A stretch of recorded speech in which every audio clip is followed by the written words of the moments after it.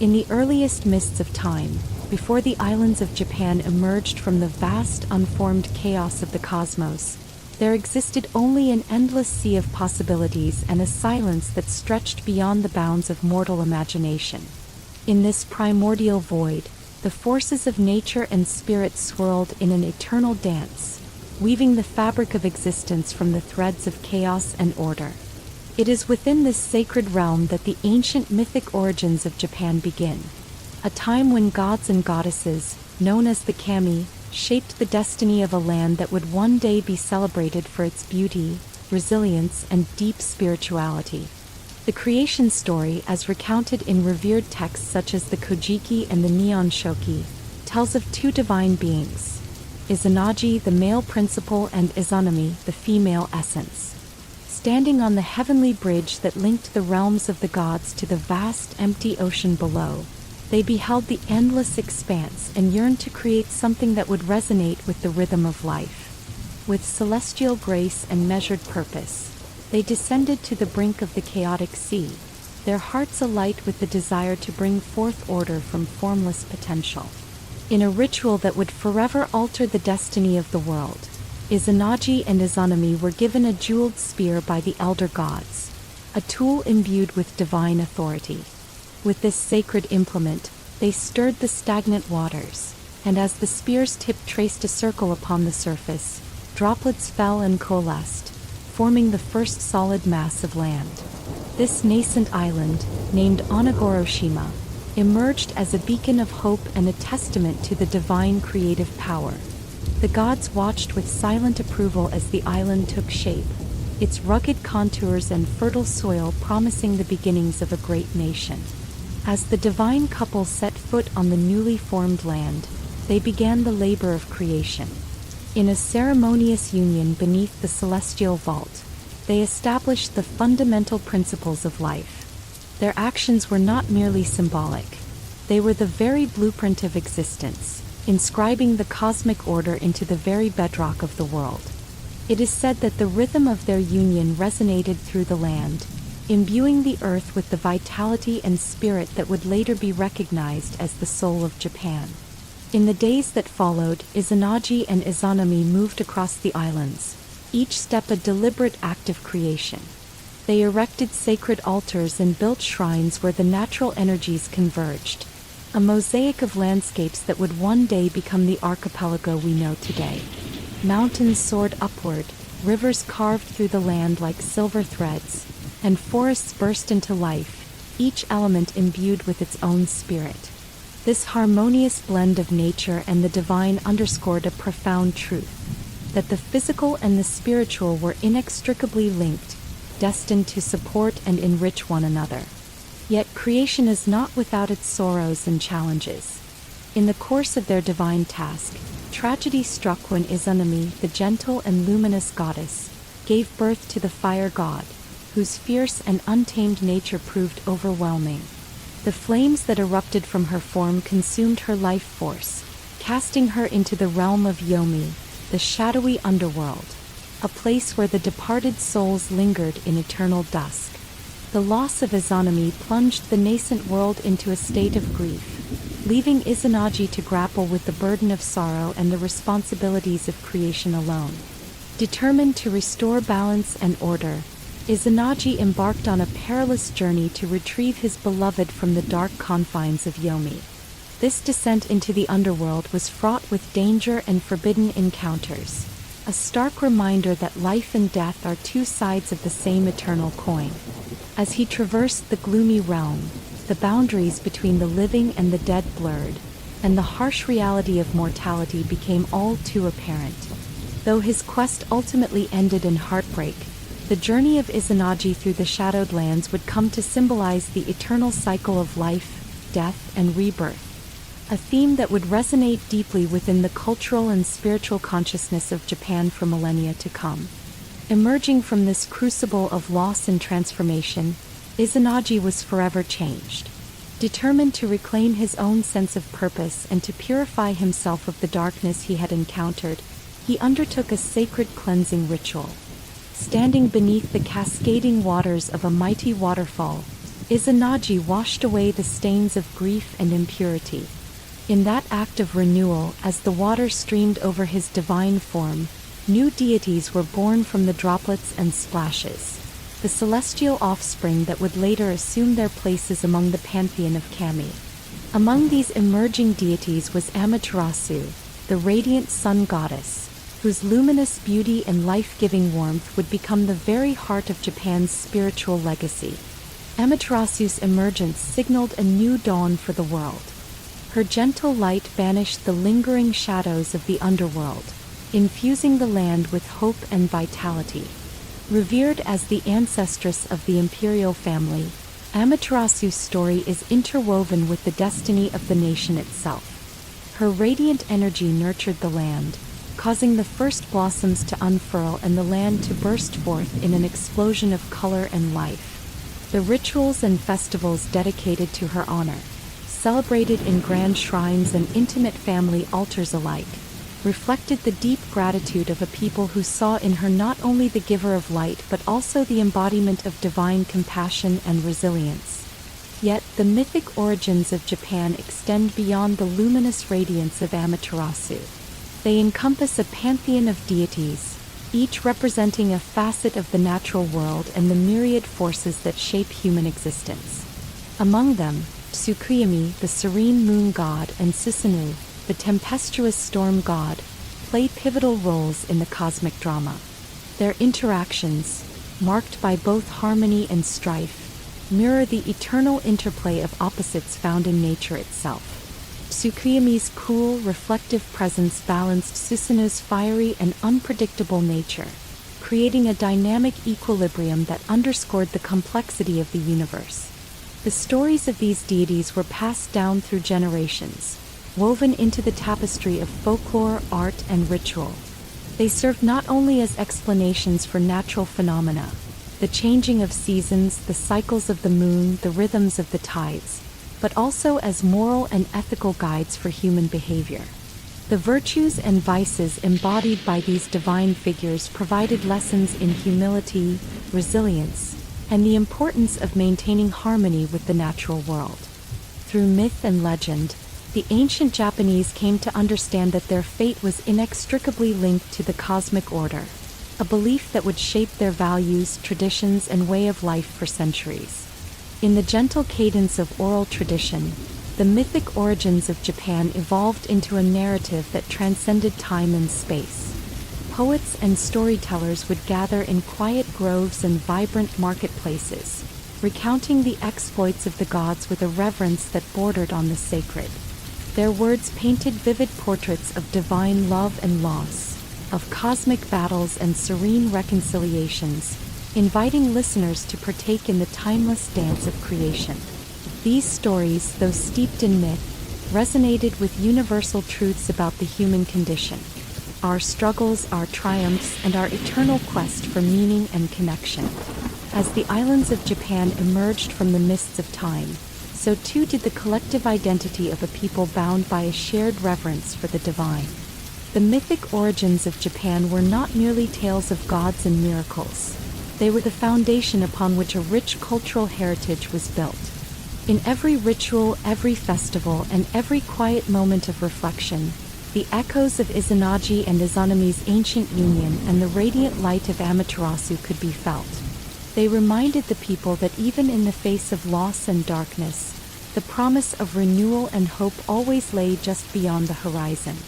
Thus, the mythic origins of Japan remain a vibrant testament to the power of creation, the resilience of the human spirit, and the enduring beauty of a land that was born of both light and shadow. In the sacred stories passed down through generations, one finds not only the seeds of a nation's identity but also the timeless wisdom of a people who, from the very beginning, believed in the magic of creation and the transformative power of the divine. Long before the rise of imperial dynasties or the clash of great armies, there existed a time when the lush landscapes of the Japanese archipelago were inhabited by communities whose lives were interwoven with the rhythms of nature.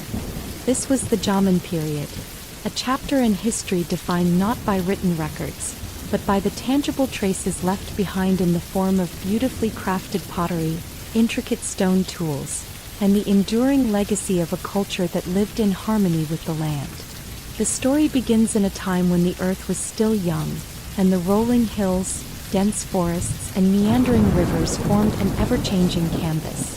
In these primeval settings, the Jaman people forged a life that was as much about survival as it was about celebrating the wonders of the natural world.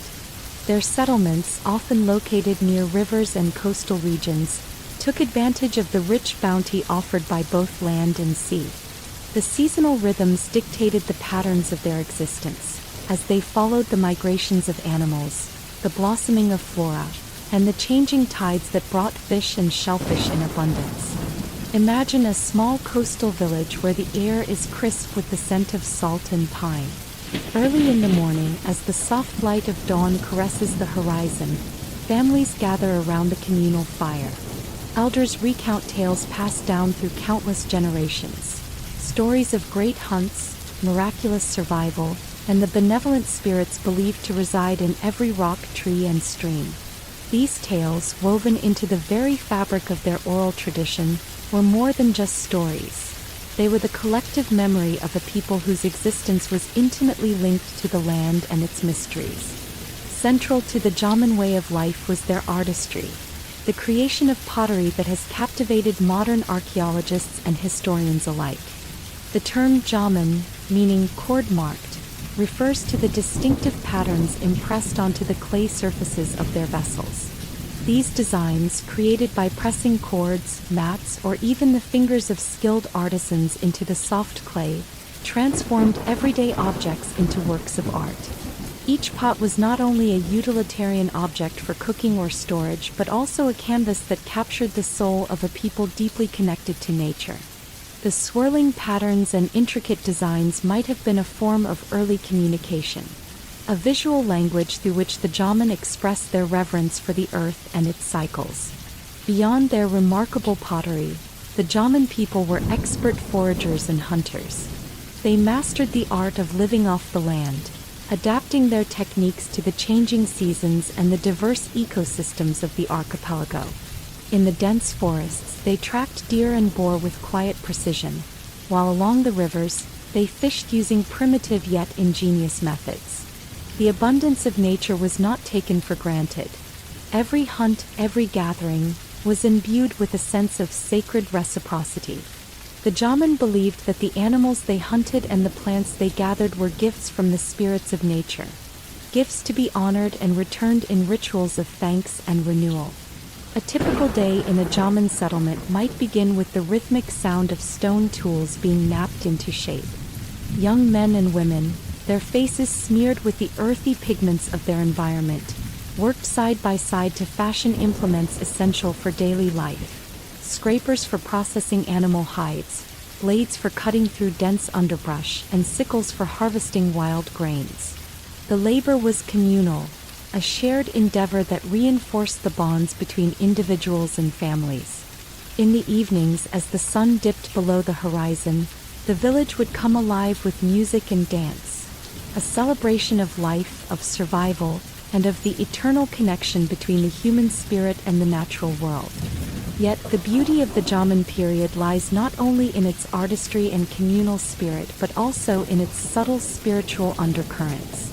The Jaman people perceived the world as animated by countless spirits, kami, residing in every element of nature.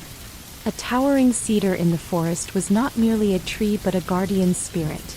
A bubbling spring was not just water but a source of life imbued with divine energy. Rituals and ceremonies were a regular part of daily life. Shamans, whose voices echoed with the wisdom of the ancients, guided these ceremonies, interpreting the messages of the land and the whispers of the wind. Through their rituals, the community sought to maintain a delicate balance, a harmony between giving and receiving, between the seen and unseen. Archaeological sites across Japan offer a glimpse into this enchanting world. Shell middens, vast heaps of discarded shells and bones, tell silent stories of feasts that celebrated the ocean's generosity. Burial sites, carefully arranged with the belongings of the departed, speak of a profound respect for ancestors and the belief in an afterlife where the spirits of the dead continued to watch over the living. Each artifact, from a piece of intricately designed pottery to a simple stone tool, serves as a testament to the ingenuity, resilience, and deep cultural insight of the Jaman people. In the heart of the Jaman period, nature was both a provider and a teacher. The harsh winters taught the value of preparation and community, while the bountiful springs and summers offered lessons in abundance and gratitude. The cyclical nature of the seasons was celebrated with festivals that brought the community together. During these times, the boundaries between the mortal and the divine blurred, and the land itself was seen as a living embodiment of the gods. Offerings were made to ensure a good harvest or a bountiful hunt, and the echoes of ancient chants resonated through the forests, carried on the wind to reach the ears of benevolent spirits. One can imagine a particular festival, a time when the village gathers in a clearing near a sacred grove. Torches illuminate the night, casting flickering shadows on the faces of those who have come to celebrate the turning of the season. A shaman, adorned with feathers and painted in vibrant colors derived from natural dyes, stands before the gathered crowd. With deliberate gestures and a resonant voice, the shaman calls upon the spirits of the earth, the sky, and the water. In that moment, the villagers feel a profound sense of unity, as if the barriers between themselves and the natural world have dissolved. They dance, sing, and offer gifts. A portion of the day's catch, a handful of gathered berries, a beautifully crafted piece of pottery, all acts that acknowledge the delicate balance of life. The Jaman period was not without its challenges. Environmental changes, shifts in climate, and the unpredictable moods of nature meant that the people had to be resourceful and adaptive. Yet it was precisely these challenges that honed their skills and deepened their connection to the land. Each hardship was met with innovation. A new technique for fishing in turbulent rivers, an improved method for preserving food during the long winter months, or the crafting of more durable tools. The resilience of the Jaman people, forged in the crucible of an ever-changing world, became the foundation for a cultural legacy that would influence generations to come. Over centuries, the quiet innovations of the Jaman gave rise to a society that was as much about art and ritual as it was about survival. Their pottery, with its distinctive cord-marked patterns, evolved from simple functional vessels to objects of beauty and symbolism. As generations passed, the artistry of the Jaman grew more sophisticated, reflecting not only technical skill but also a deep understanding of the natural world. The motifs etched into the clay told stories of life, death, and the eternal dance of the seasons. A visual language that resonated with the soul of a people whose very existence was defined by the cycles of nature. The legacy of the Jaman period is one of quiet endurance and subtle brilliance.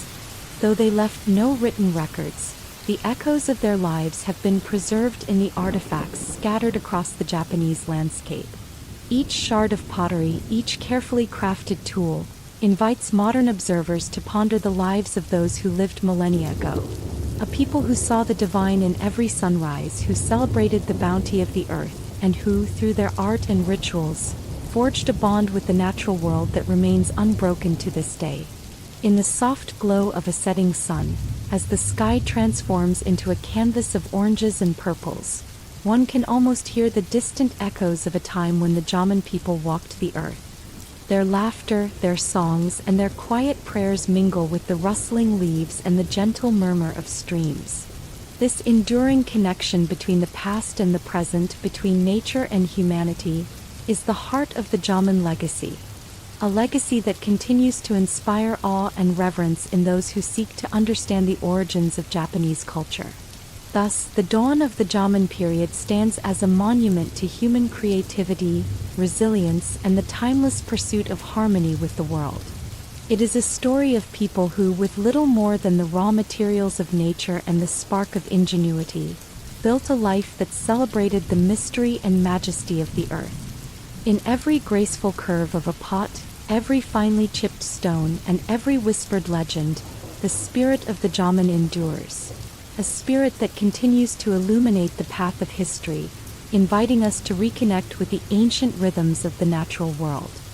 As the mists of the Jomon period began to clear, a new light dawned upon the Japanese archipelago, a light that heralded change, innovation, and the promise of abundance. The Yayoi period, spanning roughly from 300 BCE to 300 CE, was an era when Japan's landscape transformed from a land of nomadic hunter-gatherers into one where the steady rhythms of agriculture became the heartbeat of society. In the soft glow of early spring, when the first hints of warmth caressed the earth, small groups of people gathered by winding rivers and in fertile valleys. These early settlers, bearing features and customs that hinted at distant origins, had journeyed across the seas from continental Asia. They brought with them not only new tools and techniques but also a revolutionary way of life. A life centered on the cultivation of rice, the forging of metal, and the establishment of permanent settlements. Picture a scene along the banks of a gentle stream, where men, women, and children work side by side to transform wild fields into orderly paddies. Here, ancient rice varieties, nurtured by the steady hand of nature, begin their life cycle in carefully dug trenches that would soon flood under controlled irrigation. This monumental shift from foraging to farming was not merely a change in subsistence. It was a radical transformation of society itself. The fields, stretching out in geometric patterns across the landscape, soon became the stage upon which communities learned to harness the elements. Water, once seen as a capricious force of nature, was now tamed through ingenious irrigation systems. Ditches were dug and channels carved to guide the seasonal floods into the fields at just the right moment. In return, the earth offered its bounty in the form of golden stalks of rice that shimmered under the summer sun. The painstaking labor of planting, tending, and harvesting became the rhythm of daily life, creating a deep bond between the people and the land they nurtured. With the arrival of agriculture came an array of new challenges and opportunities.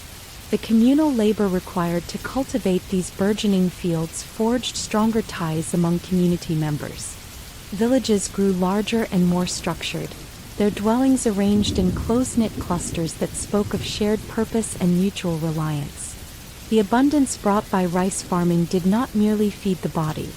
It nurtured the soul of a community, fostering a sense of identity and belonging that would persist through the ages.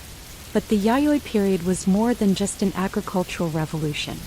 Alongside the ripening rice fields, another profound transformation was taking shape: the emergence of metallurgy. As communities settled and grew, the demand for durable tools and weapons spurred the introduction of bronze and, eventually, iron. The once simple stone implements of the Jomon gave way to shiny, meticulously crafted metal objects that gleamed with promise and power. These technological advancements not only made daily tasks easier but also provided communities with the means to defend their newfound way of life. Imagine a bustling village workshop where skilled craftsmen, their faces lined with concentration and pride, hammered molten metal into elegant shapes. The sound of metal striking metal resonated like a heartbeat through the settlement, punctuating the quieter, pastoral sounds of nature. Tools for farming, from plows that dug deep into the rich soil to sickles that reaped the ripened grains, began to emerge alongside weapons designed for both protection and ceremonial display. The advent of metallurgy was a turning point, a symbol of human ingenuity that would leave an indelible mark on the cultural landscape of Japan. The introduction of new technologies brought about more than practical benefits. It also sowed the seeds of social differentiation.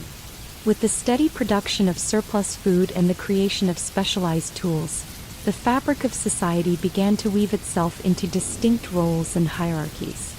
Some individuals emerged as leaders, those who organized communal labor, who directed the cultivation of the fields, or who oversaw the production of metal goods. These early forms of social stratification were subtle at first, built on merit and communal respect, yet they hinted at the more complex societal structures that would fully blossom in later eras. The spiritual life of the Yayoi people, too, underwent transformation. While the Jaman period had celebrated the mysterious and animate qualities of nature through intricate rituals and shamanistic practices, the Yayoi found themselves weaving new layers into their belief systems. The fertile fields, with their cycles of planting and harvest, became symbols of life's eternal renewal. Rituals were established to honor the spirits of the rice, and ceremonies were held to express gratitude for the bounties of nature. Offerings of rice, water, and freshly harvested grains were laid out in carefully constructed shrines, where the sacred and the earthly met in acts of devotion and thanksgiving. The rituals and myths of the Yayoi period, though evolving from earlier traditions, reflected the people's intimate relationship with the land. In the soft murmur of prayers and the rhythmic chanting of incantations, one could hear echoes of ancient wisdom, a belief that the prosperity of the harvest was intertwined with the favor of the divine. This spiritual dimension lent a solemn dignity to the everyday act of farming. Every seed planted was an act of faith, every harvest a celebration of life's cyclical nature. As seasons passed and fields yielded their golden bounty, the effects of the Yayoi transformation rippled outward. Permanent settlements grew into proto-villages, and as their populations increased, trade networks began to form. The exchange of goods, ideas, and innovations knit together disparate communities, fostering a nascent sense of regional identity. Small markets emerged where artisans traded intricately woven textiles for finely wrought metal implements, and the exchange of agricultural produce became the lifeblood of a growing economy. In these communal centers, the early forms of governance took root. Elders and skilled craftsmen, revered for their wisdom and expertise, assumed leadership roles. Decisions about the allocation of communal labor, the maintenance of irrigation systems, and the management of trade were made collectively, reflecting a spirit of cooperation that was as much a part of Yayoi society as the soil beneath their feet. These early political structures, while rudimentary by later standards, laid the groundwork for the intricate social hierarchies that would characterize Japan's future.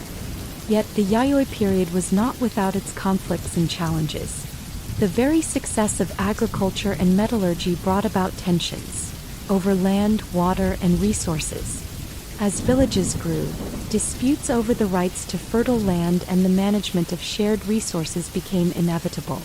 Skirmishes, often resolved through negotiation or ritualistic displays of strength, punctuated the otherwise steady pace of progress. These conflicts, however, were typically localized and served as a reminder of the delicate balance between communal prosperity and individual ambition. The climate itself played a critical role during this period, its fluctuations acting as both a blessing and a curse. Bountiful summers and mild winters encouraged the proliferation of rice fields, yet even slight variations in weather could dramatically affect harvests. In years of drought or unexpected cold snaps, the community's resilience was tested. But with every hardship, the Yayoi people adapted, developing new irrigation techniques, diversifying their crops, and strengthening their communal bonds to weather the unpredictable whims of nature. As the Yayoi period advanced, the legacy of these early agriculturalists became evident in every corner of the landscape. Ancient field systems, carefully contoured to maximize water retention and soil fertility, can still be traced across parts of Japan. The delicate balance of nature and nurture that defined this era is echoed in the continued celebration of rice harvest festivals and the reverence for the land that has been passed down through countless generations. In the soft twilight of a Yayoi evening, one might imagine a village gathering around a communal hearth, the air filled with the scent of roasting rice and the gentle hum of conversation. Elders would recount the stories of their ancestors, of brave journeys across treacherous seas, of the first time a plow broke the soil, and of the miraculous bounty that followed the careful tending of the fields. These stories, told with a mixture of awe and practical wisdom, served as both entertainment and instruction, ensuring that the lessons of the past were never lost. The Yayoi period, with its profound transformation of society and nature, represents a bridge between the ancient and the modern, a time when human ingenuity and nature's generosity converged to create a new way of life. It was an era marked by the forging of communities, the cultivation of the land, and the early stirrings of a culture that would one day come to define Japan. In every rice paddy, every gleaming metal tool, and every carefully constructed irrigation canal, the spirit of the Yayoi endures, a testament to the enduring human drive to create, to innovate, and to live in harmony with the world. Thus, the story of the Yayoi period unfolds as a rich tapestry of human endeavor and natural wonder.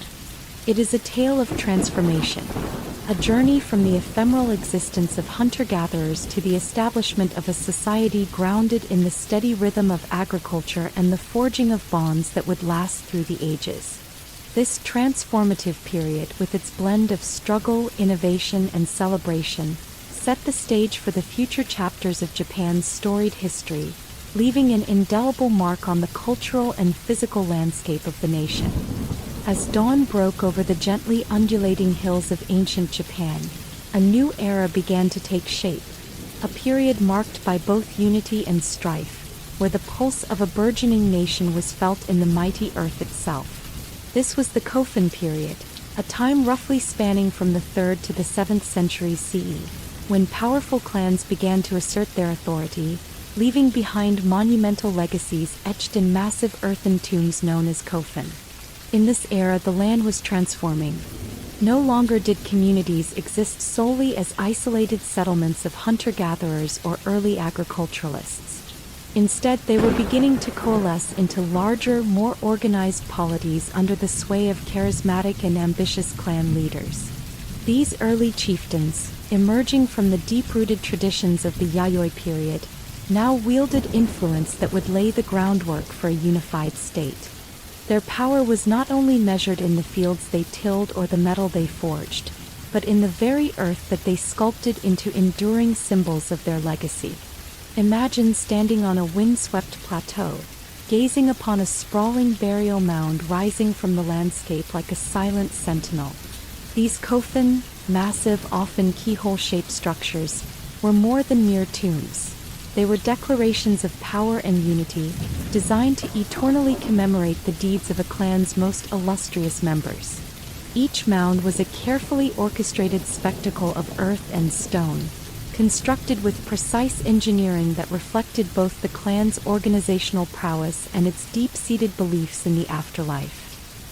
Here, amid the low murmur of the wind through tall grasses, the spirits of legendary ancestors were honored, their achievements forever enshrined in the contours of the land.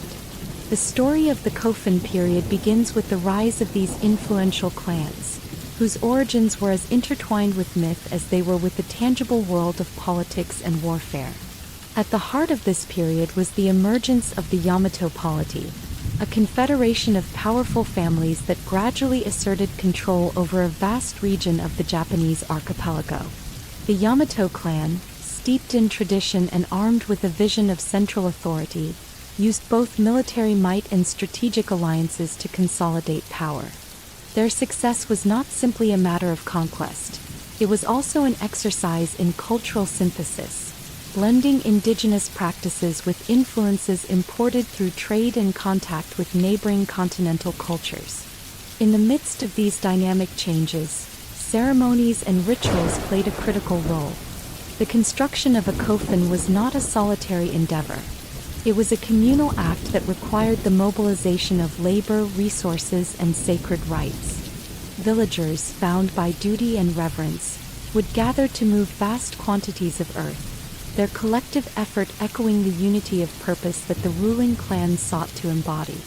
The process was both a physical and a spiritual undertaking, a means of ensuring that the departed would continue to safeguard and inspire their descendants.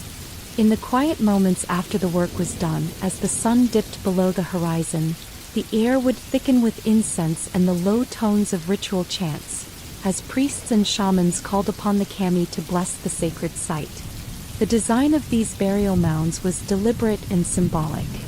Many kofun featured a unique keyhole shape when viewed from above, a form that has fascinated historians and archaeologists for generations. This design is thought to symbolize the convergence of the earthly and the spiritual, the merging of the past with the future.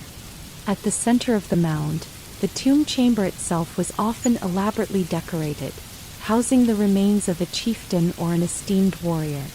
Grave goods, ranging from ornate bronze mirrors and intricately designed weapons to vessels laden with food and precious ornaments, were carefully arranged alongside the body. These objects, imbued with both practical and symbolic value, were believed to accompany the deceased into the afterlife, ensuring their continued presence as guardians of the clan's fortunes. The construction of coffin was an expensive and labor-intensive process, reserved for those whose status and achievements justified such an enduring monument. As a result, these grand structures became markers of social stratification. They testified to the rise of a complex hierarchy where power was concentrated in the hands of a few, while commoners labored to support the ambitions of their leaders. Yet within this framework, the coffin also served as a unifying symbol, an enduring reminder that the fate of the many was intricately linked to the destiny of the chosen elite. The shared reverence for the ancestors, enshrined in these monumental tombs, provided a sense of collective identity that transcended local rivalries. Political rivalries and territorial disputes were an ever-present reality during this period. The shifting alliances and intermittent conflicts between clans were both brutal and inevitable. Battles were fought not only on open fields but in the hearts and minds of the people, as loyalties shifted with the changing winds of fortune. In these turbulent times, the promise of eternal glory offered by a great burial mound was a powerful incentive. For a clan leader, the construction of a coffin was a way to assert authority over a fractured landscape, to project an image of strength that would deter would-be challengers and inspire loyalty among the followers. Yet even as the clans vied for power through warfare and diplomacy, there was a profound transformation taking place in the realm of belief and ritual. The spiritual practices of the coffin period were a rich tapestry woven from indigenous traditions and new influences arriving from Korea and China. The elite began to adopt symbols and rites that would eventually evolve into the state religion, blending the animistic worship of natural phenomena with the emerging ideologies of divine kingship. This synthesis created a powerful narrative that the ruling clan was not merely a political force, but a sacred institution ordained by the gods. Such beliefs would come to underpin the authority of later emperors, who were regarded as descendants of the sun goddess Amaterasu. As time advanced and the power of the Yamato clan grew, the construction of coffin became increasingly grandiose. The tombs grew larger, more elaborate, and often strategically located to command views of the surrounding landscape. These placements were not random. They were carefully chosen to assert dominance over fertile plains, river valleys, and critical trade routes. In many ways, the coffin served as both tombs and fortresses, symbolizing not only the death of a great leader but also the continued strength of the clan long after the physical body had decayed. They were monuments to a legacy that was both timeless and ever-evolving. The artistry found in the grave goods provides a window into the cultural and technological achievements of the time. Intricate bronze mirrors, for example, were more than decorative items. They were imbued with deep symbolism, representing clarity of vision and the reflection of the divine. Similarly, the weapons buried with the elite were crafted with a level of sophistication that spoke of a society that valued not only martial prowess but also the precision of craftsmanship. Each artifact, meticulously fashioned and carefully placed, tells a story of a people who believed that every object had a purpose, both in life and in death. Intertwined with these tangible legacies were the intangible threads of oral tradition and myth. Stories of legendary warriors, heroic feats, and divine intervention were passed down through generations, their details enriched by the passage of time and the embellishments of bards. These tales, recited by elders around flickering fires or inscribed in rudimentary symbols on ancient artifacts, captured the imagination of the populace. They wove together the practical realities of political power and warfare with the ethereal qualities of destiny and divine favor. In doing so, they laid the ideological groundwork for a nation that would come to revere its past as a source of strength and inspiration. The Kofun period was a crucible in which the identity of Japan was forged.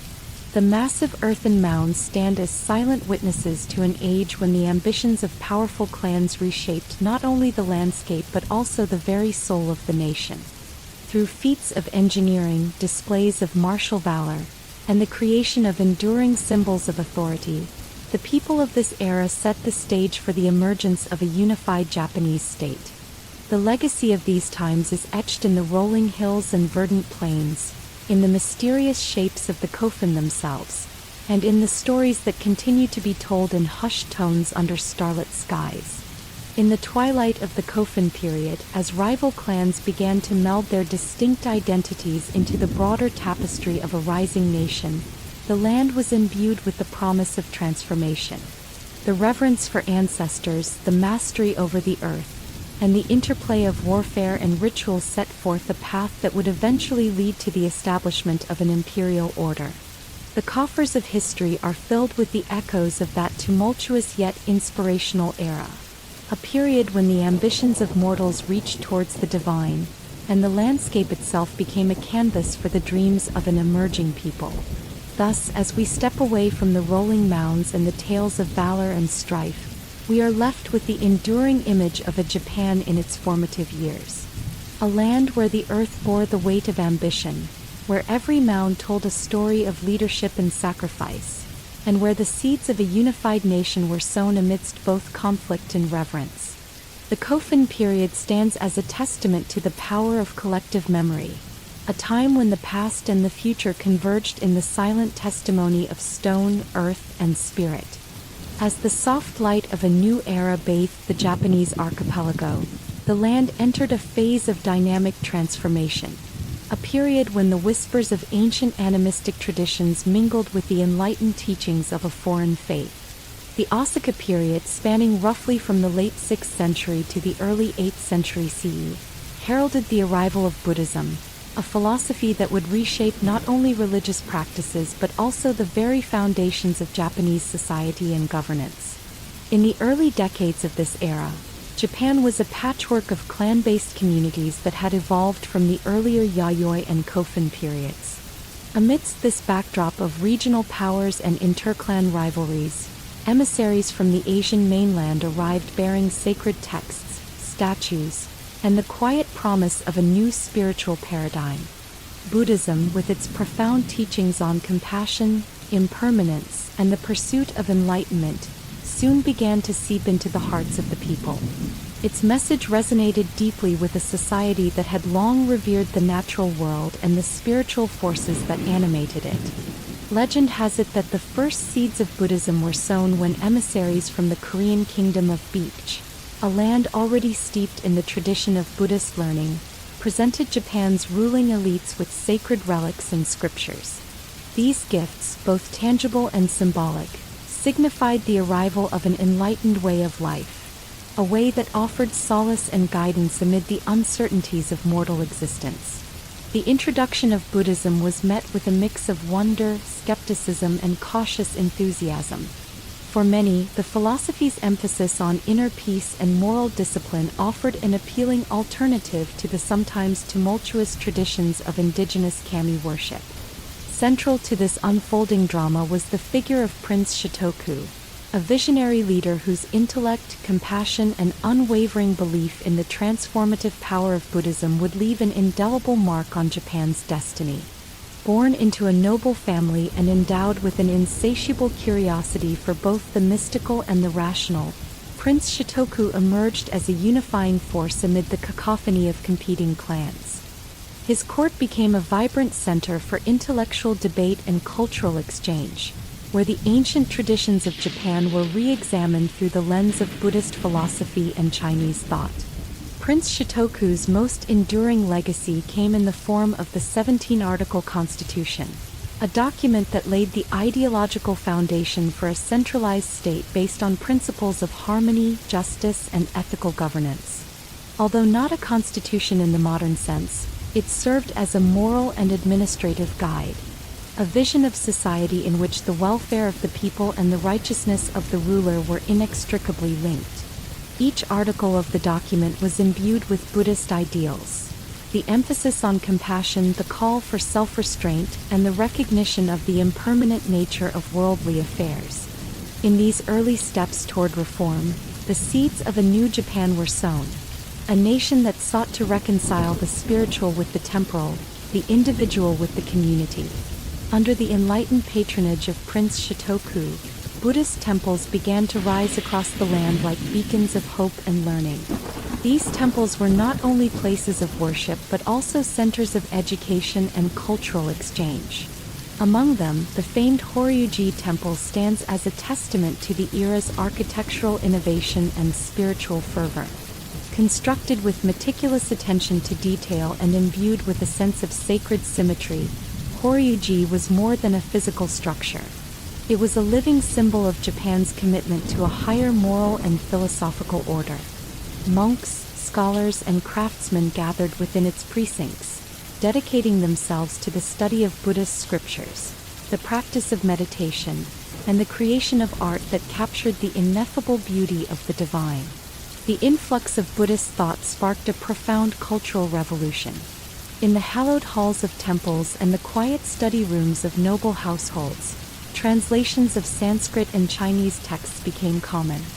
Buddhist parables, with their elegant simplicity and moral clarity, began to circulate among the people, offering lessons in humility, perseverance, and the impermanence of life. These stories were not merely intellectual exercises.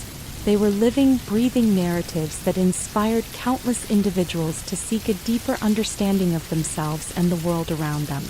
The rituals and ceremonies of Buddhism, with their intricate symbolism and graceful movements, enchanted audiences and provided a counterpoint to the often harsh realities of political intrigue and warfare.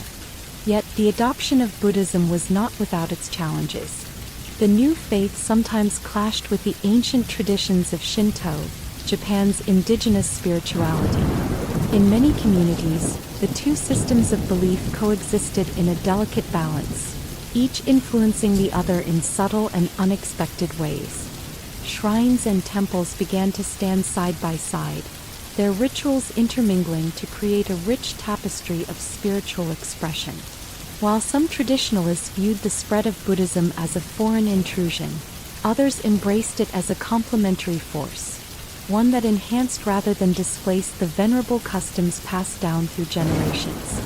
This period of syncretism laid the groundwork for a uniquely Japanese interpretation of Buddhism, one that would eventually give rise to distinct sects and schools of thought.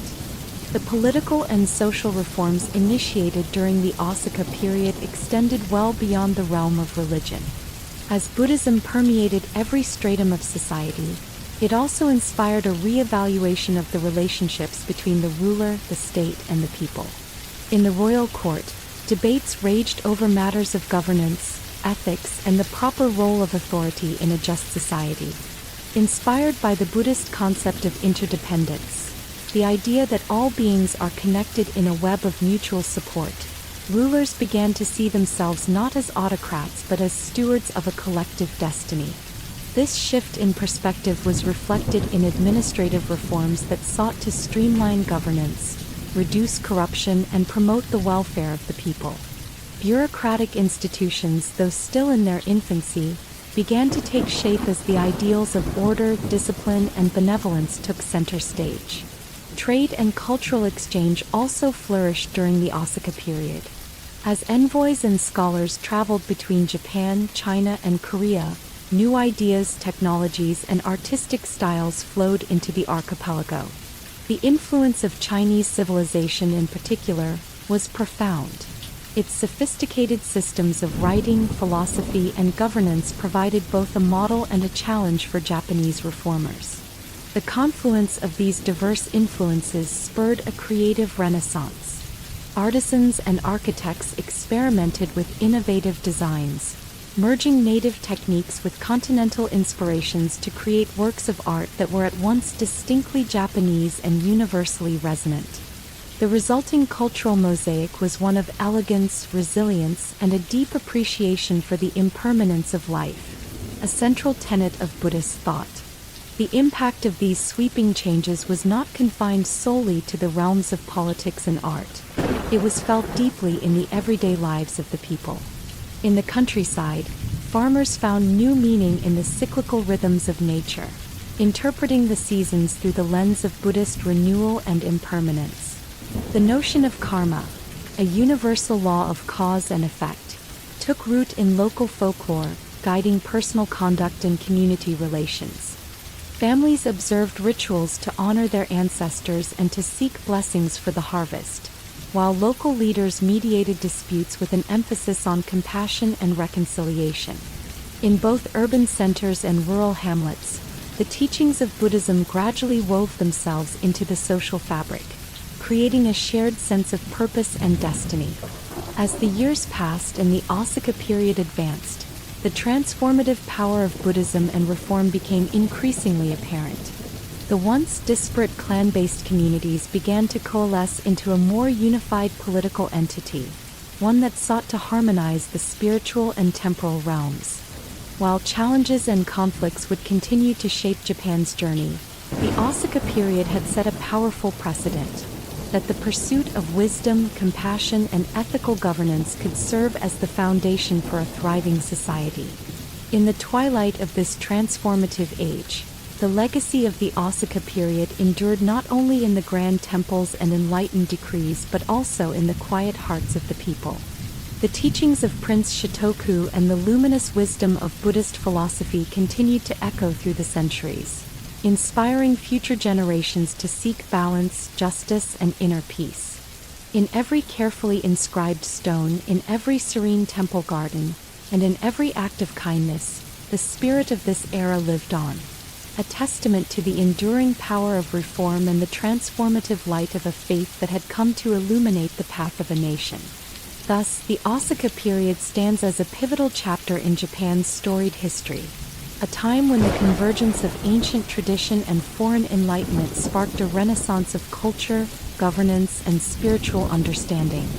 It is an era remembered for its bold vision, its reverence for both the seen and unseen, and its unwavering commitment to the betterment of society. Through the profound reforms of its leaders and the enduring grace of its art and architecture, the Asaka period etched a timeless legacy that continues to inspire and guide Japan to this day. In the wake of the profound reforms and the transformative influence of Buddhism during the Asaka period, Japan entered a new phase of statecraft and cultural expression, the Nara period. Spanning from 710 to 794 CE, this era is defined by the establishment of a permanent capital at Haijokyo, modern-day Nara, and a blossoming of art, literature, and religion that would leave an indelible mark on the nation's identity. The decision to create a fixed capital was both revolutionary and symbolic. For centuries, the imperial court had drifted from place to place, its locations influenced by seasonal shifts, auspicious signs, and the natural world's ever-changing moods. Yet as the need for centralized governance grew, so did the vision of a city that could embody the aspirations of the nation, a metropolis that would serve as the heart of political power, cultural innovation, and religious devotion. In 710 CE, Emperor Genmei decreed the establishment of Haijokyo, a city planned and built with meticulous attention to layout and symbolism, inspired by the orderly design of the Chinese Tang dynasty's capitals. Imagine, then, a sprawling city constructed with precision, its streets arranged in a grid that mirrored celestial order.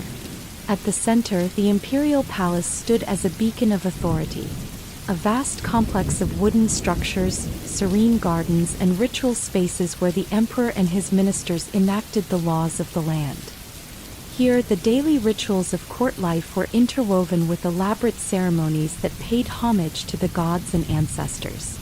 The very fabric of the city was imbued with a sense of sacred order, as if the heavens themselves had ordained its design.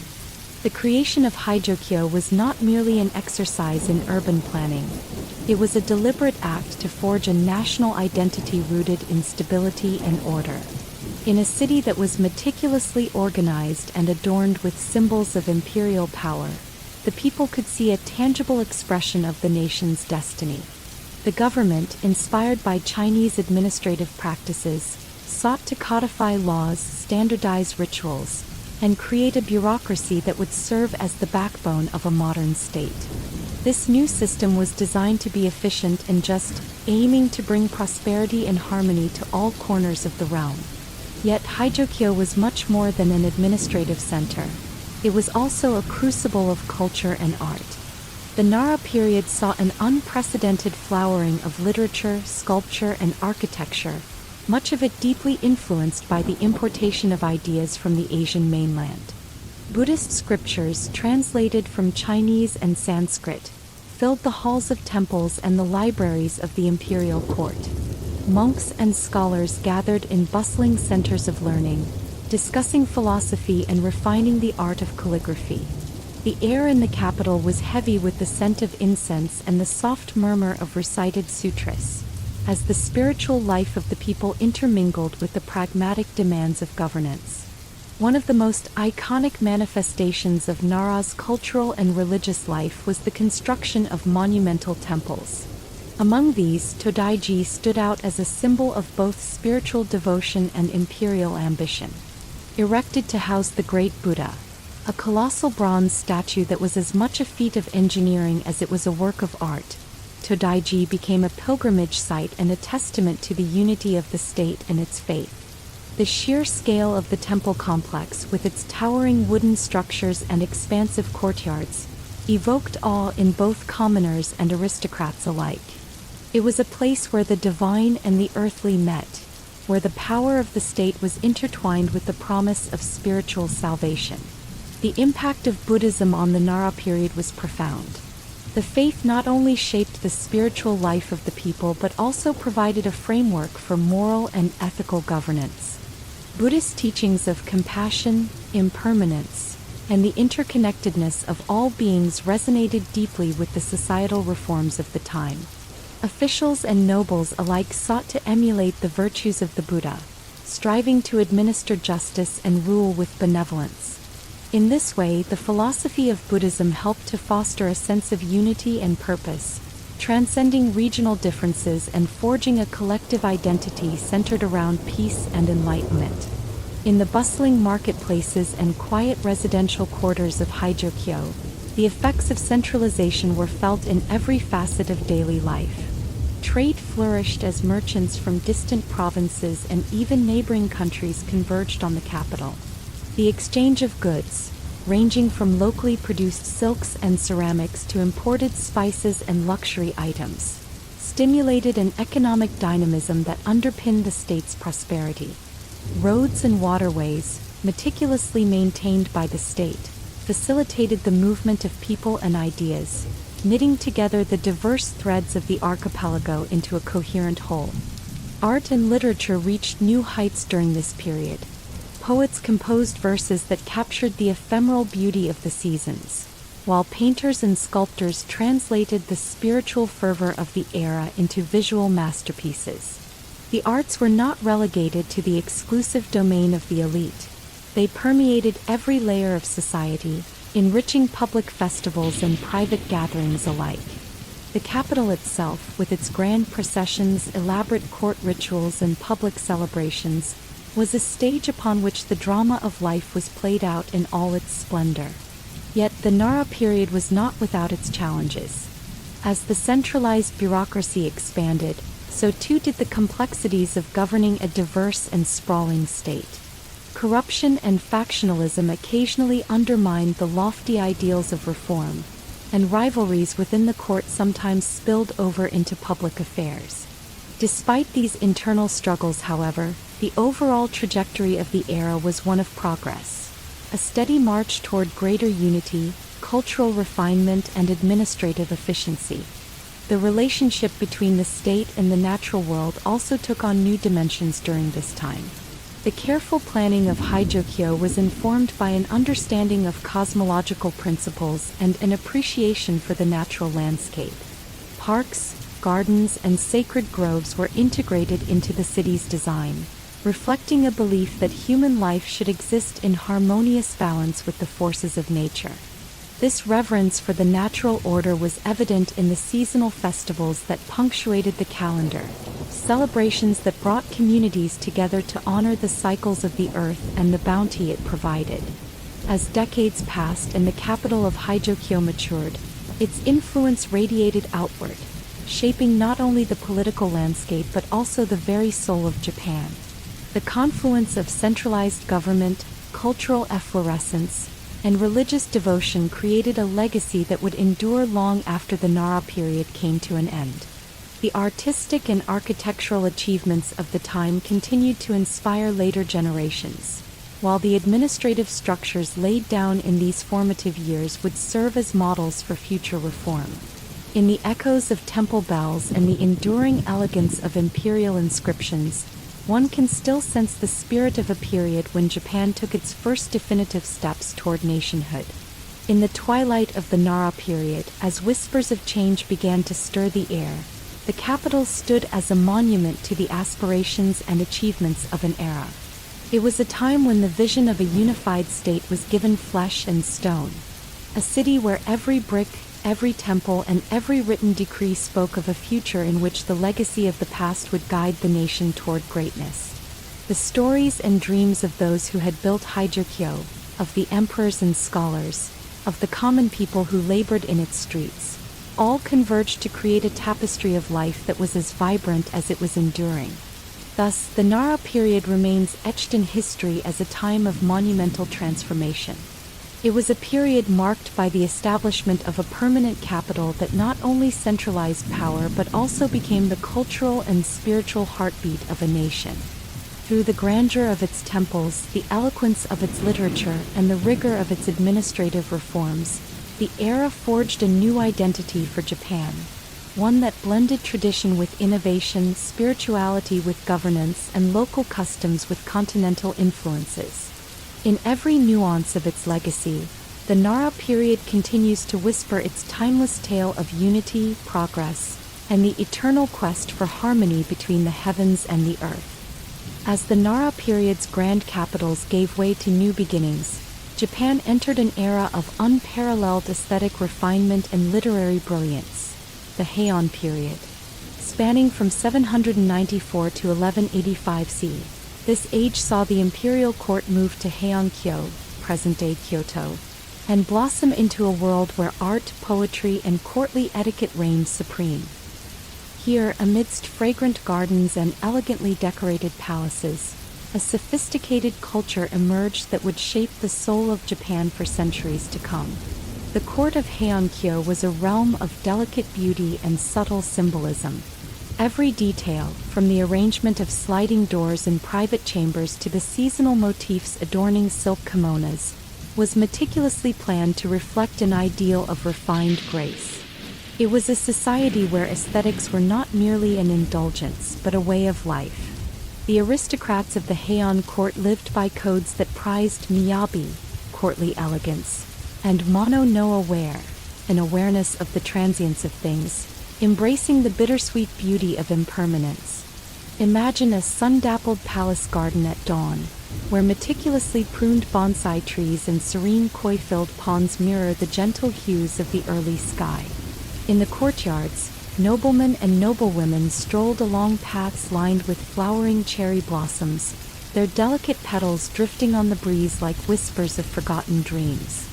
Within the palace walls, rooms were adorned with sliding screens painted in soft watercolors that captured the changing seasons, a visual poetry that expressed the fleeting nature of life. At the heart of this refined culture was the art of literature. The Heian period is celebrated as the golden age of Japanese prose and poetry, with court poets and writers crafting works that still resonate with the elegance of their language. Among these luminaries, the author Murasaki Shikibu emerged with her magnum opus, The Tale of Genji. This epic narrative, weaving the intricate lives and loves of aristocrats, captured the subtleties of court life with astonishing insight and lyrical beauty. In its pages, readers discovered a world where every glance, every whispered word held meaning, a world defined by the delicate interplay between duty and desire, honor and melancholy. Literary salons and poetic gatherings were central to court life. Under the soft glow of paper lanterns, courtiers would exchange waka poems, brief, evocative verses that celebrated nature, love, and the inexorable march of time.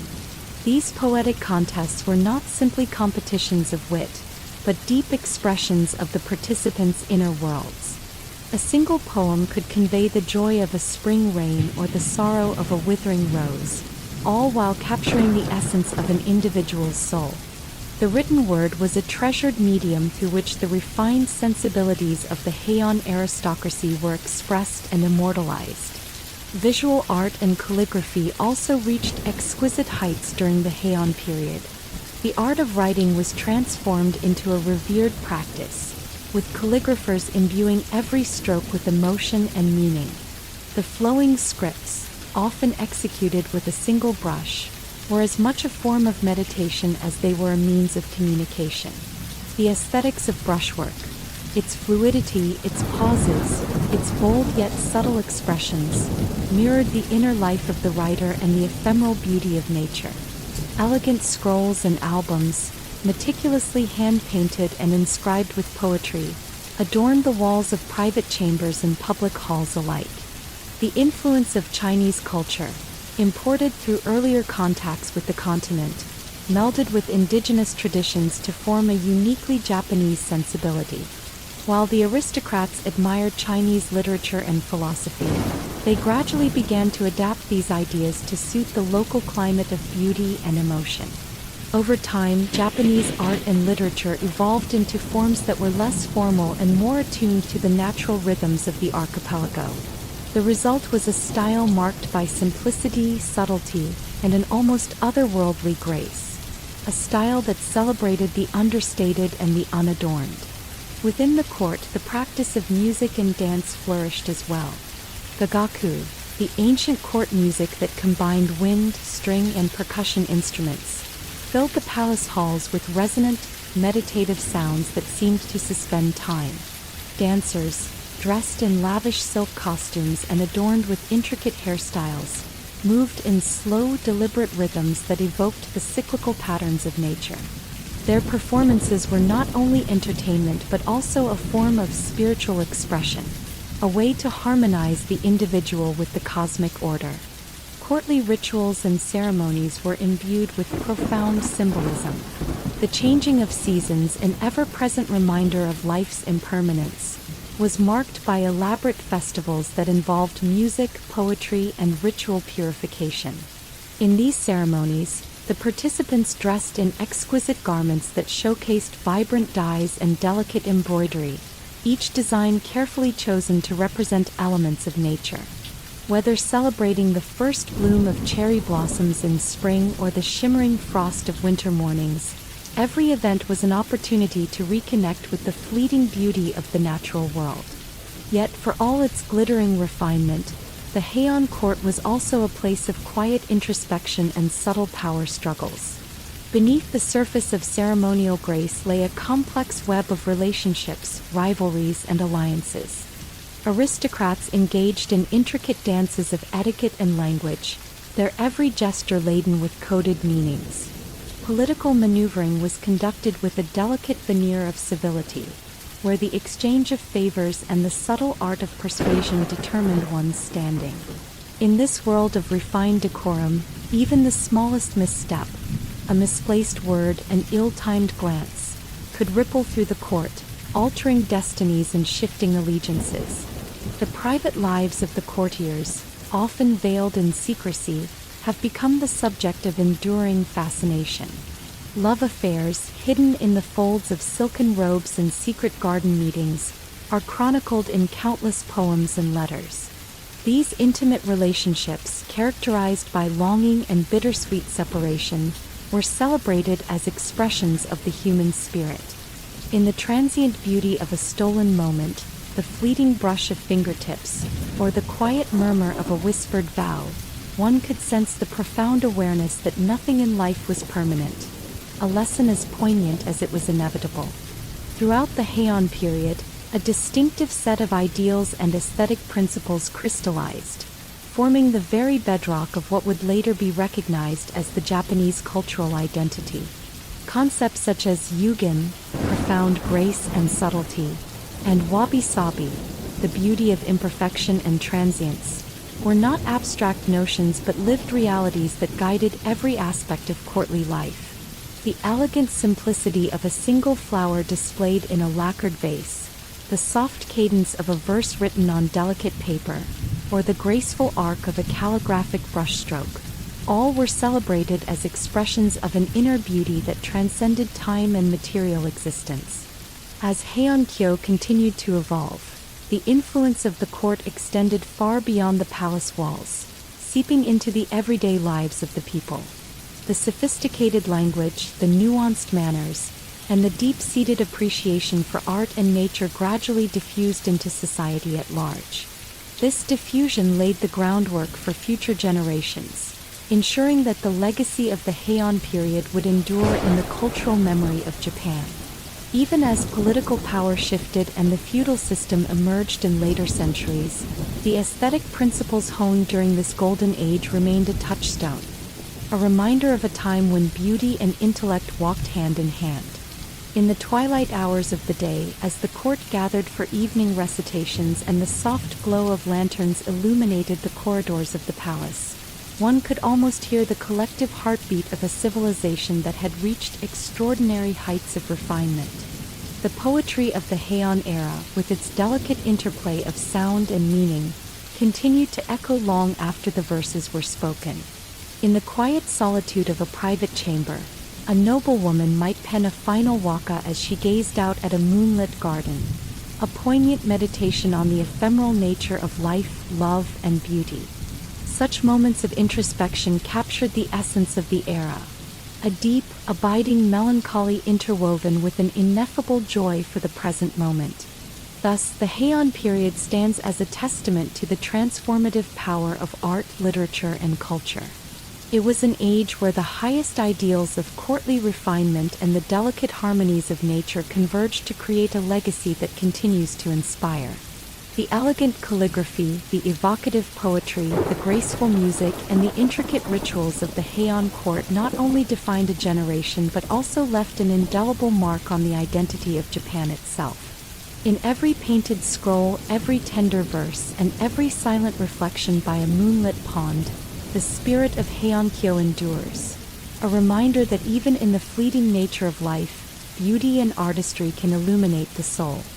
As the elegant days of the Heian period slowly waned, the imperious glow of the imperial court began to dim against a backdrop of emerging regional forces and internal strife. The decline of imperial dominance was not a sudden collapse but rather a gradual unraveling, a slow shift in the balance of power that transformed the political landscape and reshaped the identity of the nation. In the twilight of courtly splendor, the imperial family, once revered as the living embodiment of divine authority, found its grip on power increasingly challenged by a new breed of leaders. These were the regional aristocrats and emerging warrior clans whose influence, built on localized strength and military prowess, began to eclipse the waning centralized authority of the emperor. Their rise marked the beginning of a transformative epoch, a time when the fate of Japan was increasingly determined not by the refined elegance of court rituals, but by the stark realities of power, conflict, and ambition. The seeds of this decline were sown over decades of political, economic, and social change.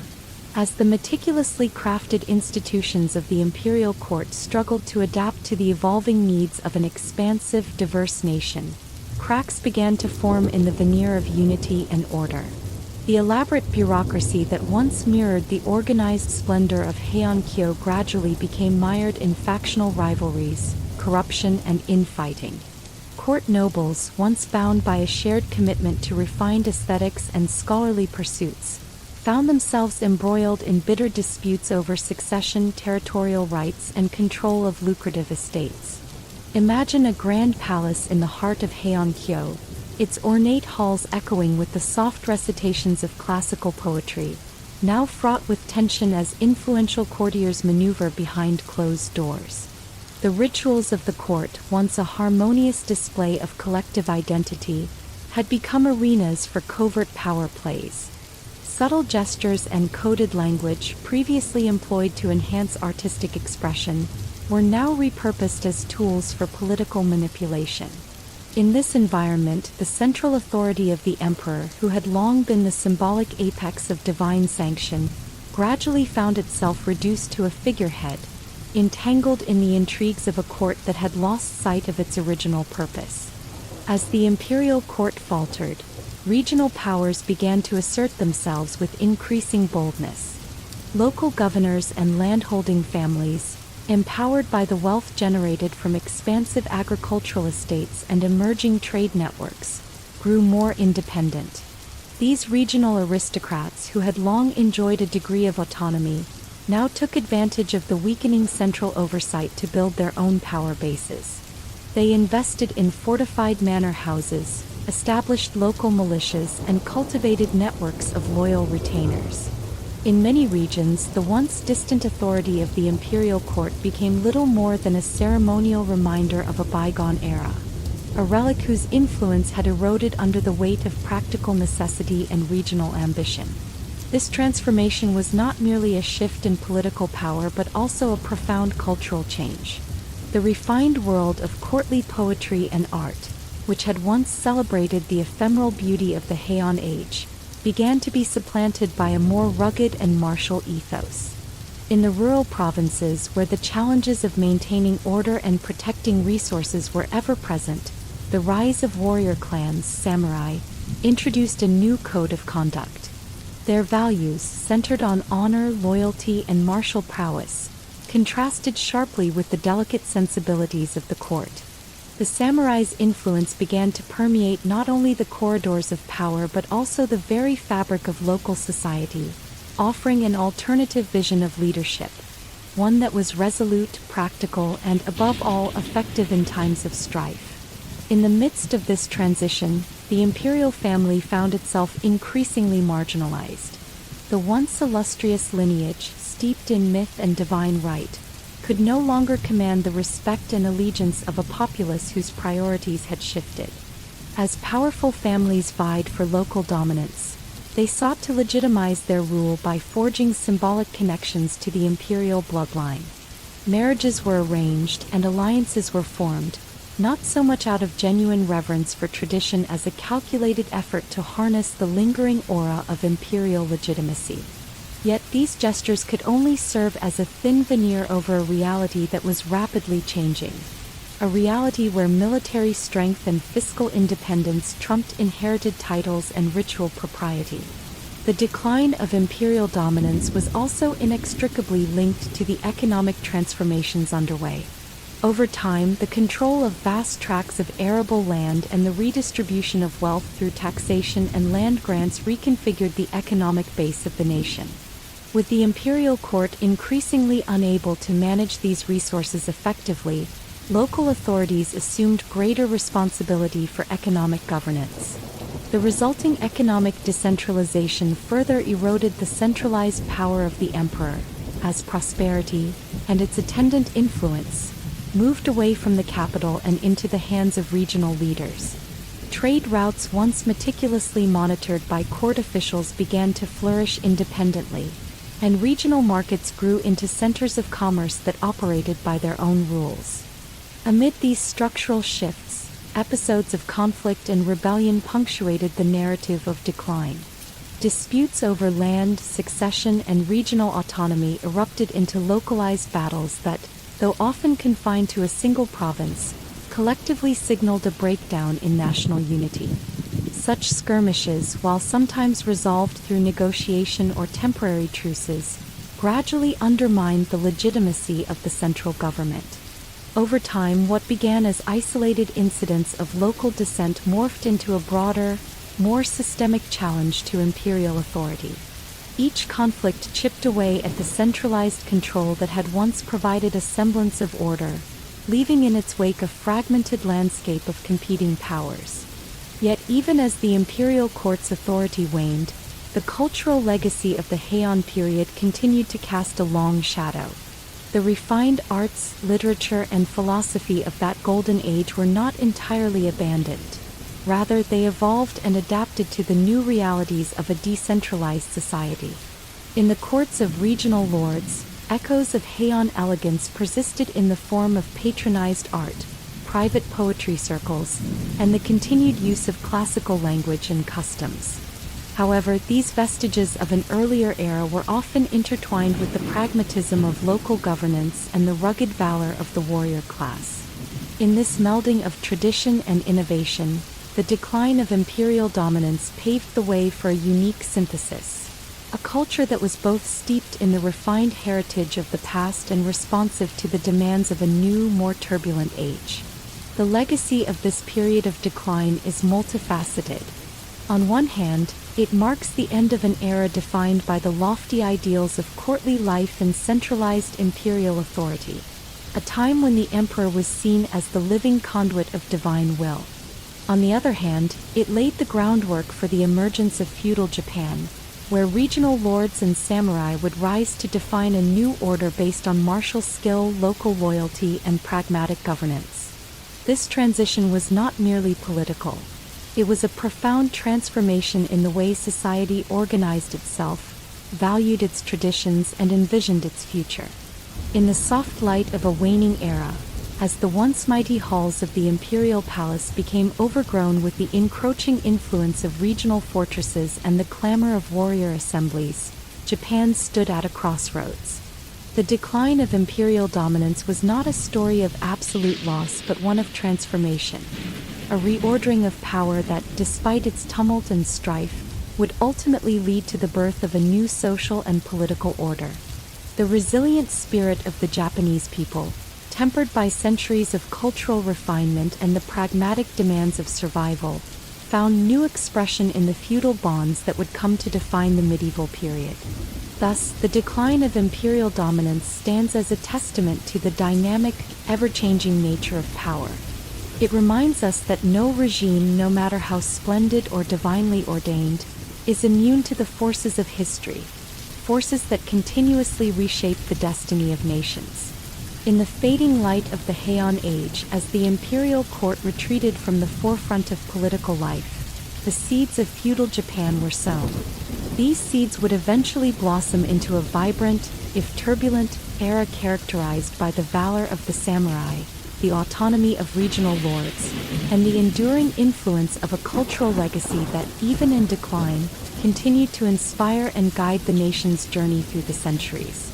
In the shadow of a declining imperial court and amid the shifting tides of regional power, a new force began to take shape on the Japanese archipelago, a force that would come to embody honor, discipline, and martial valor. This was the age in which the samurai emerged, a warrior class whose steadfast code and relentless spirit would define the future of Japan. Their rise was not sudden, but a gradual evolution driven by the practical necessities of warfare, the shifting dynamics of feudal society, and a profound cultural transformation that redefined what it meant to be a protector of the realm. The origins of the samurai can be traced to a time when local lords and aristocrats, feeling the strain of weakened central authority, began to organize their own private militias.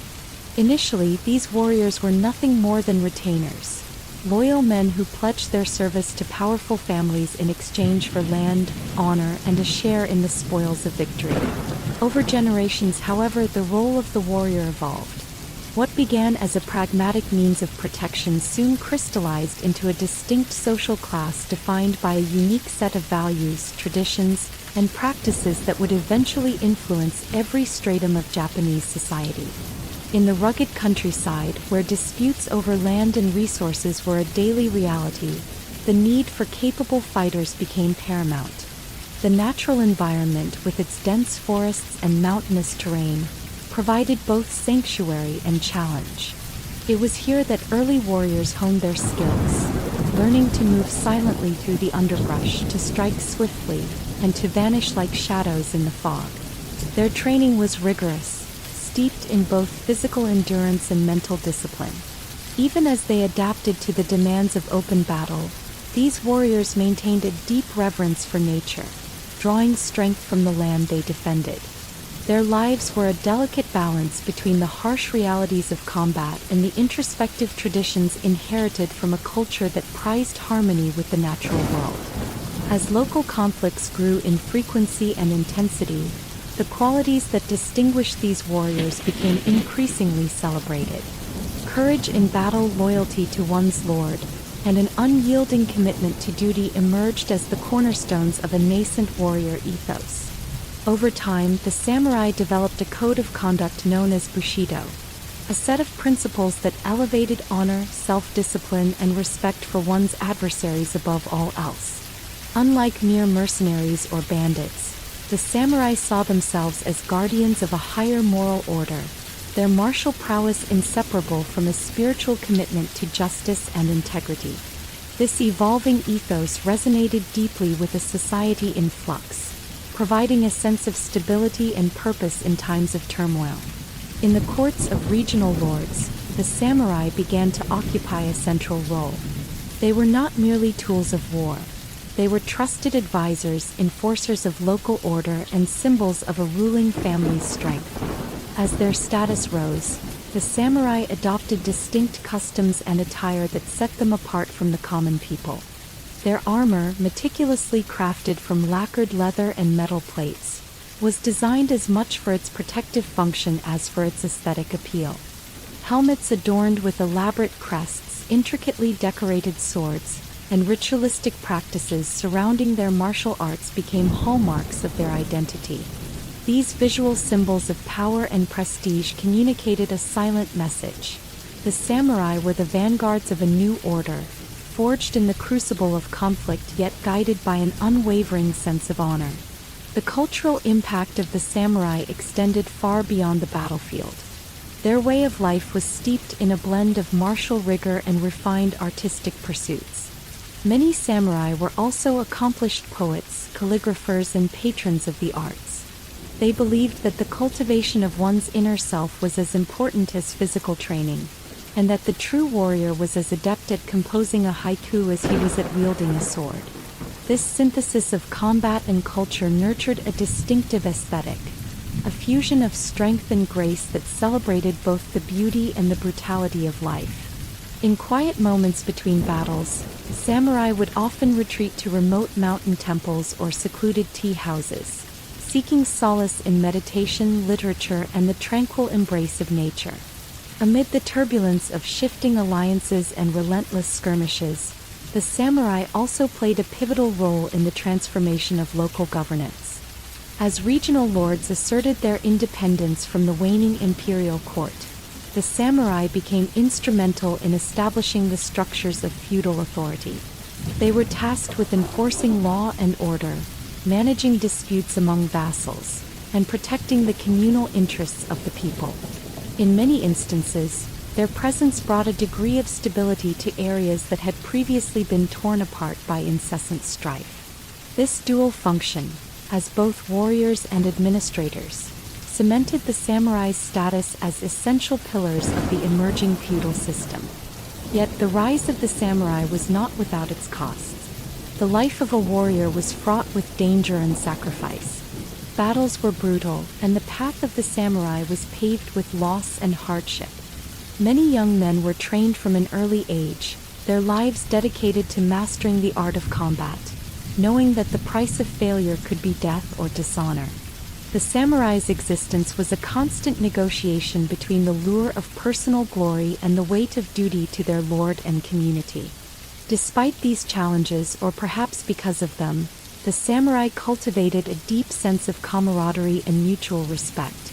Brotherhood in arms transcended family ties, binding warriors together with bonds forged in the heat of battle and tempered by shared sacrifice. As the samurai's influence grew, their stories became woven into the national consciousness, a tapestry of epic battles, heroic feats, and tragic losses that resonated with the collective spirit of the Japanese people.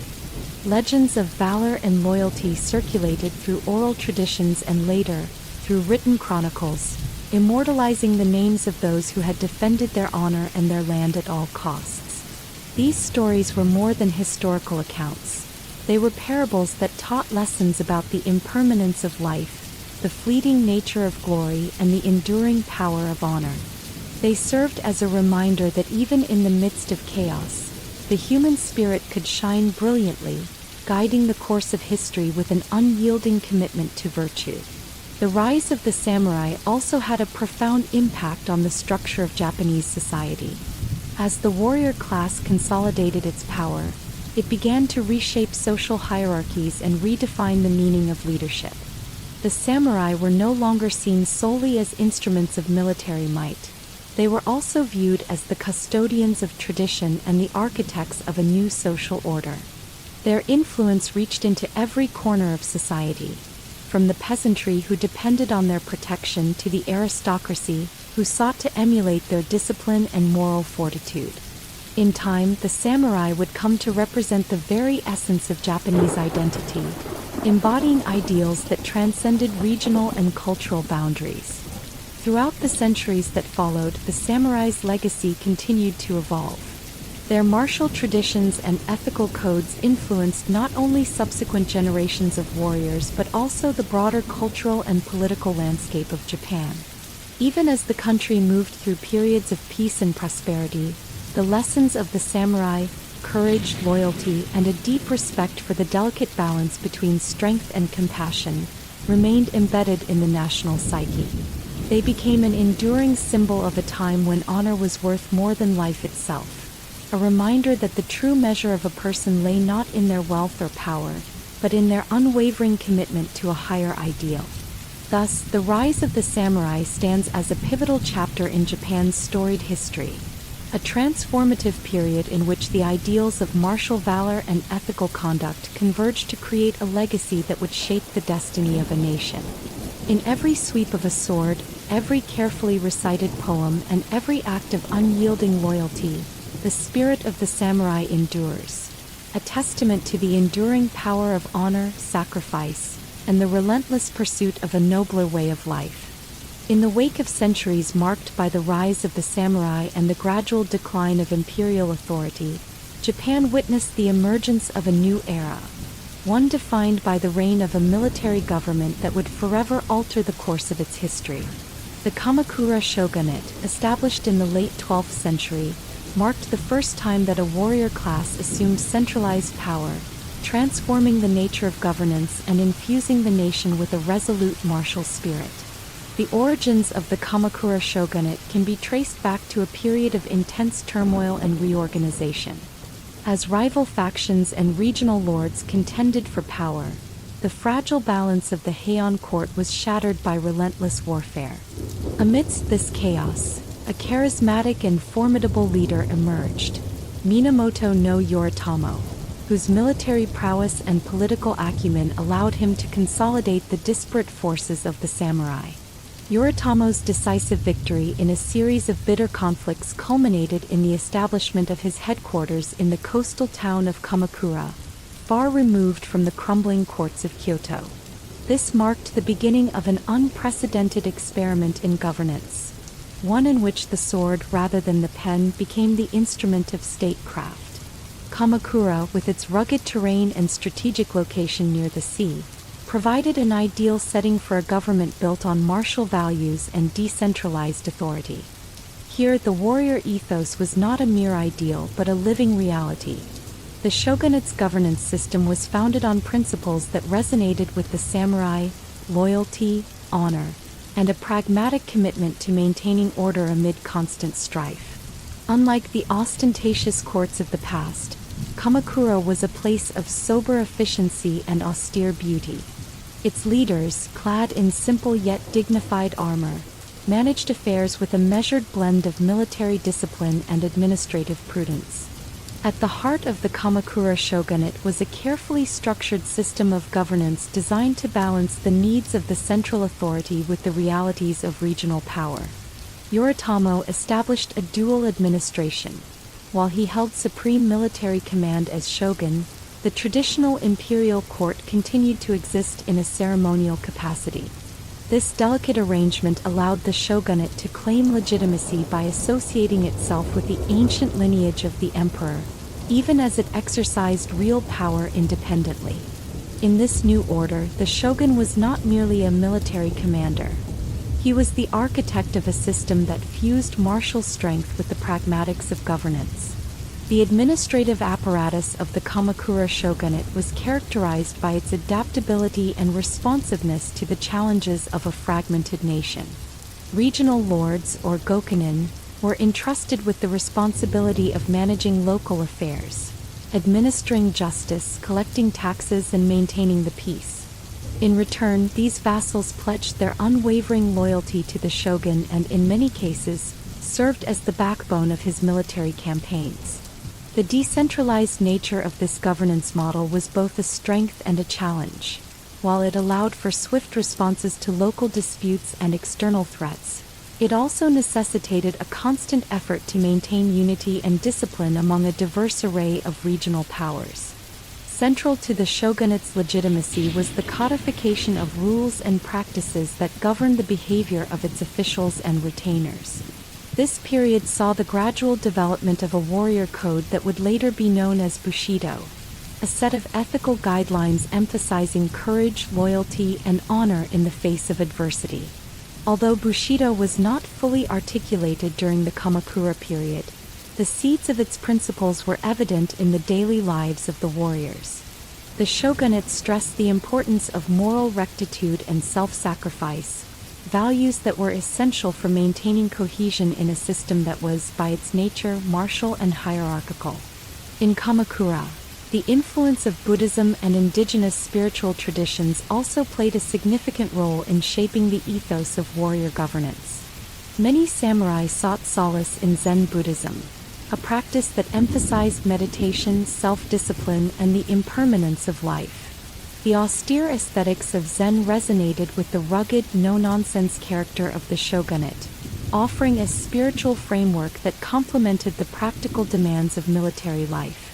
Monasteries and temples near Kamakura became centers of learning and reflection, where warriors could contemplate the nature of duty, honor, and mortality. These practices imbued the samurai with a sense of purpose that transcended mere survival, transforming them into guardians of a higher ideal. As the shogunate solidified its control, it faced a series of challenges that tested the resilience and adaptability of its governance. Rebellions and local disputes were frequent, as regions accustomed to relative autonomy resisted the centralizing impulses of the new government. To counter these threats, the shogunate developed innovative mechanisms for dispute resolution and law enforcement. The establishment of military tribunals and local militias allowed for swift adjudication of conflicts, ensuring that justice was meted out in accordance with both legal codes and the unwritten customs of honor. In this way, the shogunate maintained a semblance of order in a nation where loyalty and betrayal often hinged on personal allegiances as much as on legal statutes. Economically, the Kamakura shogunate ushered in changes that reflected its pragmatic martial orientation. With the decline of the extravagant court culture of the Heian period, the focus shifted toward the efficient management of resources and the promotion of agricultural productivity. Land surveys and reforms were conducted to better assess and manage the wealth of the realm, ensuring that the shogunate could levy taxes effectively and sustain its military endeavors. Trade, too, began to flourish in this new era. Coastal towns and regional markets became vital hubs of commerce, facilitating the exchange of goods and ideas between Japan and its neighbors. The economic vitality of the period not only bolstered the shogunate's power but also laid the foundation for a more resilient and interconnected society. The cultural impact of the Kamakura shogunate was profound and enduring. Although it marked a departure from the refined elegance of the courtly traditions of Heian-kyo, it gave rise to a new aesthetic that celebrated simplicity, fortitude, and the stark beauty of the natural world. Art, literature, and architecture from this period often reflected the rugged landscape of Kamakura itself, a fusion of practical design and understated elegance. The samurai's valor, the austere beauty of Zen gardens, and the somber tones of military poetry came together to create a cultural mosaic that spoke to the spirit of a nation in transformation. Perhaps one of the most significant legacies of the Kamakura shogunate was its redefinition of political authority. By transferring real power from the imperial court to a military government rooted in the values of loyalty and martial discipline, the shogunate set a precedent that would echo throughout Japanese history. The idea that true leadership could emerge from the ranks of the warrior class, not solely from the lineage of emperors, challenged traditional notions of power and legitimacy. Over time, this model of governance would evolve and influence successive military regimes, shaping the course of Japan's feudal era and beyond. The story of the Kamakura shogunate is one of transformation, resilience, and the interplay between martial might and administrative innovation. It was an age when the clashing of swords was matched by the drafting of laws, when the roar of battle gave way to the measured rhythms of governance. In the quiet courtyards of Kamakura, beneath the watchful gaze of stone statues and ancient temples, the spirit of a nation was being remolded, its destiny recast in the language of warrior honor and pragmatic statecraft. Even as the shogunate faced internal dissent and external threats, its legacy endured in the hearts and minds of the samurai and the common people alike. The institutions it established, the codes it propagated, and the cultural shifts it inspired became the bedrock upon which later generations would build. In every echo of a distant battle, in every whispered tale of loyalty and sacrifice, the Kamakura shogunate's imprint on Japan's history can be felt, a testament to an era when warrior governance redefined the very meaning of power and set the stage for the feudal tapestry that was to follow. Thus, the Kamakura shogunate stands as a pivotal chapter in Japan's storied past, a period when martial valor and measured administration converged to forge a new order. Its story is one of rugged determination, of a people who dared to reshape their destiny in the crucible of conflict and innovation. Through the lens of history, we see a Japan reborn, a nation whose future was secured not by the ornate trappings of imperial ritual, but by the steadfast resolve of those who, with sword in hand and honor in their hearts, charted a path toward a resilient and enduring legacy. As the Kamakura shogunate established its firm grip on Japan's destiny, the archipelago's relative isolation was about to be shattered by the rumblings of an external threat, a force born on the vast steppes of Central Asia. The Mongol Empire, then the most formidable military power in the world, cast its ambitious gaze upon the lands beyond its borders. The Mongol invasions, which would come to test the mettle of the Japanese people, unfolded as a dramatic confrontation between two very different worlds, one of relentless, expansive conquest and one of steadfast, resilient defense.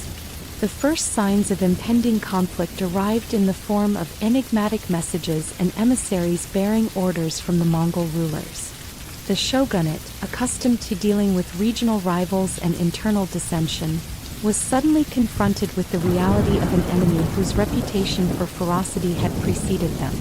Under the leadership of Kublai Khan, the Mongol Empire had already swept across vast territories, subjugating kingdoms and uniting disparate tribes into an unstoppable force.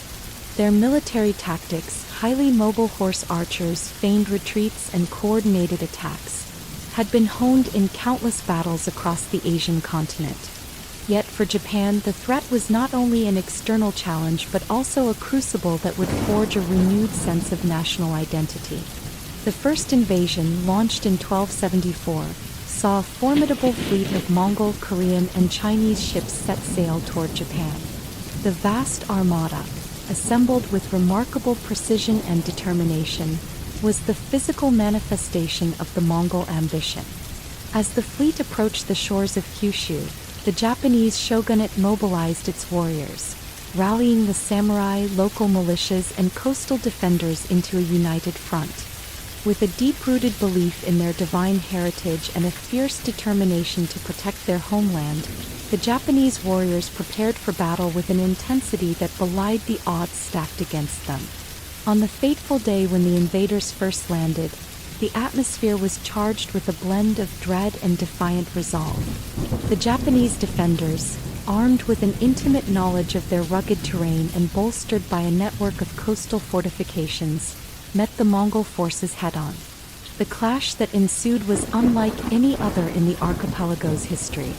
The thunder of galloping horses, the piercing whistles of arrow strikes, and the resounding clamor of battle created a symphony of warfare that echoed across the shores. Despite the overwhelming numbers of the invading forces, the samurai fought with a ferocity born of desperation and unwavering loyalty to their land. One of the most remarkable aspects of these early encounters was the role played by Japan's natural defenses. The very geography that had once sheltered the islands now served as a bulwark against the Mongol onslaught. Dense forests, treacherous coastlines, and unpredictable weather conditions worked in concert with the Japanese strategy. Amid the chaos of battle, a sudden and violent storm, a tempest of rain and wind that the Japanese would later come to call kamikaze, or divine wind, swept across the battlefield. The fury of nature, as if answering the prayers of a people fighting for their very survival, scattered the Mongol fleet and wrought havoc among the invaders' ranks. Ships were shattered against jagged rocks, and supplies were lost in the tumultuous sea, leaving the Mongol forces disoriented and vulnerable. The notion of the divine wind soon transcended its meteorological origins and became enshrined in Japanese cultural lore. For the Japanese, the kamikaze was a tangible symbol of national resilience, a miraculous intervention by the gods in defense of their sacred homeland. It instilled in the hearts of the people a renewed faith in their destiny and a conviction that their land was under the protection of forces greater than mortal ambition. This sense of divine favor was not merely a comforting myth but a potent rallying cry that galvanized the defenders to stand firm against an enemy that had, until then, seemed invincible. Despite the initial setback of the storm, the Mongol invasions were far from over. In 1281, emboldened by their earlier success and driven by an unquenchable desire to expand their empire, the Mongol forces mounted a second, even larger invasion. Once again, thousands of ships carrying a vast array of troops set sail toward Japan, determined to conquer and subjugate a people renowned for their fierce independence. The Japanese shogunate, having learned hard lessons from the first encounter, fortified its defenses with renewed vigor. Coastal walls were reinforced, command centers were established, and communication networks were streamlined to ensure rapid mobilization in the face of impending danger. As the second invasion unfolded, the Japanese defenders once more took to the battlefield, their hearts steeled by the memory of past victories and the sacred duty to protect their nation. The battles that followed were brutal and unyielding, marked by moments of both heroism and heartbreak. Samurai clashed with Mongol warriors in hand-to-hand combat, their blades singing a song of honor and defiance. Local militias, though often outnumbered, utilized guerrilla tactics and intimate knowledge of the terrain to disrupt the invaders' supply lines and sow confusion among their ranks. Every inch of the Japanese coast became a contested space, a stage where the fate of the nation was being determined in blood and sweat. Amid these fierce confrontations, the resilience of the Japanese spirit shone through. Leaders emerged from among the ranks, embodying the virtues of bravery, strategic foresight, and an unyielding commitment to their people. They rallied their forces with impassioned speeches that invoked the ancestral gods and the promise of a future free from tyranny. In the face of overwhelming adversity, the defenders of Japan demonstrated a capacity for innovation that would help turn the tide of battle. Adapting their tactics to counter the formidable Mongol war machine, they employed ambushes, fortified positions, and even feigned retreats to lure the invaders into vulnerable positions. Each battle, no matter how costly, served as a testament to the enduring resolve of a nation unwilling to yield its sovereignty. The eventual retreat of the Mongol forces, catalyzed by the devastating kamikaze and compounded by logistical challenges, marked a turning point in the history of Japan. Though the invasions had inflicted significant casualties and left scars upon the landscape, they had also united the Japanese people in a shared struggle for survival. The collective memory of those turbulent days became a cornerstone of national identity, a reminder of the sacrifices made and the divine intervention that had safeguarded the islands.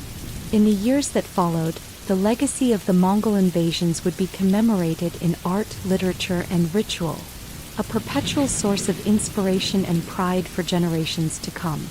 The aftermath of the invasions saw profound changes in both military strategy and national governance.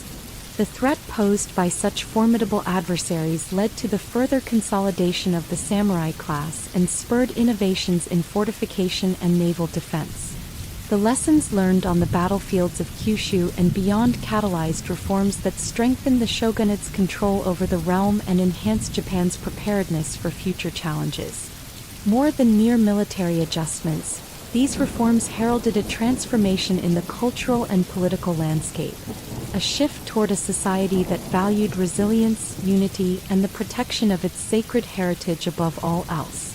The Mongol invasions, with all their devastation and heroism, ultimately contributed to the forging of a distinctly Japanese ethos, a spirit defined by its refusal to bow to external domination and its capacity to harness even the fury of nature in its favor.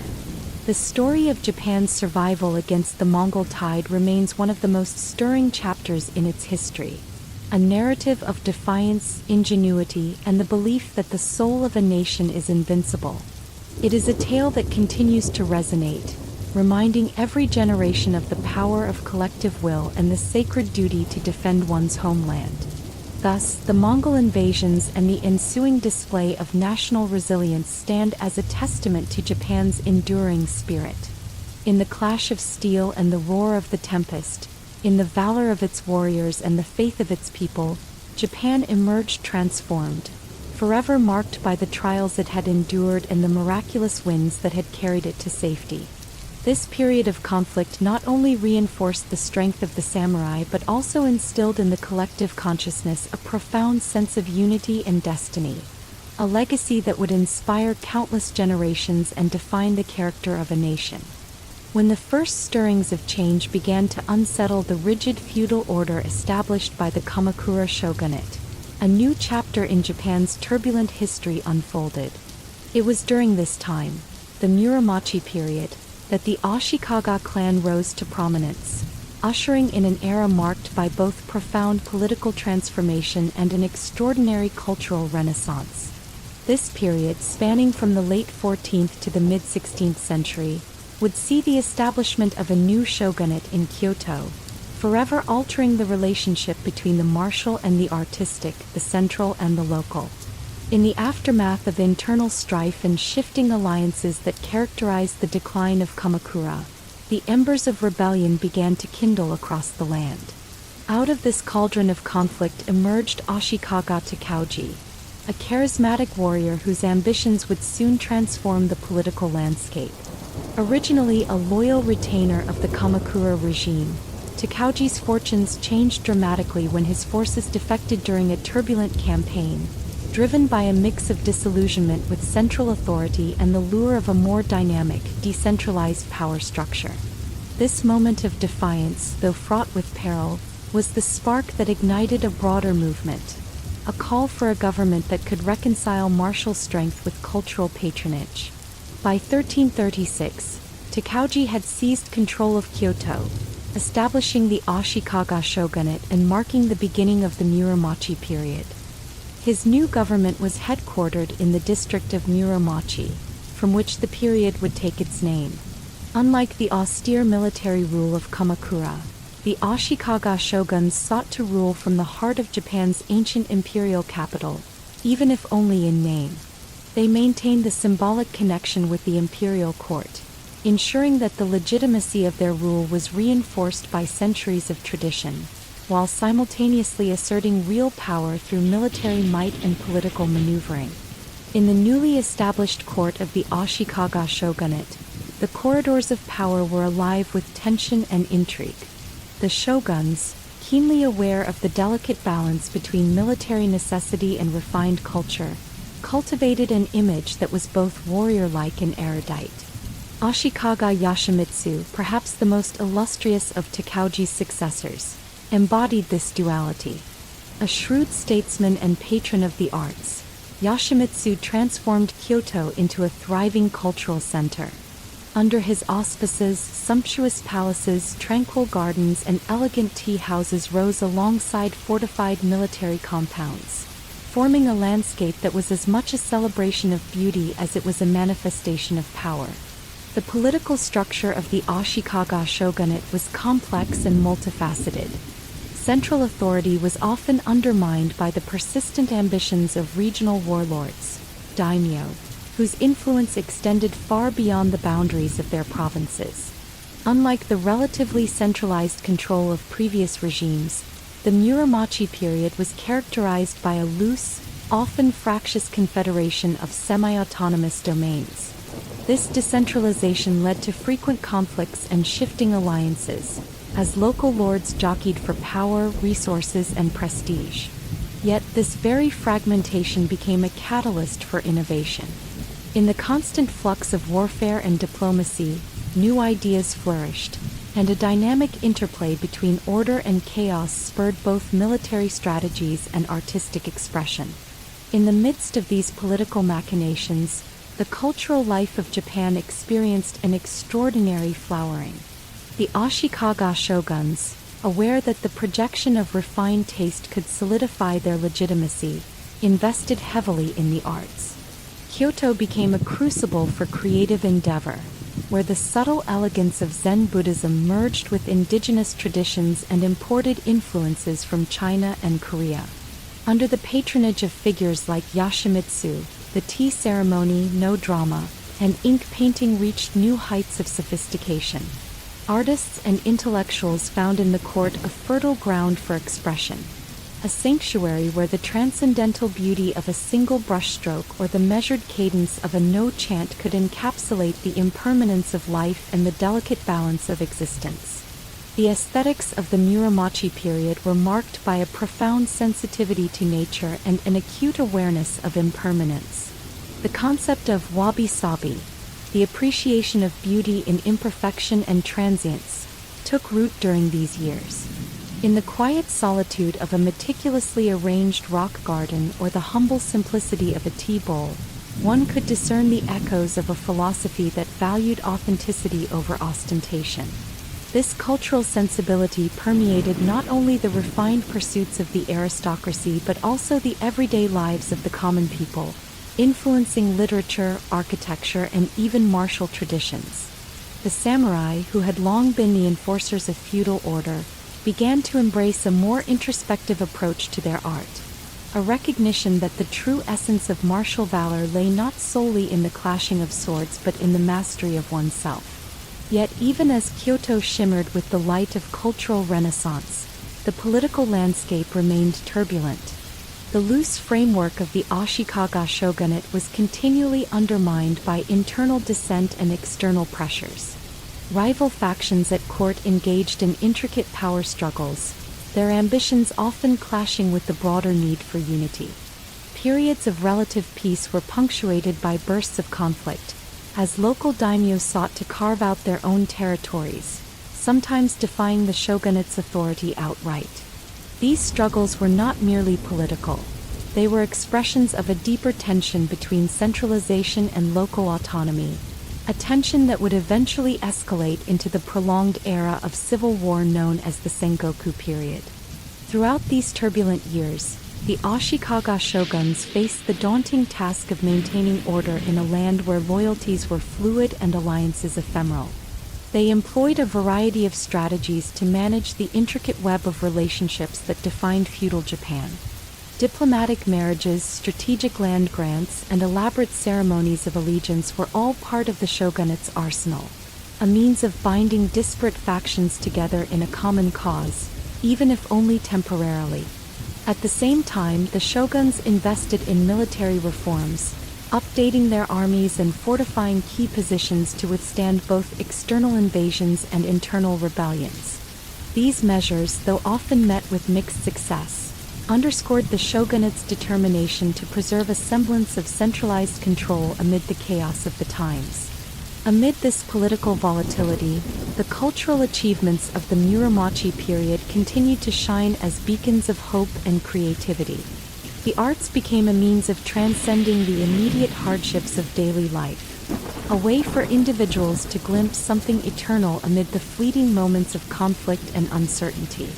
In the quiet galleries of Kyoto, scrolls painted with the delicate grace of ink and wash depicted scenes of nature, battles, and legends that captured the imagination of a nation.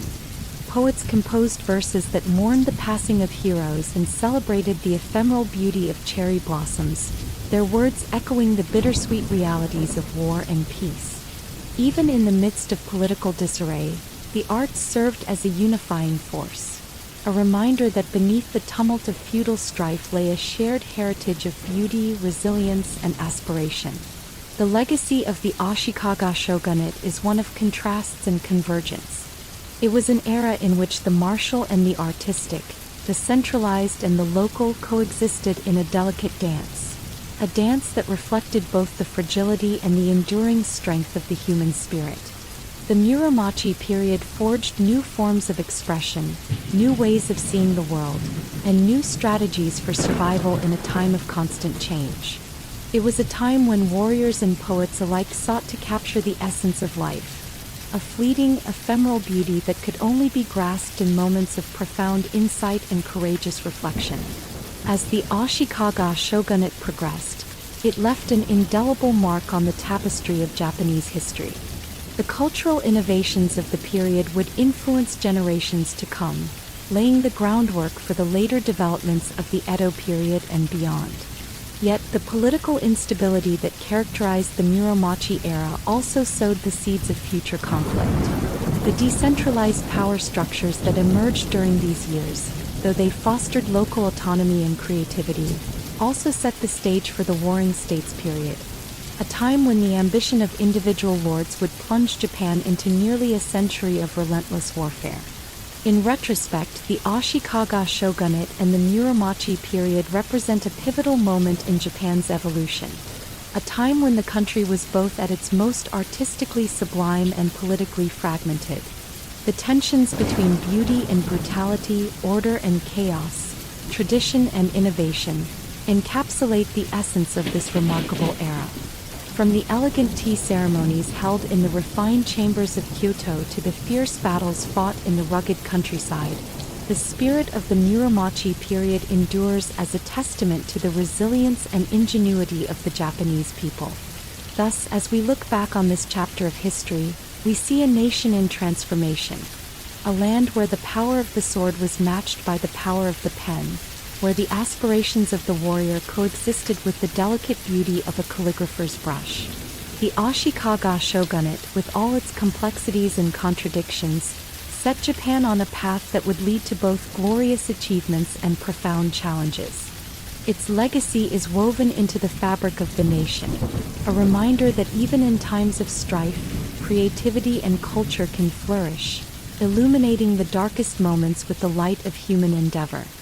When the relative calm of centralized rule gave way to the fracturing of power, Japan entered a period defined by constant upheaval and fierce ambition, the Sengoku period. Spanning roughly from the mid-15th century to the early 17th century, this era of nearly a century and a half was marked by unceasing warfare, political intrigue, and the rise of powerful warlords who fought relentlessly for dominance over fragmented provinces. It was a time when loyalty was often transient, where shifting alliances and personal ambition transformed the landscape into an arena of both brutal conflict and remarkable strategic ingenuity. The seeds of the Sengoku period were sown during the waning days of the Muromachi shogunate. As central authority eroded under the weight of local autonomy and factional rivalries, regional daimyo, the feudal lords, began to assert their independence. Once content to govern their lands under the nominal authority of a distant shogun, these warlords grew increasingly ambitious, determined to expand their territories and secure power by any means necessary. As a result, the country was plunged into a state of near-constant warfare, where every river bend, mountain pass, and fortified castle became a potential battleground. Imagine the landscape: a patchwork of contested provinces, each ruled by a daimyo whose ambitions burned as fiercely as the torches that lined the ramparts of his fortress. In this volatile environment, trust was a rare commodity. Alliances were forged in the heat of battle and dissolved as quickly as they were made, while treachery lurked in every whispered conversation in candlelit corridors. Battles were fought not only with the clashing of swords and the thunder of arquebus, but also through cunning strategies and psychological warfare. Generals studied the terrain with a meticulous eye, laying ambushes in dense forests and orchestrating feints that misled even the most seasoned opponents.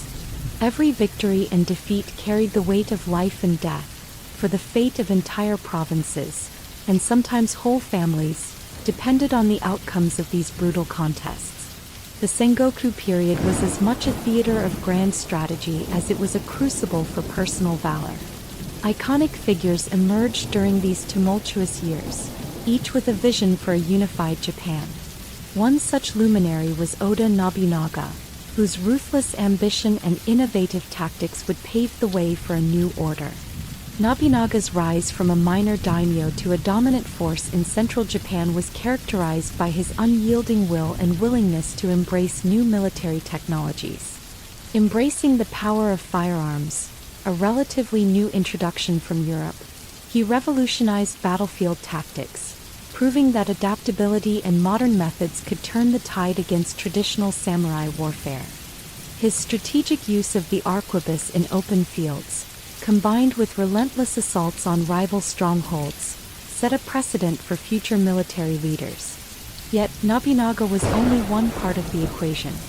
His successors, Toyotomi Hideyoshi and Tokugawa Ieyasu, would build upon his legacy, each contributing in their own way to the eventual unification of Japan.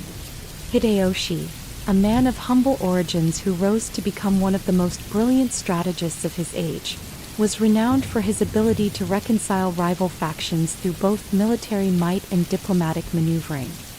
His campaigns were characterized by sweeping sieges, intricate blockades, and audacious maneuvers that defied the conventional wisdom of his time. Hideyoshi's charisma and administrative genius allowed him to implement reforms that reorganized the social structure of Japan, disarming the peasantry and solidifying the role of the samurai, thus laying the groundwork for a more centralized state. Amid the clamor of battle and the incessant jockeying for position, the culture of the Sengoku period was paradoxically both savage and sophisticated. The arts did not wither in the midst of war. Rather, they found expression in unexpected ways. In the quiet moments between skirmishes, poets composed verses that captured the fleeting beauty of cherry blossoms juxtaposed against the backdrop of bloodshed, and painters depicted the stark contrasts of light and shadow that came to symbolize the transience of life. Castles, with their imposing stone walls and intricately designed interiors, became centers not only of military might but also of cultural patronage. Even as armies marched and clashed, the refined traditions of tea ceremonies and calligraphy persisted, offering a brief respite from the relentless demands of survival. The landscape itself bore the scars of the era. Battlefields turned into muddy quagmires and once peaceful hamlets were reduced to ruins. Yet, amid the devastation, there was also an undeniable spirit of renewal.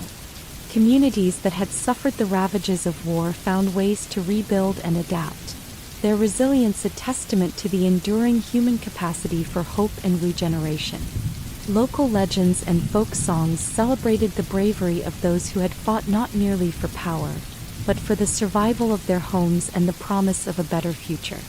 This duality, of beauty and brutality, became a defining characteristic of the Sengoku period, echoing in every stone of a rebuilt castle and every verse of a warrior's lament. One cannot discuss the Sengoku era without acknowledging its impact on the social fabric of Japan. As power became increasingly localized, the rigid hierarchies of the past were both challenged and reinforced. The samurai, whose code of honor and martial prowess had been idealized in earlier centuries, found themselves at the center of an ever-evolving feudal order. Their loyalty to their daimyo was tested time and again, and their conduct on the battlefield was scrutinized as a measure of both personal valor and the legitimacy of their lords.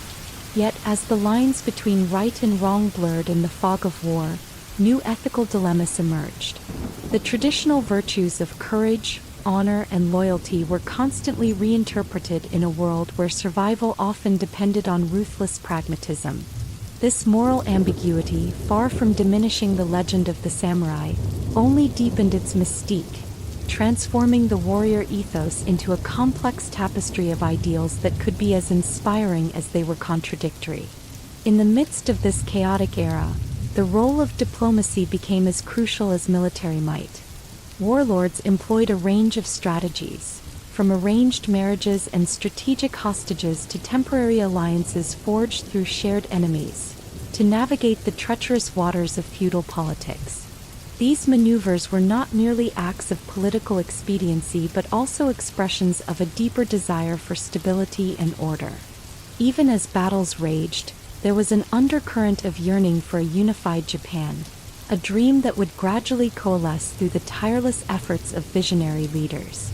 The Sengoku period, with all its bloodshed and strife, was as much a prelude to unity as it was an era of division.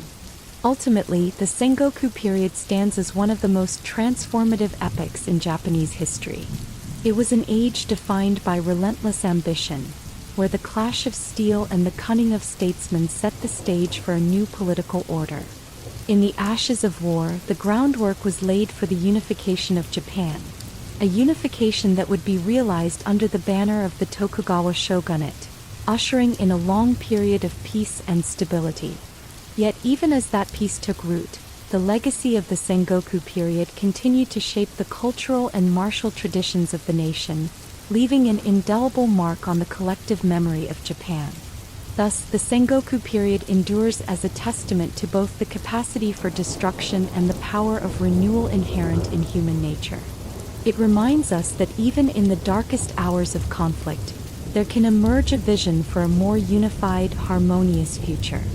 In the tumult of war and the quiet moments of reflection afterward, the spirit of the age reveals a paradoxical truth, that from chaos can arise a new order, and from strife can emerge the enduring bonds of a nation. In the turbulent maelstrom of the Sengoku period, a time defined by shifting loyalties, relentless battles, and endless strife, emerged a man whose vision transcended the chaos of his era. Oda Nobunaga, born into a modest samurai family in Owari province, would come to be known not only for his ruthless military conquests but also for the transformative impact his leadership had on Japanese society. His unyielding drive, innovative strategies, and willingness to challenge entrenched traditions marked him as a catalyst for change, setting the stage for the eventual unification of Japan. From his early years, Nobunaga exhibited a temperament that was as bold as it was uncompromising. While many of his contemporaries clung to conventional methods of warfare and rigid adherence to feudal norms, Nobunaga saw the potential for a new order, one that leveraged both tradition and modernity. His rise to power was not a gentle ascent but a dramatic, sometimes brutal overthrow of the old guard. In an age where honor and loyalty were prized, Nobunaga's methods, though controversial, were underpinned by a singular conviction: that Japan's fragmentation could be overcome only through decisive action and radical innovation. As a young commander, Nobunaga was known for his willingness to embrace new technologies and tactics that had once been dismissed by his peers. He recognized early on the potential of firearms, which had been introduced to Japan through contact with European traders and Portuguese missionaries. At a time when traditional archery and close combat techniques dominated the battlefield, Nobunaga's strategic deployment of arquebus changed the calculus of war. His armies, equipped with these new weapons, demonstrated an unprecedented level of firepower and coordination that allowed them to break through enemy lines and secure rapid victories. The thunderous volley of gunfire became a signature of his campaigns, a stark and modern counterpoint to the clashing of swords that had defined centuries of samurai warfare. Nobunaga's military innovations were matched by his astute political maneuvering. In a land fractured by loyalty to local daimyo, he understood that long-term stability required more than mere conquest. It demanded the reorganization of society itself.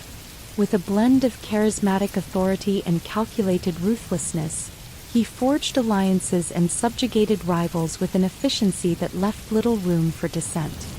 His campaigns were characterized by a level of discipline and organization that not only expanded his territories but also redefined the very nature of power in feudal Japan. Nobunaga's vision was radical: to create a centralized state where merit and innovation supplanted the old hereditary privileges that had long stifled progress. The heart of Nobunaga's transformation lay in his ability to see beyond the immediate battlefield. He was a patron of the arts and a progressive thinker who sought to modernize not only military tactics but also administrative practices. His court became a microcosm of change, a place where scholars, artisans, and military strategists gathered to discuss new ideas and challenge established conventions. Under his patronage, the construction of grand castles and fortified towns not only secured his rule but also became centers of commerce and culture. Nobunaga's architectural projects, with their imposing stone walls and innovative designs, symbolized a break from the past, a visible assertion of a new era where functionality and modernity coexisted with the aesthetic traditions of Japan. Yet, Nobunaga's rise was not without its dark and controversial aspects. His path to power was paved with acts of brutality that shocked even his contemporaries. In his relentless pursuit of unification, he was known to spare no one who stood in his way, ruthlessly quashing revolts and executing potential rivals with an efficiency that was both admired and feared. One of the most infamous episodes of his career was the siege of Mount Hai, where he ordered the massacre of warrior monks and civilians alike. Though such actions have marred his legacy, they also underscored the brutal reality of the era, a time when the price of progress was often measured in blood. Nobunaga's willingness to employ harsh measures, while ethically debatable, was driven by his uncompromising belief that Japan could not be unified without a complete overhaul of its fractured feudal system. Despite the ruthlessness that characterized his methods, Nobunaga's leadership was also marked by a visionary capacity to recognize and reward talent.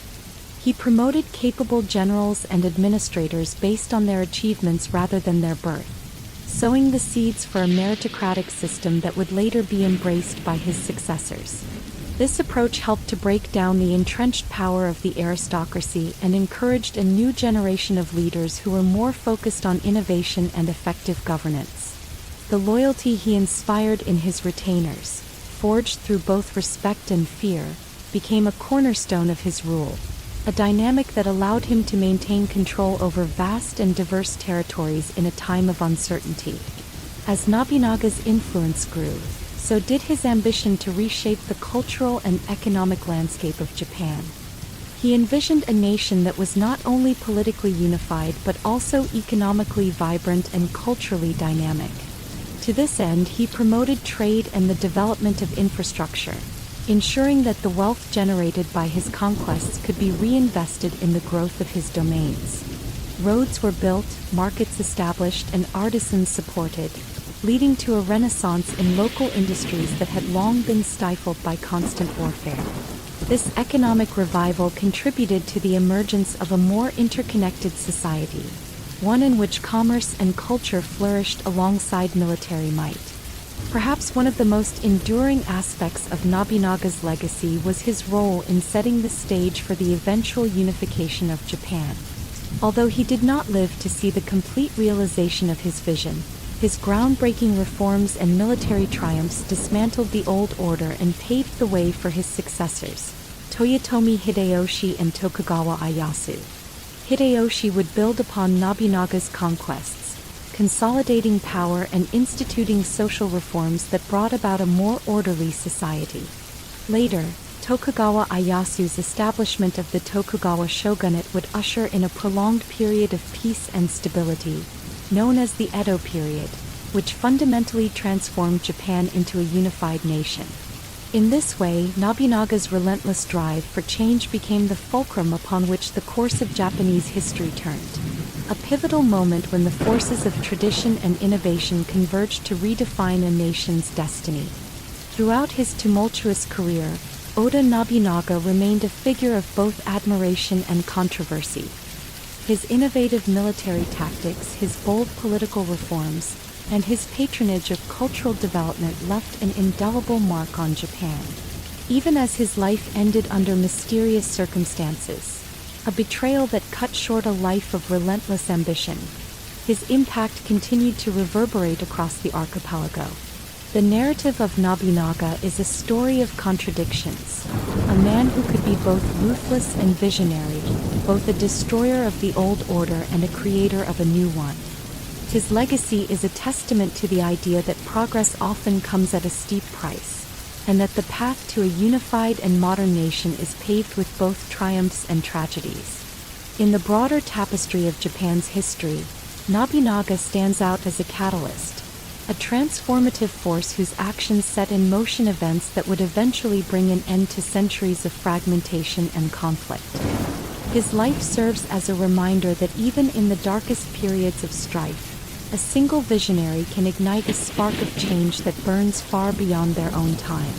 The echoes of his conquests, the revolutionary ideas he championed, and the dramatic shifts he inspired continue to resonate in the cultural and political landscape of Japan.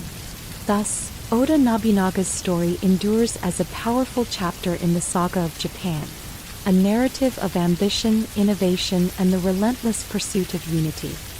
His legacy, both celebrated and contested, offers a window into a time when the boundaries of possibility were redrawn by a man who dared to challenge the status quo. In every battle fought, every reform enacted, and every new idea embraced, the spirit of Nobunaga's transformative vision lives on, a beacon of change that helped to shape the destiny of an entire nation. In the wake of Oda Nobunaga's groundbreaking conquests and radical reforms, a new leader emerged from the crucible of war, a man whose extraordinary vision and tenacity would complete the monumental task of unifying Japan. Toyotomi Hideyoshi, rising from humble origins to become one of the most influential figures in Japanese history, epitomized the spirit of transformation. His journey from a peasant background to the pinnacle of power remains one of the most remarkable stories in the annals of feudal Japan. Hideyoshi's early life was marked by hardship and struggle. Born into a modest peasant family in the late 15th century, his circumstances were far removed from the aristocratic world he would later command. Yet it was precisely his humble origins that fueled an insatiable ambition. With no inherited wealth or noble lineage, Hideyoshi relied on his wits, determination, and an unyielding drive to rise above the limitations imposed by birth. His early years were spent learning the arts of warfare and survival as a foot soldier, where he absorbed the fundamentals of combat and administration, a foundation that would later underpin his meteoric rise. In the tumultuous landscape of the Sengoku period, opportunities for advancement were not reserved solely for those born into privilege. Hideyoshi's keen intellect and natural leadership qualities soon set him apart. His loyalty to Oda Nobunaga was matched only by his own ambition. As Nobunaga's trusted retainer, Hideyoshi distinguished himself on countless battlefields, demonstrating an aptitude for strategy and a pragmatic approach to warfare that resonated with the evolving needs of a nation in conflict. It was during these campaigns that Hideyoshi's talents began to shine. His ability to negotiate alliances, manage logistics, and inspire the men under his command laid the groundwork for the sweeping changes that were soon to come. Following Nobunaga's sudden and violent death, a turning point that left a power vacuum and threatened to plunge Japan back into chaos, Hideyoshi emerged as the natural heir to Nobunaga's unfulfilled vision of a unified nation. With a mix of ruthless pragmatism and visionary idealism, he set out to consolidate power and bring order to a fractured land. Through a combination of military genius, shrewd diplomacy, and an astute understanding of social dynamics, Hideyoshi embarked on a campaign that would eventually reunite Japan under a single banner. One of Hideyoshi's most significant contributions was his ability to reconcile the rival factions that had long divided the country. He recognized that true unification required not just military conquest but also the reorganization of society's social and economic structures. With this in mind, Hideyoshi introduced a series of far-reaching reforms designed to stabilize the realm and curtail the power of the warrior class. Foremost among these was his policy of disarming the peasantry, a bold measure aimed at preventing uprisings and ensuring that the power of the samurai remained unchallenged. By prohibiting the common people from bearing arms, Hideyoshi established a clear demarcation between the classes, a move that was both pragmatic and symbolic of a new era in which order and hierarchy would reign supreme. In addition to his efforts to control the martial potential of the populace, Hideyoshi also restructured the economic landscape of Japan. Recognizing that a unified nation required a robust and well-regulated economy, he implemented policies that promoted land surveys and standardized taxation. These measures not only increased the central government's revenue but also laid the foundation for a more systematic approach to governance. Land, which had long been a source of contention among rival lords, was redistributed in a manner that reinforced loyalty and curtailed the excesses of feudal fragmentation. Through these initiatives, Hideyoshi sought to create an economic environment in which stability could foster cultural and political renewal. Hideyoshi's vision extended beyond the realm of military and economic reform. He was acutely aware that the legitimacy of his rule depended on his ability to reconcile the old with the new. With a deep appreciation for the cultural traditions of Japan, Hideyoshi patronized the arts, commissioned grand building projects, and supported the creation of literature and theater that celebrated the country's history and heritage. His court became a center of cultural innovation, where the refined elegance of classical arts merged with the dynamism of a society on the move. The construction of magnificent castles and palatial residences, most notably his famed Osaka Castle, symbolized not only his military might but also his commitment to a unified, culturally vibrant Japan. Diplomacy, too, was a crucial instrument in Hideyoshi's arsenal. In a time when alliances were as fluid as the battlefield tactics employed by his adversaries, Hideyoshi used strategic marriages and carefully negotiated treaties to secure his power. By marrying into influential families and forging alliances with former enemies, he wove a network of loyalty that transcended the traditional barriers of class and region. These alliances helped to pacify dissent and integrate diverse regions into a cohesive polity, paving the way for a centralized administration that could govern with authority and efficiency. Yet, despite his many achievements, Hideyoshi's rule was not without controversy.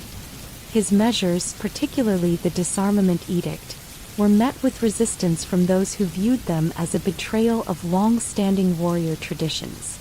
The tension between maintaining order and preserving the honor of the samurai would continue to resonate throughout Japan's subsequent history. Nevertheless, Hideyoshi's reforms were instrumental in curbing the chaos that had characterized the Sengoku period, and his legacy as a unifier remained undeniable.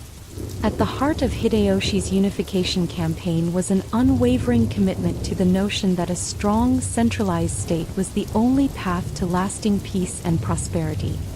His military campaigns, though often marked by decisive and sometimes brutal victories, were underscored by a broader strategic vision. A vision in which the disparate and fractious regions of Japan could be brought together under a single banner of order and progress.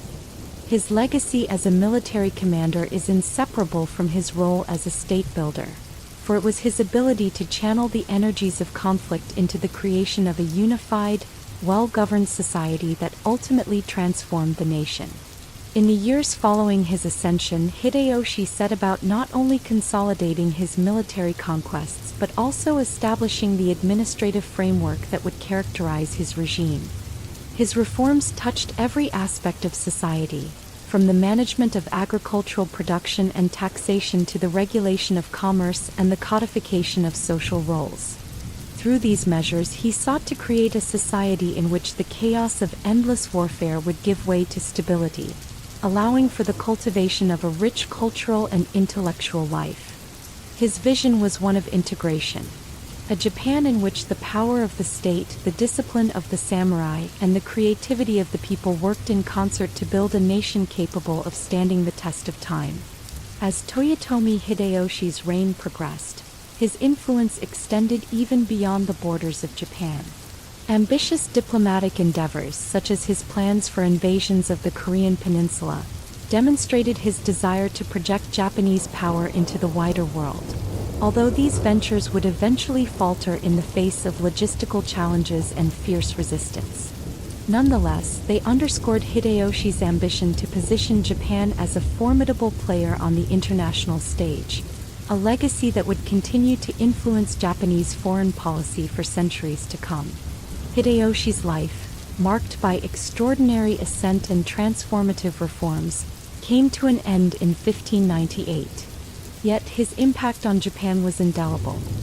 He had transformed a land riven by constant warfare into a unified realm with a clear social order and a vibrant cultural identity. His policies and achievements laid the groundwork for the subsequent Tokugawa shogunate, which would usher in an era of peace and stability during the Edo period. In the memories of the Japanese people, Hideyoshi remains a figure of both awe and ambivalence. A man whose ambition and ruthlessness were matched by his capacity to inspire unity and foster progress. Thus, Toyotomi Hideyoshi's legacy endures as a testament to the power of visionary leadership and the transformative potential of reform. His journey from humble beginnings to the heights of political power embodies the enduring spirit of resilience and ambition. In every castle wall built, every reform enacted, and every alliance forged in the name of national unity, Hideyoshi's influence continues to echo, a reminder that the unification of a nation, though wrought with sacrifice and strife, can pave the way for an era of unprecedented peace and cultural flourishing. After centuries of constant warfare, political turbulence, and shifting allegiances, Japan finally entered an era marked by stability, order, and a profound transformation of its social fabric. With the victory of Tokugawa Ieyasu at the decisive Battle of Sekigahara in 1600, a new order was born. Ieyasu's triumph paved the way for the establishment of the Tokugawa shogunate in 1603, a regime that would rule Japan for over 250 years, ushering in a period of relative peace known as the Edo period. Tokugawa Ieyasu was a man of remarkable foresight and pragmatism. In the aftermath of the Sengoku period's chaotic battles and shifting loyalties, Ieyasu recognized that lasting peace required more than military might. It demanded a comprehensive system of governance that would bind the nation together under strict social order and centralized control. To this end, he set about constructing a government based on rigid hierarchy, meticulous regulation of society, and the reinforcement of a distinct cultural identity that would separate Japan from the rest of the world.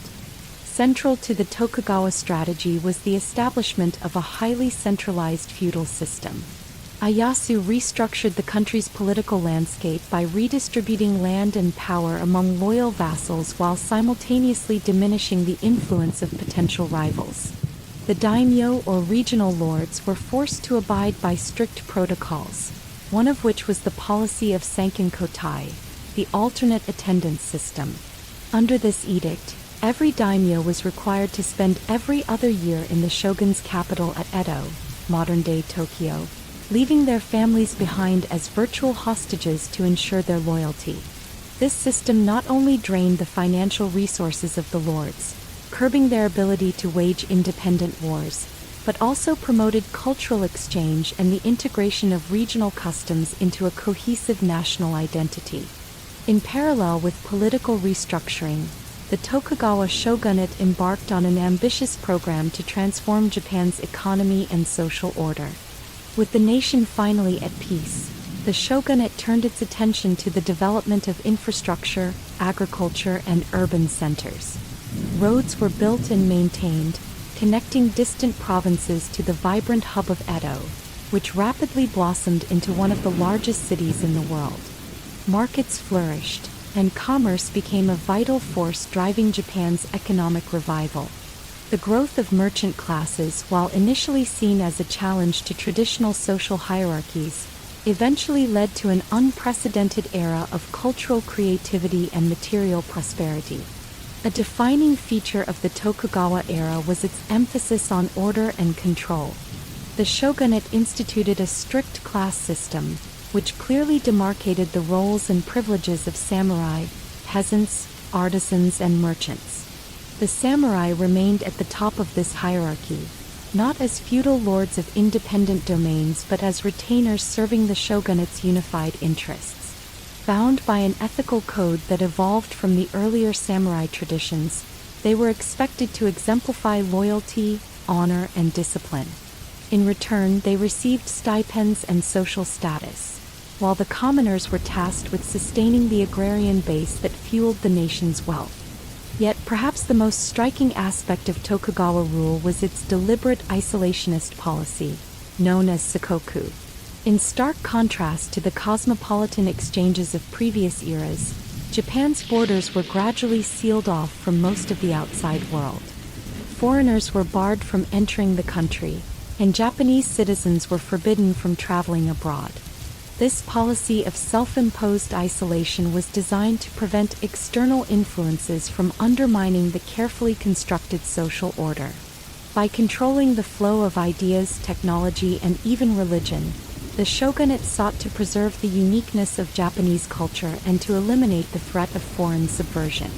Despite limited and carefully regulated trade with select nations, most notably the Dutch and the Chinese, the closed-door policy fostered a sense of inward focus and self-reliance that would shape Japan's identity for centuries.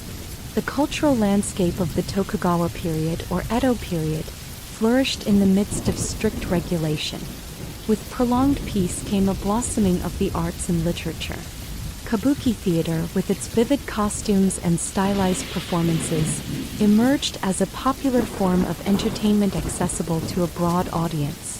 Ukiyo-e, or pictures of the floating world, captured scenes of everyday life, from the elegant courtesans of the pleasure districts to the bustling activity of urban markets, offering a window into a society that balanced formality with a deep appreciation for transient beauty. The tea ceremony, perfected over generations, became a ritual embodiment of simplicity and refined aesthetics. These cultural innovations, though seemingly at odds with a regime defined by strict order, provided an outlet for the human spirit and contributed to a rich, enduring legacy. Education and the arts were nurtured under the shogunate's patronage. Neo-Confucianism, which emphasized rationality, ethics, and social harmony, became the intellectual framework for both governance and personal conduct. Samurai, bureaucrats, and even merchants sought to study these principles as a guide to proper behavior. Schools, academies, and libraries were established throughout the country, and the printed word gained new significance in spreading knowledge and reinforcing the values of the Tokugawa order. At the same time, calligraphy, poetry, and painting continued to evolve, reflecting both the discipline of the samurai and the refined sensibilities of urban culture. The Tokugawa shogunate was not without its challenges and contradictions.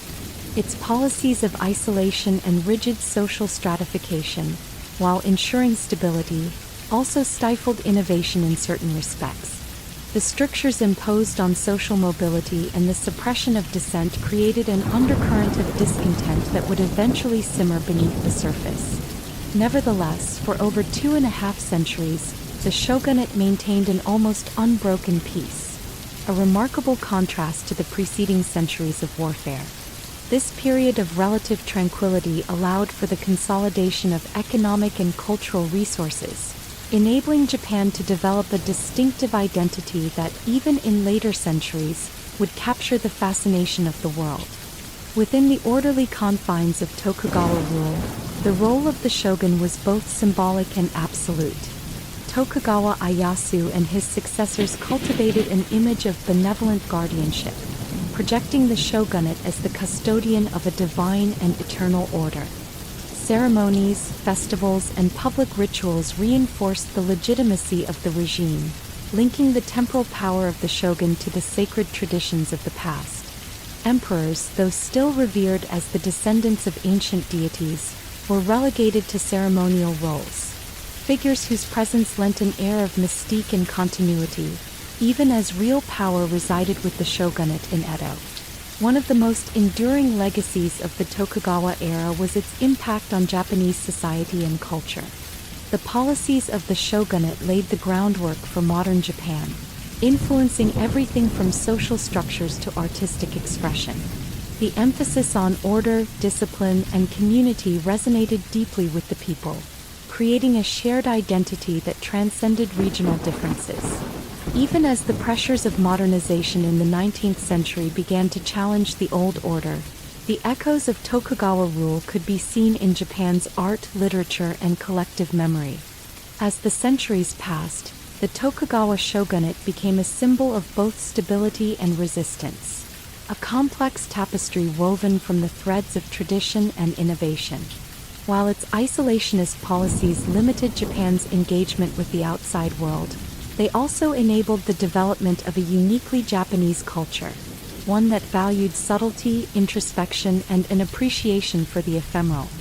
In the quiet gardens of Edo, in the hushed reverence of a tea ceremony, and in the carefully composed lines of a haiku, the spirit of Tokugawa Japan lived on, a reminder of an era when peace was hard-won, order was sacred, and the pursuit of beauty was an act of quiet defiance against the chaos of the past. Thus, the Tokugawa shogunate stands as a pivotal chapter in Japan's long and storied history, a period when the sword was set aside in favor of pen and policy, and when a nation reimagined itself as a self-contained, harmonious whole. Through rigorous control of its people and borders, through the cultivation of art and literature, and through a steadfast commitment to stability, Japan entered a new age that would eventually shape its destiny on the global stage. In the annals of history, the legacy of Tokugawa Ieyasu and his successors endures as a testament to the power of visionary leadership. A vision that transformed a land torn by war into a realm defined by order, creativity, and an enduring sense of identity. As Japan entered the long and peaceful Edo period under Tokugawa rule, the capital of Edo, modern-day Tokyo, transformed into a thriving metropolis that served as both the political nerve center and the cultural heart of the nation. Amid the ordered routines imposed by a strict social hierarchy and isolationist policies, Edo blossomed into a dynamic arena where art, commerce, and everyday life intermingled to reflect the resilience and creativity of the Japanese spirit. In the sprawling city of Edo, life moved to a distinct cadence. The streets, wide and meticulously organized, were lined with wooden merchant houses, modest residences, and bustling marketplaces. The air was filled with a medley of sounds, from the rhythmic clatter of wooden clogs on stone pathways to the animated chatter of vendors advertising their wares. Every corner of the city pulsed with energy, reflecting the ingenuity of its people who had, against all odds, fashioned a society that valued both order and vibrant cultural expression. For the commoners, daily life was deeply intertwined with tradition and routine. At dawn, as the first light of day gently warmed the city, shopkeepers unlocked their doors and artisans began their craft. The call of the street vendors, selling freshly prepared rice balls, pickled vegetables, and steaming bowls of miso soup, echoed through narrow lanes and open courtyards. Here in the heart of Edo, the simple act of preparing a meal became a communal ritual, steeped in generations of culinary wisdom and the profound gratitude for the land's bounty.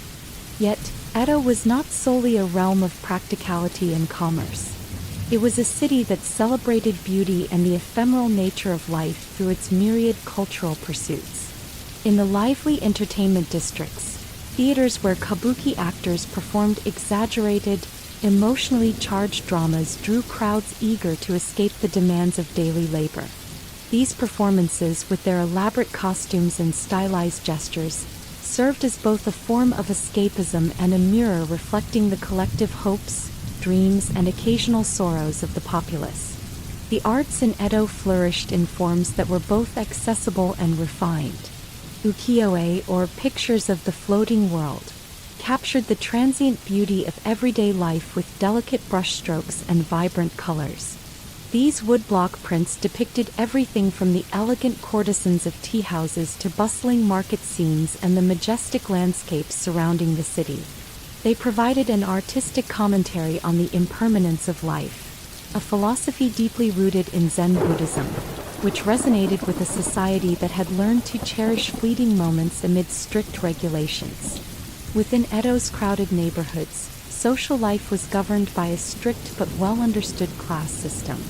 At the top of this hierarchy were the samurai, who, although no longer engaged in constant warfare, remained the custodians of honor and discipline. Their role had evolved from that of battlefield warriors to moral exemplars and administrators in the shogunate's sprawling bureaucracy. Samurai were expected to live by the principles of Bushido, a code of honor that stressed loyalty, self-discipline, and an unyielding commitment to duty. They frequented tea houses and participated in poetry gatherings, where the cultivation of one's inner world was as esteemed as martial prowess. Beneath the samurai, a growing merchant class emerged as a powerful force in Edo. While officially ranked below warriors, these merchants, through the success of their trade and the accumulation of wealth, began to exert an influence that belied their low social status. They funded public works, patronized the arts, and even dabbled in politics through quiet, behind-the-scenes negotiations. Their homes, often lavishly decorated with imported silks and locally crafted ceramics, became hubs of social life where ideas, fashions, and news from distant provinces converged in an ever-evolving dialogue about modernity and tradition. Peasants and artisans, though bound to their craft by hereditary obligations, found creative ways to assert their individuality. The quiet dignity of the farming villages surrounding Edo, where rice paddies stretched out like shimmering mirrors under the summer sun, was complemented by the innovation of local craftspeople. Potters, weavers, and metalworkers passed down techniques honed over centuries, while simultaneously incorporating subtle influences from continental trends. This blend of old and new was evident in everyday objects, from the rustic beauty of a tea bowl to the intricacy of a lacquered chest, that captured the essence of Edo's cultural mosaic. In the midst of this bustling urban life, Edo also nurtured a rich intellectual and spiritual life. Confucian academies and private schools dotted the cityscape, their corridors echoing with the measured tones of scholars who recited classical texts and debated matters of ethics and governance. Neo-Confucianism, with its emphasis on social harmony and moral rectitude, became the intellectual bedrock for many of the city's officials and merchants. Yet, alongside this rational discourse, Zen Buddhism offered a path to inner enlightenment through meditation, tea ceremonies, and the practice of calligraphy. In quiet temples and secluded garden pavilions, the pursuit of self-cultivation provided an antidote to the frenetic pace of urban life, a reminder that amid the clamor of commerce and the strictures of social order, the individual soul yearned for moments of introspection and transcendent beauty. Edo was also a city of festivals and seasonal celebrations. The passage of time was marked not only by the changing of the calendar but by elaborate public rituals that connected the citizens with the natural world. Cherry blossom festivals, for instance, transformed the city into a living canvas of soft pink and white hues.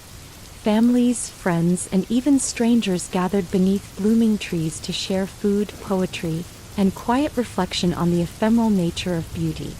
These gatherings, though festive in appearance, carried a deeper significance, a collective acknowledgement of life's impermanence and a shared commitment to living fully in the present moment. Amid the splendor of festivals and the everyday vibrancy of urban life, Edo also had its quieter, reflective corners. In narrow alleys and along meandering canals, humble tea houses offered a retreat for those seeking solace from the demands of daily work. Here, over cups of steaming matcha and the gentle clink of porcelain, conversations meandered from the practicalities of trade to the philosophies of art and life. The art of the tea ceremony, perfected over generations, symbolized the convergence of simplicity, elegance, and mindful presence. A ritual that reinforced the value of introspection in a society that prized order and discipline. Despite the prosperity and cultural efflorescence, Edo was not immune to the tensions inherent in a society marked by strict social stratification. The invisible lines separating the samurai, merchants, and commoners sometimes sparked friction, as each class grappled with its identity and role within the larger framework of Tokugawa authority. However, these tensions were managed through a combination of legal restrictions, ritual observances, and a shared cultural heritage that underscored the interdependence of all social strata.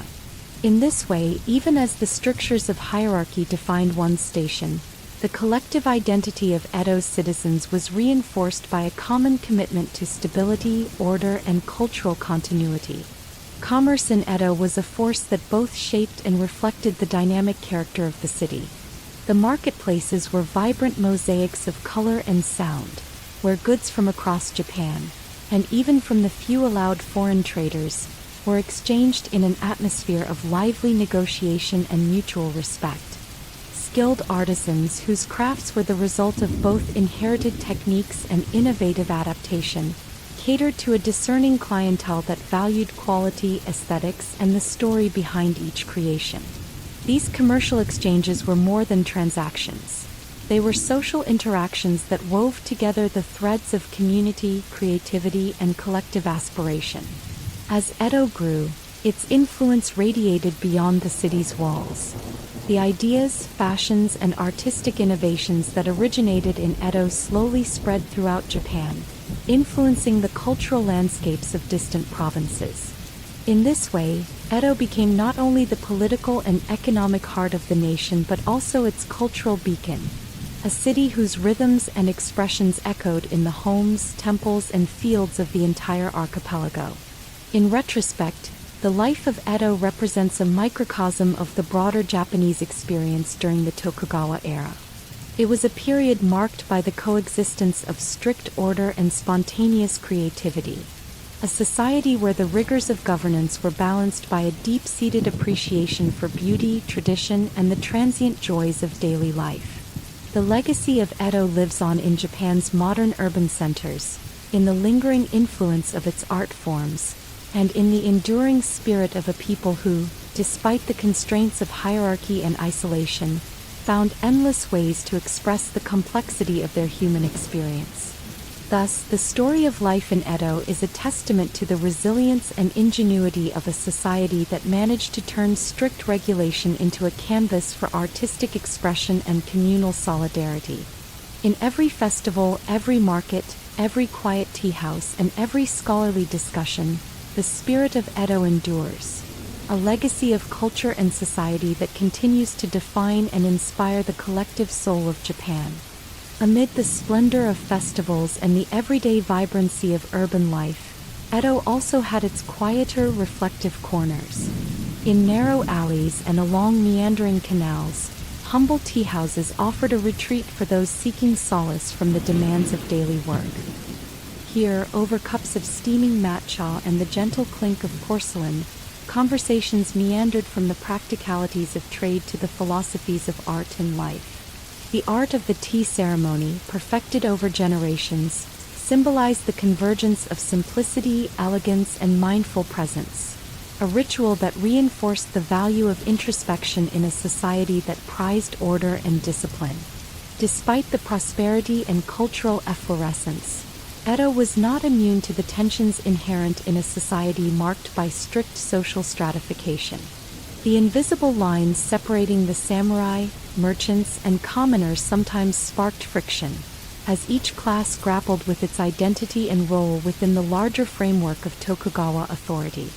However, these tensions were managed through a combination of legal restrictions, ritual observances, and a shared cultural heritage that underscored the interdependence of all social strata.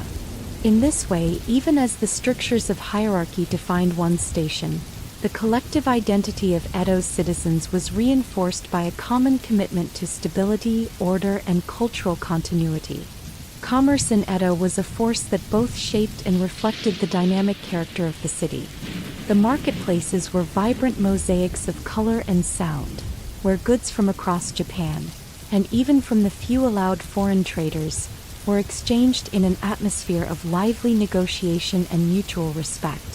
Skilled artisans whose crafts were the result of both inherited techniques and innovative adaptation, catered to a discerning clientele that valued quality, aesthetics, and the story behind each creation.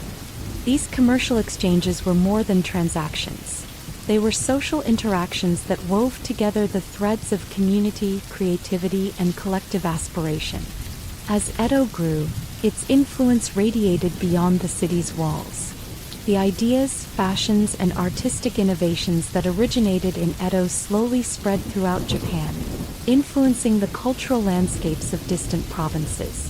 In this way, Edo became not only the political and economic heart of the nation but also its cultural beacon, a city whose rhythms and expressions echoed in the homes, temples, and fields of the entire archipelago. In retrospect, the life of Edo represents a microcosm of the broader Japanese experience during the Tokugawa era. It was a period marked by the coexistence of strict order and spontaneous creativity, a society where the rigors of governance were balanced by a deep-seated appreciation for beauty, tradition, and the transient joys of daily life. The legacy of Edo lives on in Japan's modern urban centers, in the lingering influence of its art forms, and in the enduring spirit of a people who, despite the constraints of hierarchy and isolation, found endless ways to express the complexity of their human experience. Thus, the story of life in Edo is a testament to the resilience and ingenuity of a society that managed to turn strict regulation into a canvas for artistic expression and communal solidarity. In every festival, every market, every quiet tea house, and every scholarly discussion, the spirit of Edo endures, a legacy of culture and society that continues to define and inspire the collective soul of Japan. In the early decades of the Tokugawa shogunate, as Japan enjoyed an era of relative peace and internal prosperity, its rulers began to contemplate a future where external influences might threaten the hard-won social order. In response, they forged a radical policy of isolation, a policy known as sakoku, which would close the country's borders to almost all foreign contact and regulate, in the strictest terms, what little exchange could occur. This chapter explores how, over time, sakoku transformed Japan's political landscape, spurred unique cultural developments, and laid the groundwork for a self-contained national identity that persevered for more than 2 centuries. The genesis of sakoku was rooted in a complex mix of pragmatic security concerns and ideological convictions. By the 1630s, the shogunate had grown increasingly wary of the disruptive influence of foreign religions and ideas. Christianity, in particular, had spread rapidly through missionary work and trade, posing a direct challenge to the traditional values and power structures of feudal Japan. Fearing that these new ideologies could incite rebellion or undermine the shogunate's authority, Tokugawa leaders resolved to enforce strict control over contact with the outside world. Gradually, a series of edicts were issued, culminating in the comprehensive isolation policy that would come to define the Edo period. Under sakoku, all Japanese citizens were forbidden from leaving the country, and severe penalties, including death, awaited those who attempted to return after traveling abroad. Foreigners were barred from entering Japan, with a few narrow exceptions allowed only under tightly controlled circumstances. For instance, limited trade was permitted only through designated ports such as Nagasaki, where the Dutch and Chinese, among a handful of other select groups, could exchange goods under strict regulation. This carefully orchestrated isolation was not born of xenophobia alone, but was a calculated effort to maintain internal stability by protecting a delicate social equilibrium that had been meticulously built over decades. Within Japan, the sakoku policy had profound implications for everyday life and the broader cultural landscape. On one hand, the seclusion allowed the Tokugawa government to consolidate power without the unpredictable disruptions of foreign influence. trade, industry, and agriculture flourished under a centralized bureaucracy that could plan and execute long-term economic policies. With no pressure to modernize to compete with Western powers, Japan developed a unique domestic market in which artisans, merchants, and farmers honed their crafts and cultivated traditions that might otherwise have been diluted by external trends. Yet isolation also bred a deep sense of introspection and self-reliance. With the world outside largely out of reach, Japanese society turned inward, fostering the growth of indigenous art forms, literature, and philosophy. The restrained, subtle aesthetics that characterized ukiyo-e woodblock prints, ikebana flower arrangements, and the tea ceremony found fertile ground during this period. Artists and intellectuals were free to explore their cultural heritage and refine techniques without the pressure of external competition. This inward focus helped to cultivate a sophisticated cultural identity, one that prized simplicity, elegance, and an acute awareness of the transient nature of life, concepts deeply rooted in Zen Buddhism and Confucian ethics. For many, Sakoku came to symbolize a golden age of cultural purity. In the quiet tea houses and along the tranquil banks of rural rivers, people found solace in traditions passed down from their ancestors. Seasonal festivals, meticulously observed, celebrated the natural world and the impermanence that defined it, a poignant counterbalance to the rigid political order enforced by the shogunate.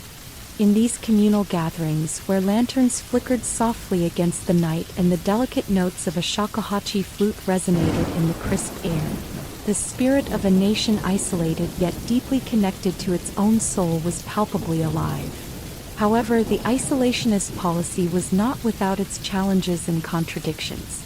Over time, many began to lament the loss of dynamic exchange with the world, a reality that, in some respects, left Japan technologically and scientifically behind its European counterparts. Yet even as curiosity about distant lands persisted in hushed scholarly circles, the strict enforcement of Sakoku ensured that any such pursuits were conducted in secret. Meanwhile, the limited interactions allowed at designated ports provided a controlled window into foreign innovation, but these exchanges were measured and highly regulated. As a result, while Japan retained its distinct cultural and social identity, it also experienced a gradual divergence from global trends, setting the stage for a dramatic transformation when the country would eventually be thrust back into international contact. The economic effects of Sakoku were multifaceted. On the domestic front, the isolationist policy contributed to the stabilization of currency, the regulation of commerce, and the development of local industries. Markets thrived as regional specialties were celebrated and cultivated, and the uniformity of social order allowed for a sustained period of prosperity and relative calm. Merchants, who once had to navigate the uncertainties of an open, competitive international market, now benefited from a more predictable economic environment. The resulting boom in urban centers such as Edo not only supported the arts and entertainment but also laid the infrastructural foundations that would support Japan's rapid modernization in later centuries. Politically, Sakoku reinforced the power of the Tokugawa shogunate by minimizing external threats and internal dissent that could arise from foreign influences. The controlled environment allowed the shogunate to focus on internal reforms, enforce a strict class hierarchy, and maintain a social order that prioritized stability over individual ambition. The rigid adherence to tradition and the careful stewardship of resources ensured that Japan remained a cohesive society, even as the modern world outside evolved at a rapid pace. Yet, for all its benefits, the policy of isolation also left Japan with an enduring legacy of ambivalence, a mixture of pride in its cultural heritage and a sense of isolation from the broader currents of global change. This duality would eventually come to the fore in the 19th century, when the arrival of Western powers forced Japan to confront the challenges of modernity head-on. The shock of Commodore Perry's black ships in 1853 and the subsequent opening of Japan's ports marked the end of Sakoku, ushering in a period of rapid transformation and adaptation that would reshape the nation's destiny. In retrospect, Sakoku stands as a testament to the complexities of national self-determination. It was a policy born of a desire to safeguard a unique cultural and social order, a decision to embrace isolation as a means of preserving an identity that had been carefully nurtured over centuries. Within the carefully drawn boundaries of its seclusion, Japan flourished in its own distinctive way, cultivating art, literature, and traditions that continue to captivate the world today. Yet, the very seclusion that protected this identity also rendered it vulnerable to the eventual forces of change when the global community closed in. Thus, the Age of Sakoku is remembered as both a time of remarkable internal achievement and a period of missed opportunities, a delicate balancing act between self-preservation and the inevitable pull of external progress. It reminds us that the paths nations choose, whether toward openness or isolation, have profound and lasting impacts on their cultural, economic, and political evolution. In the quiet, ordered streets of Edo and the serene rituals of the tea ceremony, one can still sense the echo of Sakoku, a legacy of introspection, resilience, and the enduring power of a people determined to chart their own destiny, even when the world outside remains forever at bay. As the Tokugawa shogunate's policies of order and seclusion took firm hold of Japan, the city of Edo emerged as a pulsating heart of economic innovation and social evolution. In the midst of a society carefully structured by rigid class distinctions and controlled political power, Edo became a vibrant marketplace where traditional values met modern ingenuity, and where every street, shop, and workshop contributed to the dramatic transformation of daily life. In the early decades of the Edo period, Edo was a modest administrative center that, over time, swelled into one of the world's largest cities. This rapid growth was fueled by a unique combination of strict governance and the newfound freedoms within the realm of commerce.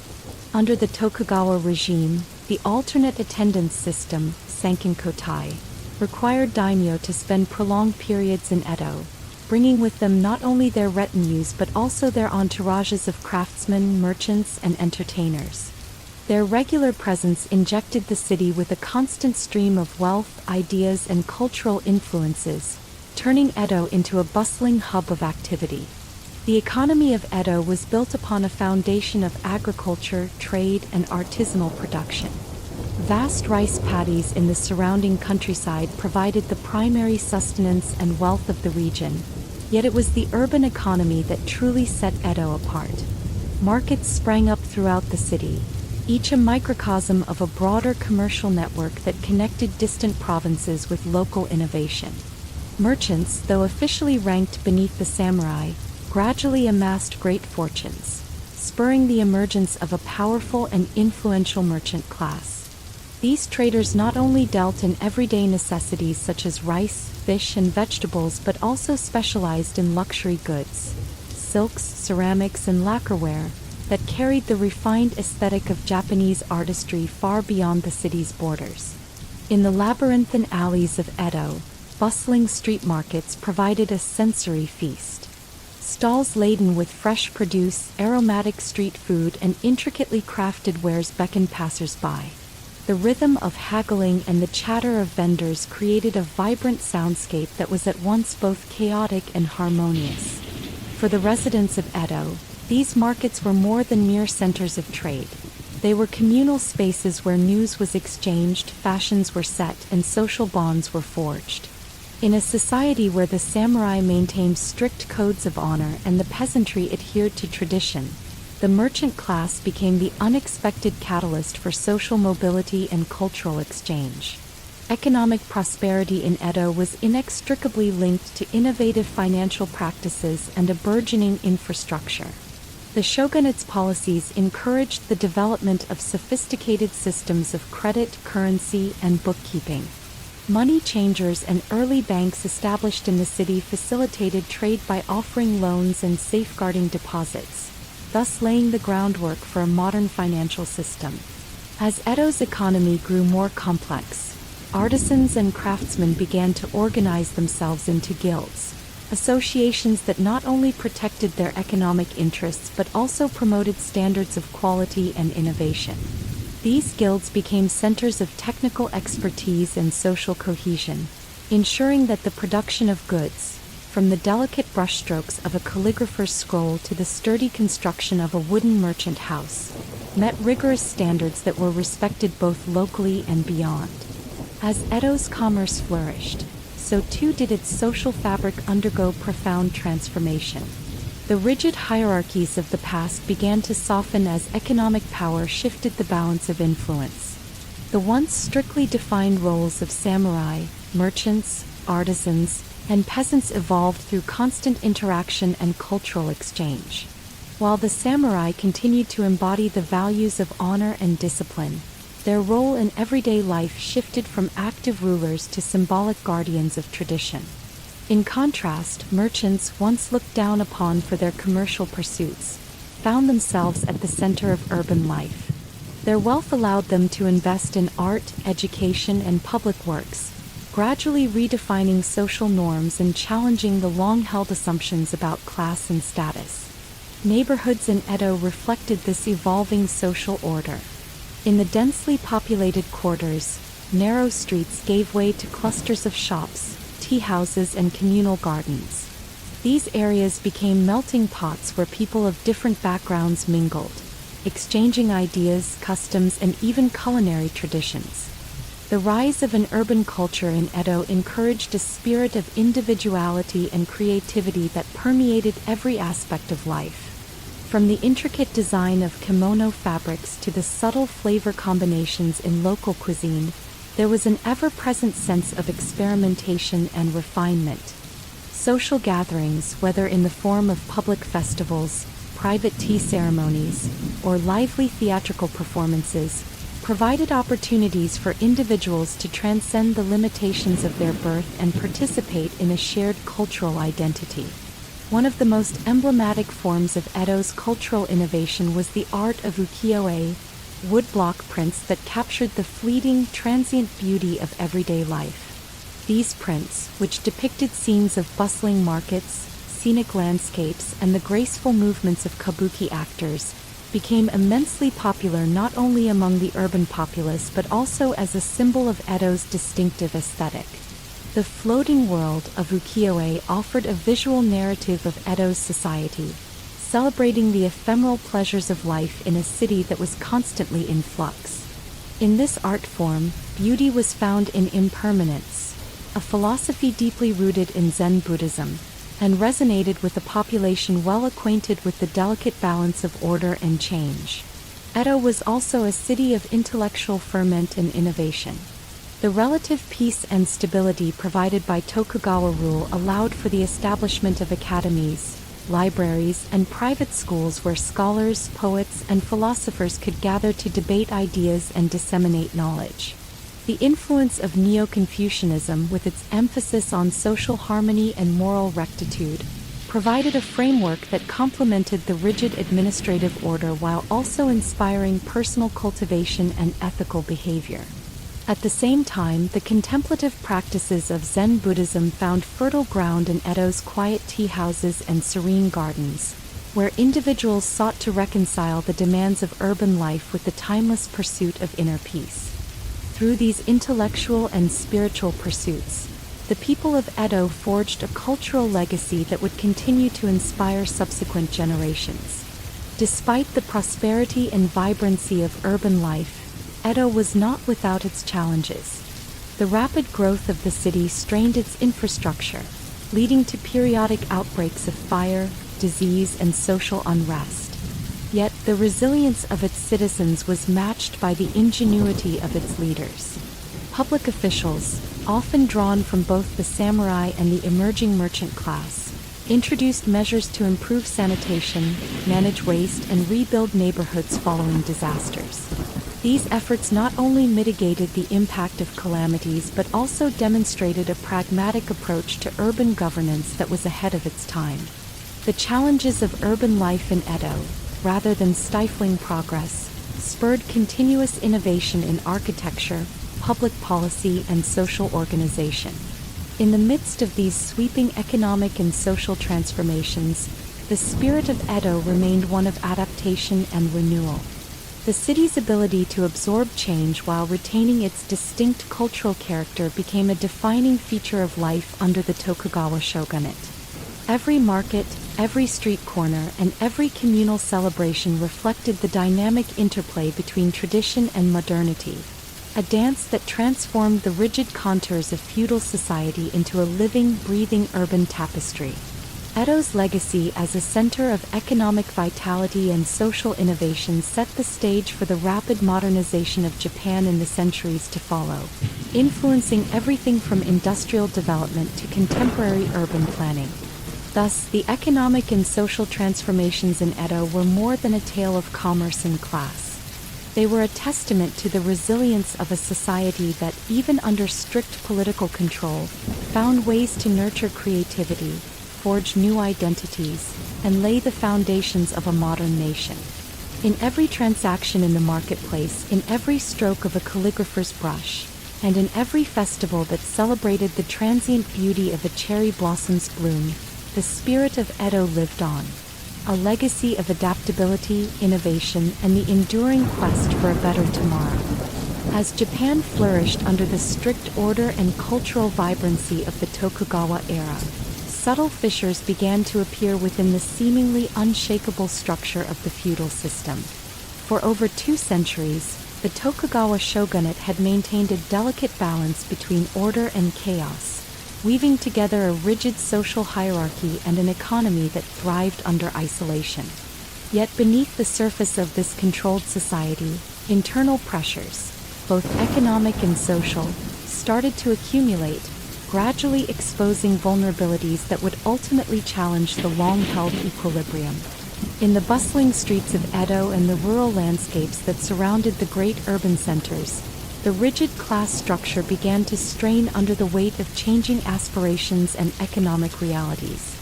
The samurai, once the unquestioned pillars of feudal authority, found themselves caught between their traditional martial roles and the demands of an increasingly bureaucratic state. Over time, many samurai saw their stipends erode due to inflation and rising costs, while the responsibilities of administration and governance pushed them further away from the battlefield. This shift led to a growing sense of discontent among the warrior class, a group that prided itself on honor and martial prowess, yet was now often relegated to ceremonial functions and monotonous administrative tasks. At the same time, the merchant class, though officially positioned at the bottom of the feudal hierarchy, experienced unprecedented prosperity. The strict regulations of the Tokugawa regime, meant to maintain order, inadvertently fostered a thriving internal market. Merchants amassed significant wealth and, over time, began to question the social order that placed them beneath the samurai. Their rising economic power created both envy and practical challenges for the established order. Merchants invested in art, education, and public infrastructure, and as their influence grew, the rigid lines of class began to blur. This growing economic disparity set the stage for an inevitable clash between traditional feudal ideals and the modern realities of commerce. Within the agricultural heartlands of Japan, the pressures were equally complex. Peasants, who formed the backbone of the nation's economy, were subject to heavy taxation and strict controls over land use. While these policies had helped maintain stability for centuries, they increasingly became a source of tension. Frequent harvest failures, exacerbated by periodic natural disasters and changing climatic conditions, strained the peasantry's ability to meet the onerous tax obligations imposed by feudal lords. These hardships were not only economic, they touched upon the very dignity of a people whose lives were intrinsically linked to the land. The cumulative effect of such pressures led to simmering resentment in rural communities, as whispers of rebellion and calls for reform began to spread through village gatherings and local markets. Culturally, the cracks in the feudal system became visible through the lens of an evolving society. The Tokugawa regime's policy of sakoku, while preserving a unique and refined cultural heritage, also insulated Japan from the rapid technological and ideological changes occurring abroad. This isolation, though effective in maintaining order for a time, inadvertently contributed to a growing sense of stagnation. Young samurai, educated in classical texts and Confucian ideals, began to wonder whether the time-tested systems that had served their ancestors could adapt to new challenges. Similarly, ambitious merchants and scholars started to critique the antiquated structures that restricted social mobility and stifled innovation. Debates in tea-houses and private academies grew increasingly vocal, as thinkers questioned the sustainability of a society built on rigid hierarchies and endless subordination. The political machinery of the Tokugawa shogunate, which had long been adept at quelling dissent through centralized control, also showed signs of wear. The alternate attendance policy, Sankin Kotai, and strict regulations on travel and communication, designed to prevent regional lords from amassing power, eventually proved to be double-edged swords. While these policies ensured a measure of stability, they also drained the resources of the daimyo and exacerbated regional disparities. Daimyo found themselves increasingly burdened by the financial demands of maintaining lavish residences in Edo and the logistical costs associated with regular journeys to the capital. These financial strains reduced their capacity to govern effectively and left many daimyo vulnerable to local challenges. Over time, the erosion of central authority became evident, as local lords began to act more independently and in some cases, even openly defied the shogunate's decrees. Amid these economic, social, and political pressures, cracks in the feudal system were further accentuated by emerging ideas inspired by contact, albeit limited, with the outside world. Despite the stringent policies of isolation, sporadic encounters with Western technology and thought began to seep into Japanese society. For instance, European scientific instruments and maps occasionally reached the shores of Nagasaki, sparking curiosity among scholars. Such glimpses of a broader, rapidly modernizing world planted seeds of doubt about whether the traditional feudal system could endure indefinitely. Intellectual circles, often operating in secrecy to avoid persecution, began to circulate ideas that hinted at alternative forms of governance and social organization, ideas that would later flourish during the Meiji Restoration. The cumulative effect of these pressures created an environment ripe for change. In the cities, cultural ferment and economic dynamism clashed with the rigid confines of feudal duty. In the countryside, persistent hardships and the desire for self-determination spurred local leaders to consider new forms of collective action.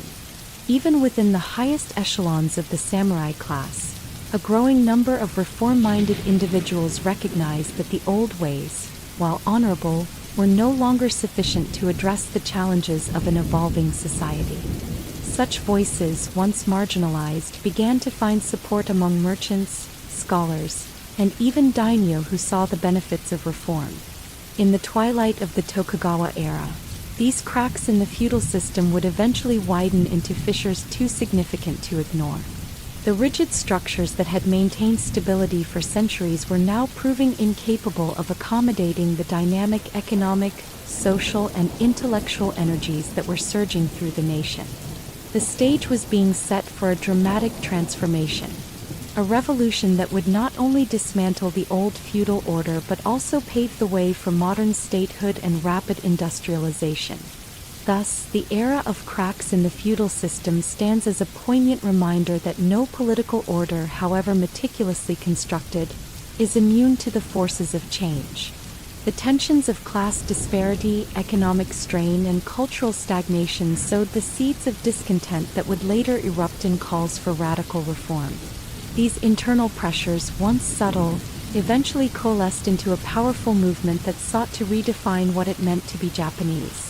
A movement that, in the decades to follow, would lead to the sweeping changes of the Meiji Restoration and the birth of modern Japan. In every whispered debate in crowded tea-houses, in every protest on dusty village roads, and in every meticulous ledger kept by anxious merchants, the strains of a once unified feudal society could be discerned. They were the first signs of a transformation that would eventually shake the very foundations of Japanese life, ushering in a new era of openness, industrial innovation, and political restructuring, a future in which the lessons of the past would be reinterpreted in the light of modernity. In the midst of Japan's long-standing isolation under the Tokugawa shogunate, a dramatic shift was about to shatter centuries of seclusion. The year was 1853, and the distant horizon of the Pacific suddenly held a sight that would forever alter the nation's destiny: the arrival of Commodore Matthew Perry and his squadron of imposing black ships. These vessels, dark and foreboding against the brilliant skies, carried not only modern armaments and the promise of technological prowess but also the seeds of a profound cultural and political transformation that would challenge Japan's ancient traditions.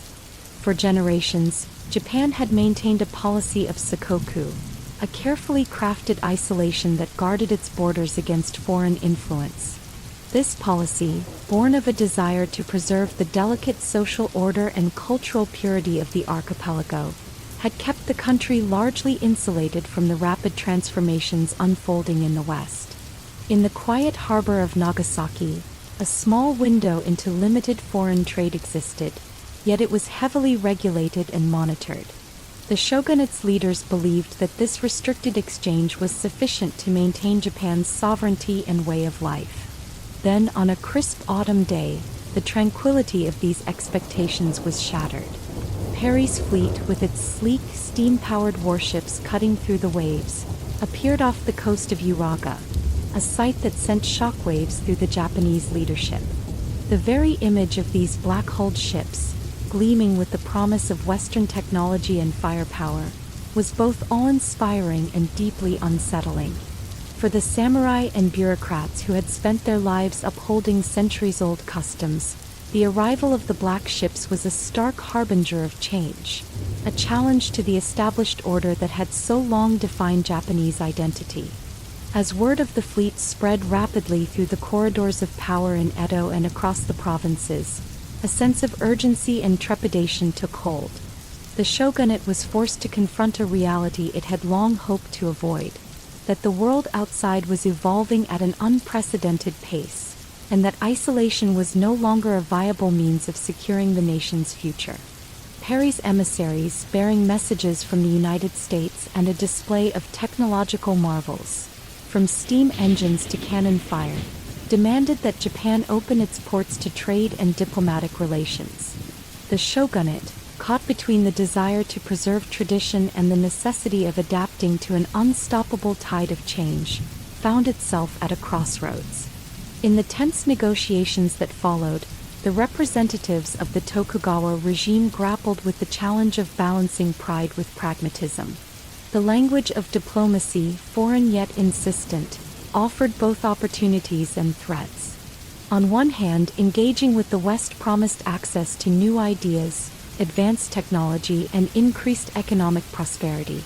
On the other hand, it risked destabilizing a society that had, for centuries, carefully curated its insular identity. The shogunate's response was measured yet cautious. Reluctantly, under mounting pressure and the stark demonstration of Western military might, Japan agreed to open a handful of ports to limited trade, an arrangement that would soon become known as the Convention of Kanagawa. The opening of Japan's ports was a moment of profound disquiet and wonder. For many Japanese, the sudden influx of foreign goods, ideas, and even people was both exhilarating and disorienting. In bustling port towns, European-style ships began to dock alongside traditional Japanese vessels. Merchants marveled at the sight of new fabrics, exotic spices, and mechanical devices that defied their understanding of craftsmanship. Yet, amid this commercial curiosity, there loomed an undercurrent of anxiety. How would the ancient and meticulously ordered society of Japan adapt to the relentless currents of globalization? The cultural impact of the West's arrival was immediate and multifaceted. Western scientific instruments, maps, and philosophical ideas began to seep into Japanese scholarly circles, challenging long-held beliefs and sparking vigorous debate. Intellectuals who had previously operated within the confines of Confucian and Zen doctrines now found themselves exposed to the rational, empirical methods of European science.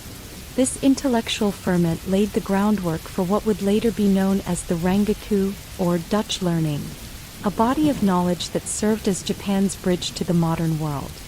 Through careful study and selective adaptation, Japanese scholars began to assimilate these new ideas, reinterpreting them in a manner that could coexist with and eventually transform their own traditions. Politically, the arrival of Perry and his black ships catalyzed a crisis of legitimacy and identity for the Tokugawa shogunate. The shogunate, once revered as the guardian of Japan's ancient order, now appeared increasingly anachronistic and incapable of defending the nation against external threats.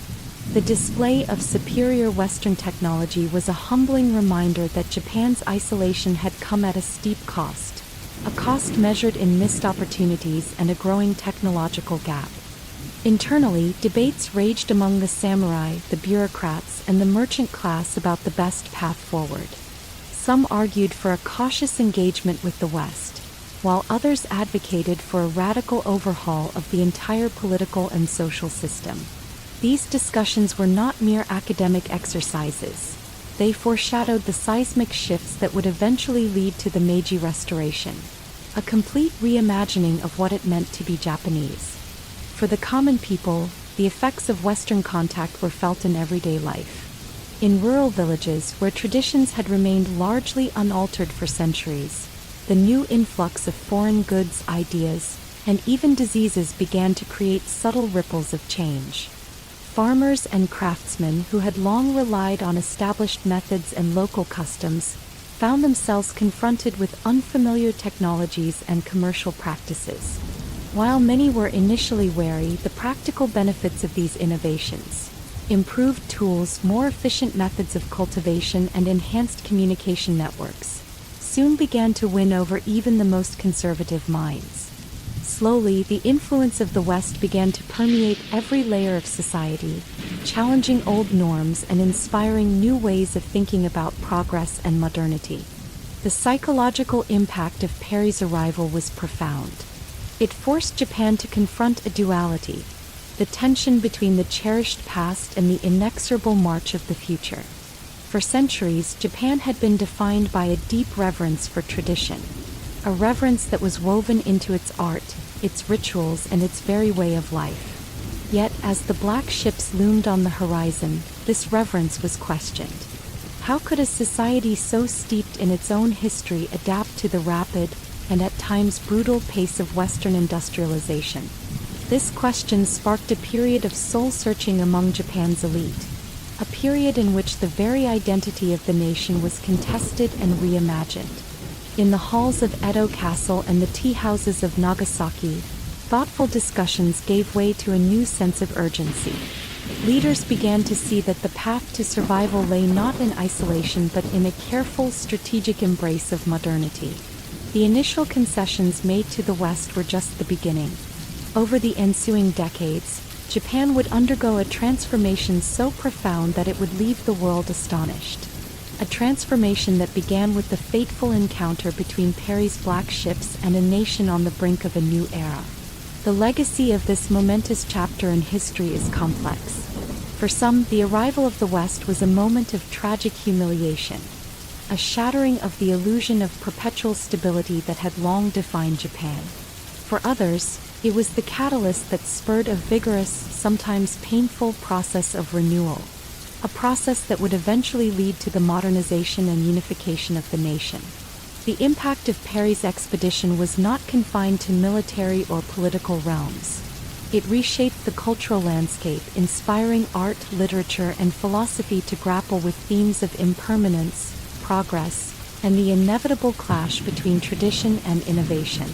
Thus, the arrival of the black ships stands as a defining moment in Japan's history, a moment when the serene isolation of a centuries-old society was dramatically interrupted by the relentless force of change.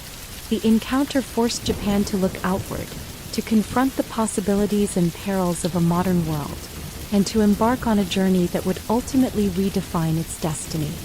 In the echoes of history, the legacy of that fateful autumn continues to resonate, a reminder that sometimes, the collision of worlds can ignite a transformation so complete that it reshapes the very fabric of a nation. In the mid-19th century, Japan found itself standing at a precipice. For over 2 centuries, the Tokugawa shogunate had maintained a delicate balance through rigid social order, isolationist policies, and a deep-rooted adherence to feudal traditions. Yet, as Western powers advanced technologically and ideologically, and as the shock of Perry's black ships continued to reverberate through the country, discontent with the old order began to swell. The stage was set for one of the most transformative upheavals in Japanese history. A revolution that would dismantle the feudal system and propel the nation into the modern era. This was the Meiji Restoration. The seeds of change had been planted long before the political storm broke. In the rural provinces and urban centers alike, whispers of discontent grew louder as economic hardships, social inequities, and outdated customs increasingly clashed with a budding awareness of global progress. Samurai, who once embodied the martial honor and loyalty of feudal Japan, found their roles diminished and their stipends eroded. Merchants and scholars, having witnessed the dynamism of Western technology and ideas through clandestine channels such as Rangaku, Dutch learning, began to question a system that prioritized tradition over innovation. A palpable sense of urgency spread through the country, a realization that clinging to the old ways might condemn Japan to obsolescence. In the imperial court, far from the distant power of the Tokugawa shogunate, a countercurrent of nationalist sentiment was stirring. Reform-minded intellectuals, inspired by Western political thought and driven by the desire for a strong, centralized state, argued that Japan's future lay in radical transformation. Their vision was not merely to abolish the archaic feudal structure but to remake Japan into a nation capable of standing shoulder to shoulder with the great powers of the world. They envisioned an era in which merit, science, and modern industry would replace the inherited privileges of the samurai, and where the spirit of innovation would spark a renaissance in every field, from education to military affairs. The catalyst for this profound change came in the form of a series of rapid political shifts that would culminate in the Meiji Restoration of 1868. As the shogunate's authority weakened under mounting pressure, both from internal strife and the inexorable forces of modernization, a coalition of disaffected samurai, nationalist activists, and enlightened court officials mobilized to reclaim power in the name of the emperor. They rallied under the banner of Sano Joy, revere the emperor, expel the barbarians, a slogan that encapsulated both the patriotic fervor and the desire to purge Japan of its feudal encumbrances. A series of pivotal events marked the collapse of the Tokugawa regime. As regional daimyo began to abandon the shogunate's authority in favor of aligning themselves with the imperial cause, the political map of Japan was redrawn overnight. Clashes erupted between loyalists of the shogunate and forces rallying around the emperor. One of the decisive confrontations occurred in the Battle of Tobafushimi, where the new imperial army, composed largely of former samurai disillusioned with the old order, delivered a crushing blow to Tokugawa forces. This battle not only signaled the military defeat of the shogunate but also ignited a wave of momentum that swept across the nation. In the aftermath of these military victories, the restoration of imperial power became a reality. Emperor Meiji, whose reign would come to symbolize Japan's rebirth, ascended to the throne with an air of both solemnity and unprecedented possibility. The new government wasted no time in initiating sweeping reforms. Feudal domains were abolished and replaced by a centralized system of prefectures. The rigid class distinctions that had long defined Japanese society were dismantled, and a comprehensive program of modernization was launched. These reforms, collectively known as the Meiji Revolution, aimed to transform Japan from a feudal society into a modern industrial state. Central to the Meiji government's agenda was the radical restructuring of the military. Recognizing that a modern nation required a professional, technologically advanced army and navy, the new leadership set out to dismantle the old samurai system. Conscription was introduced, replacing hereditary military service with a system based on citizenship and duty. Western military advisors were invited to help train and equip Japan's new armed forces, and the traditional code of Bushido was gradually supplanted by modern principles of strategy, discipline, and innovation. The transformation was nothing short of revolutionary, a complete reimagining of what it meant to defend the nation. Economic reforms followed swiftly. The abolition of feudal privileges and the opening of Japan to international trade underpinned a policy of rapid industrialization. Land reforms redistributed property from the old feudal lords to a new class of modern entrepreneurs and small landholders. The government invested heavily in infrastructure. Railways, telegraph lines, and modern factories sprang up across the country, linking distant regions and fostering a sense of national unity. The influx of Western technology, ranging from steam engines to precision machinery, revolutionized traditional industries, and Japan's artisans learned to merge centuries-old techniques with new industrial methods. The resulting economic boom not only modernized the nation's production capabilities but also paved the way for Japan to emerge as a global economic power. Alongside these material transformations, the Meiji Restoration heralded a cultural revolution. The new government encouraged the study of Western science, philosophy, and art, and educational reforms aimed at creating a literate and informed citizenry were implemented with vigor. Traditional customs and practices were re-examined, and while many ancient rituals were preserved as cherished cultural heritage, they were also adapted to fit a modern context. The Meiji leaders understood that the strength of a nation lay not only in its military or economic prowess but also in the vitality of its cultural and intellectual life. Thus, schools, universities, and research institutions were established, and Japan soon began to produce a new generation of thinkers and innovators who would drive the country's modernization efforts in the decades to come. Political reforms were equally sweeping. The new government sought to create a constitutional framework that balanced the authority of the emperor with the need for a modern, representative government. While the emperor retained his symbolic role as the unifying figurehead of the nation, power was increasingly exercised by a cabinet and a parliament, the Diet, which represented the people's will and facilitated the drafting of laws based on Western models of governance. The process was fraught with challenges and debates, as traditionalists clashed with progressives, yet it laid the foundation for a political system that would eventually steer Japan through the tumultuous 20th century. Despite the rapid pace of change, the Meiji Restoration was not without its internal conflicts and challenges. The dismantling of the feudal system, though necessary for modernization, came at a great social cost. Many samurai, who had long been the revered guardians of honor and order, found themselves stripped of their privileges and status. Displaced from a world they had known for generations, some resisted the new order, leading to uprisings such as the Satsuma Rebellion. These conflicts, while violently suppressed, underscored the profound cultural and emotional upheaval that accompanied the transformation from feudalism to modernity.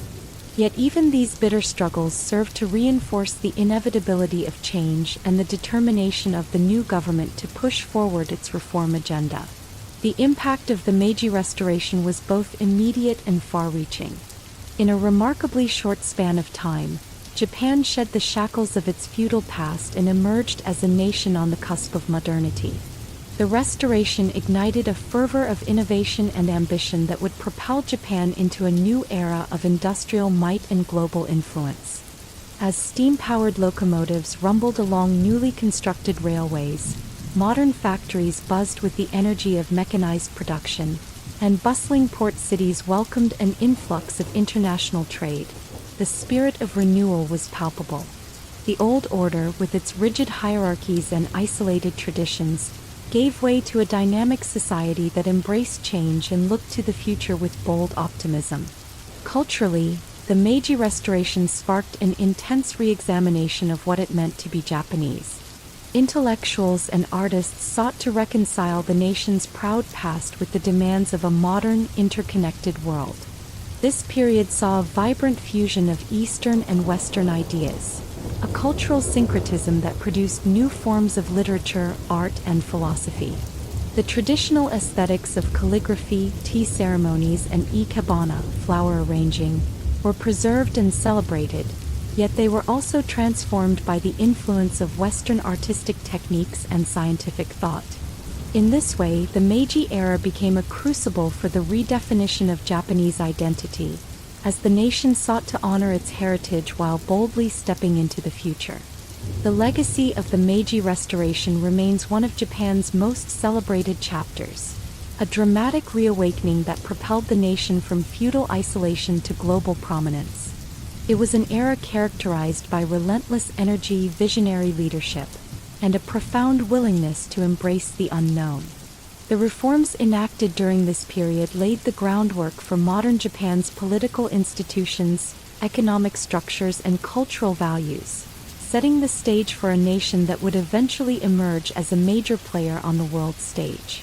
In the collective memory of the Japanese people, the Meiji Restoration is remembered as a time of both great sacrifice and extraordinary achievement, a moment when centuries of tradition were upended in the pursuit of progress, and when the future was forged in the fires of determination and innovation.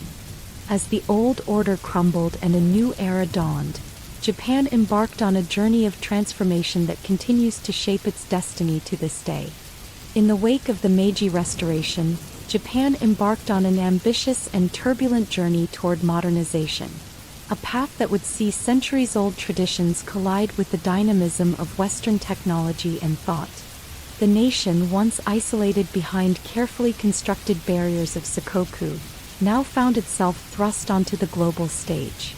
The leaders of the new era were faced with the daunting task of transforming Japan's political, economic, and social systems to catch up with, and eventually rival, the industrialized powers of the West. At the heart of this transformation was a radical reimagining of governance and industry. The new Meiji government, determined to avoid the fate of colonized nations, adopted policies that accelerated modernization at an unprecedented pace. Inspired by Western models of state organization, education, and military organization, Japanese reformers began a comprehensive program of institutional overhaul. Feudal domains were replaced by a centralized administrative structure, and the old class system was dismantled in favor of a society where merit and innovation could flourish. These reforms were both a pragmatic response to external threats and a bold leap toward a future defined by progress and unity. Modernization touched every facet of Japanese life. The government invested heavily in building modern infrastructure. Railways, telegraph lines, and modern port facilities sprang up across the country, knitting together disparate regions into a coherent, interconnected whole. The rapid expansion of the transportation network not only facilitated the movement of goods and people but also served as a physical manifestation of the nation's newfound ambition. In bustling cities like Tokyo, Osaka, and Yokohama, the skyline began to change. Traditional wooden structures gave way to red brick factories, government offices, and modern schools. This dramatic transformation was both exhilarating and disorienting, a visible rupture with the past that symbolized the country's urgent need to adapt to a rapidly evolving world. Central to the process of modernization was the embrace of Western technology and scientific knowledge. Recognizing that military strength and economic prosperity were intertwined, Japan undertook a massive program of industrialization. New factories produced steel, textiles, and machinery with efficiencies previously unknown in the archipelago. European engineering techniques were combined with indigenous craftsmanship to create products that could compete on the international market. The government not only facilitated the import of modern machinery but also sent young Japanese scholars and engineers abroad to study and bring back cutting-edge innovations. This exchange of knowledge led to the development of a robust industrial base, laying the groundwork for Japan's eventual emergence as a global economic power. The military, too, underwent profound changes. The old samurai class, once defined by its strict adherence to Bushido, was gradually replaced by a conscripted army built on principles of discipline, training, and modern strategy. Western military advisors were welcomed to help restructure the armed forces, and new technologies such as rifled muskets, ironclad warships, and later rapid-firing artillery revolutionized Japanese combat. The transformation of the military was not merely about adopting new weapons. It was about reshaping the very ethos of the nation. No longer would honor be measured solely by personal bravery in duels or battlefield valor. It would now also be defined by the ability to harness modern science and organization for national defense. The realm of education became the cornerstone of modernization. Recognizing that a well-informed citizenry was essential to progress, the Meiji government introduced sweeping educational reforms. A new, compulsory education system was established, emphasizing not only traditional subjects but also Western science, mathematics, and literature. This marked a departure from the limited, class-based learning of the feudal era and heralded a future where every child, regardless of background, could contribute to the nation's development. Universities and technical colleges sprang up in major cities, nurturing a generation of thinkers, inventors, and policymakers who would lead Japan into a modern era. The rapid spread of literacy and the emphasis on critical thinking began to shift the cultural landscape, fostering an environment where innovation and progress were celebrated. Economically, Japan's embrace of Westernization brought about profound changes in both production and trade. The opening of previously isolated markets allowed Japanese goods to flow to distant lands, while foreign products and ideas were carefully assimilated into the domestic market. Trade policies were reformed, tariffs adjusted, and modern banking systems established. Merchants who had once operated under the strict controls of the Tokugawa era found themselves at the forefront of a burgeoning capitalist economy. Their newfound wealth and entrepreneurial spirit spurred urban development, and vibrant commercial centers emerged where once there had been only quiet, traditional towns. Culturally, the influx of Western ideas sparked a renaissance that touched every aspect of Japanese art and thought. In literature, writers began to experiment with new forms and themes, blending traditional aesthetics with modern sensibilities. European philosophical ideas, from liberalism to utilitarianism, mingled with Confucian ethics and indigenous beliefs, creating a rich tapestry of intellectual discourse. This period saw the rise of newspapers, journals, and literary societies, which disseminated new ideas and fostered lively debates about the nation's future. Meanwhile, in the visual arts, painters, sculptors, and architects began to incorporate Western techniques such as perspective and realism, even as they retained the subtle, emotive qualities that had long characterized Japanese art. The social fabric of Japan was also redefined during this period.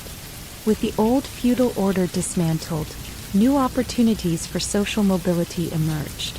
The rigid class boundaries that had once dictated every aspect of life began to blur. Former samurai, who had once been revered as the sole custodians of honor, found new roles in government and business. The rising merchant class, now empowered by wealth and education, challenged long-held prejudices and became influential patrons of art and culture. At the same time, the influx of Western clothing, music, and customs introduced a vibrant new element into everyday life. While traditional practices such as tea ceremonies and calligraphy remained revered, they now coexisted with an enthusiasm for Western-style theater, fashion, and dance, a juxtaposition that underscored the transformative power of modernization. Yet this rapid transformation was not without its tensions and challenges. The pace of change sometimes outstripped the ability of society to adjust, leading to cultural clashes and generational divides. Many traditionalists grieved the loss of a way of life that had been maintained for centuries, while the younger generation, inspired by the possibilities of a modern world, pressed for even bolder reforms. These conflicting visions of Japan's future sometimes led to heated debates in the corridors of government and the pages of newly established newspapers. Nonetheless, through dialogue, compromise, and the sheer force of determination, Japan managed to chart a course that balanced respect for its illustrious past with a fearless commitment to the future. The transformation from a feudal society to a modern nation was also marked by profound shifts in national identity. The embrace of Western technology and ideas did not mean the wholesale abandonment of Japanese traditions. Instead, the process was one of selective adaptation, a conscious effort to assimilate foreign innovations while retaining the cultural essence that defined the Japanese spirit. This delicate balance gave rise to a unique synthesis, a nation that was at once distinctly Japanese and unmistakably modern. In classrooms, factories, and government offices alike, the lessons of the past were interwoven with the imperatives of progress, creating an identity that was both resilient and adaptable. As Japan's modernization progressed, the fruits of these transformative policies became evident on the international stage. By the early 20th century, Japan had emerged as a formidable industrial power, its factories producing goods that competed with those of Europe and America.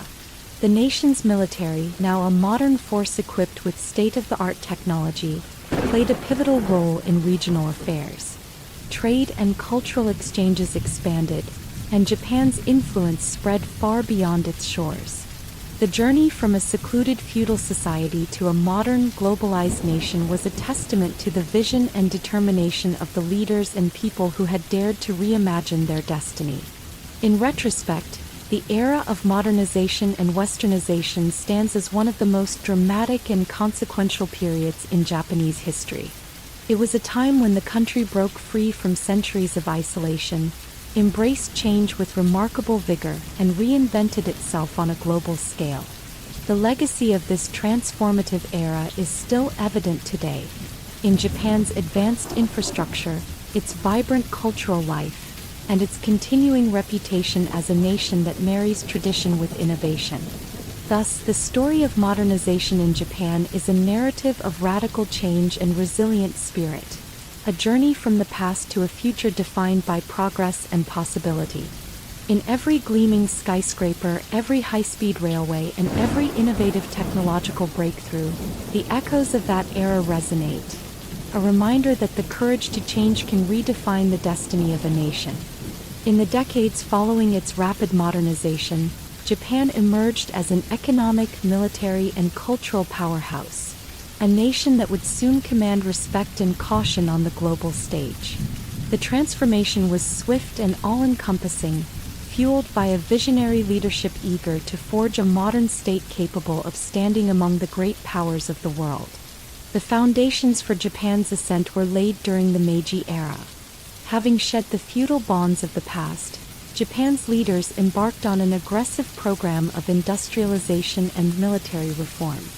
Factories churned out steel and machinery, while railways and telegraph lines knit the nation together.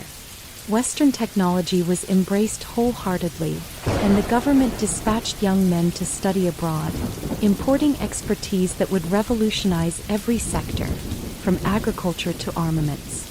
This spirit of relentless progress helped Japan build an infrastructure that was both modern and efficient, laying the groundwork for a new kind of nation-state. By the early 20th century, Japan's economy was booming. Urban centers like Tokyo, Osaka, and Kobe had transformed into bustling metropolises, their skylines marked by innovative architecture that blended traditional aesthetics with modern engineering. The Industrial Revolution in Japan was not merely a domestic phenomenon. It set the stage for the nation's ambitions beyond its shores. Japanese goods began to circulate internationally, and a growing middle class embraced consumer culture, further fueling domestic innovation and global trade. This economic dynamism was matched by a renewed sense of national identity, a belief that Japan's destiny was not confined to the islands but was intertwined with the fate of the modern world. As Japan's economic might grew, so too did its military capabilities. Recognizing that national strength depended on both industry and defense, Japanese leaders reformed the armed forces, adopting Western strategies and technology while also drawing upon centuries of martial tradition. The Imperial Japanese Navy and Army underwent sweeping modernization, with advanced warships, artillery, and aircraft joining an ever-expanding arsenal.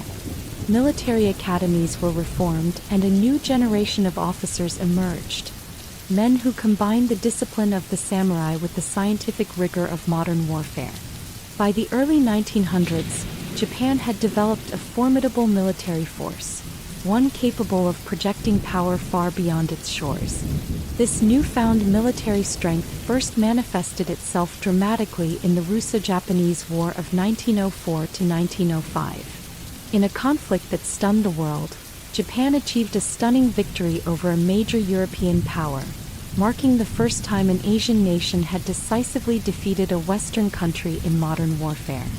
The victory not only secured Japan's position in East Asia but also shattered long-held assumptions about the balance of power in the modern era. International observers marveled at Japan's efficient strategies, its innovative use of modern technology, and the tenacity of its soldiers. For Japan, the war was a turning point, a bold declaration that its destiny was to play a leading role on the world stage. The triumph in the Russo-Japanese War had far-reaching consequences. Domestically, it bolstered national pride and accelerated the drive for further modernization and reform. Abroad, it reshaped the geopolitical landscape of East Asia, compelling neighboring countries to rethink their alliances and strategies. Japan's victory signaled that it was a country to be reckoned with, a nation whose ambitions extended beyond self-preservation and towards the pursuit of regional influence and global prestige. In the years that followed, Japan continued to expand its influence through a series of calculated moves. The annexation of Korea in 1910 and the establishment of a colonial empire in parts of China and the Pacific demonstrated Japan's commitment to securing resources and strategic advantages. These actions, though controversial and often accompanied by harsh measures, were driven by a belief that Japan needed to assert itself in an increasingly competitive global arena.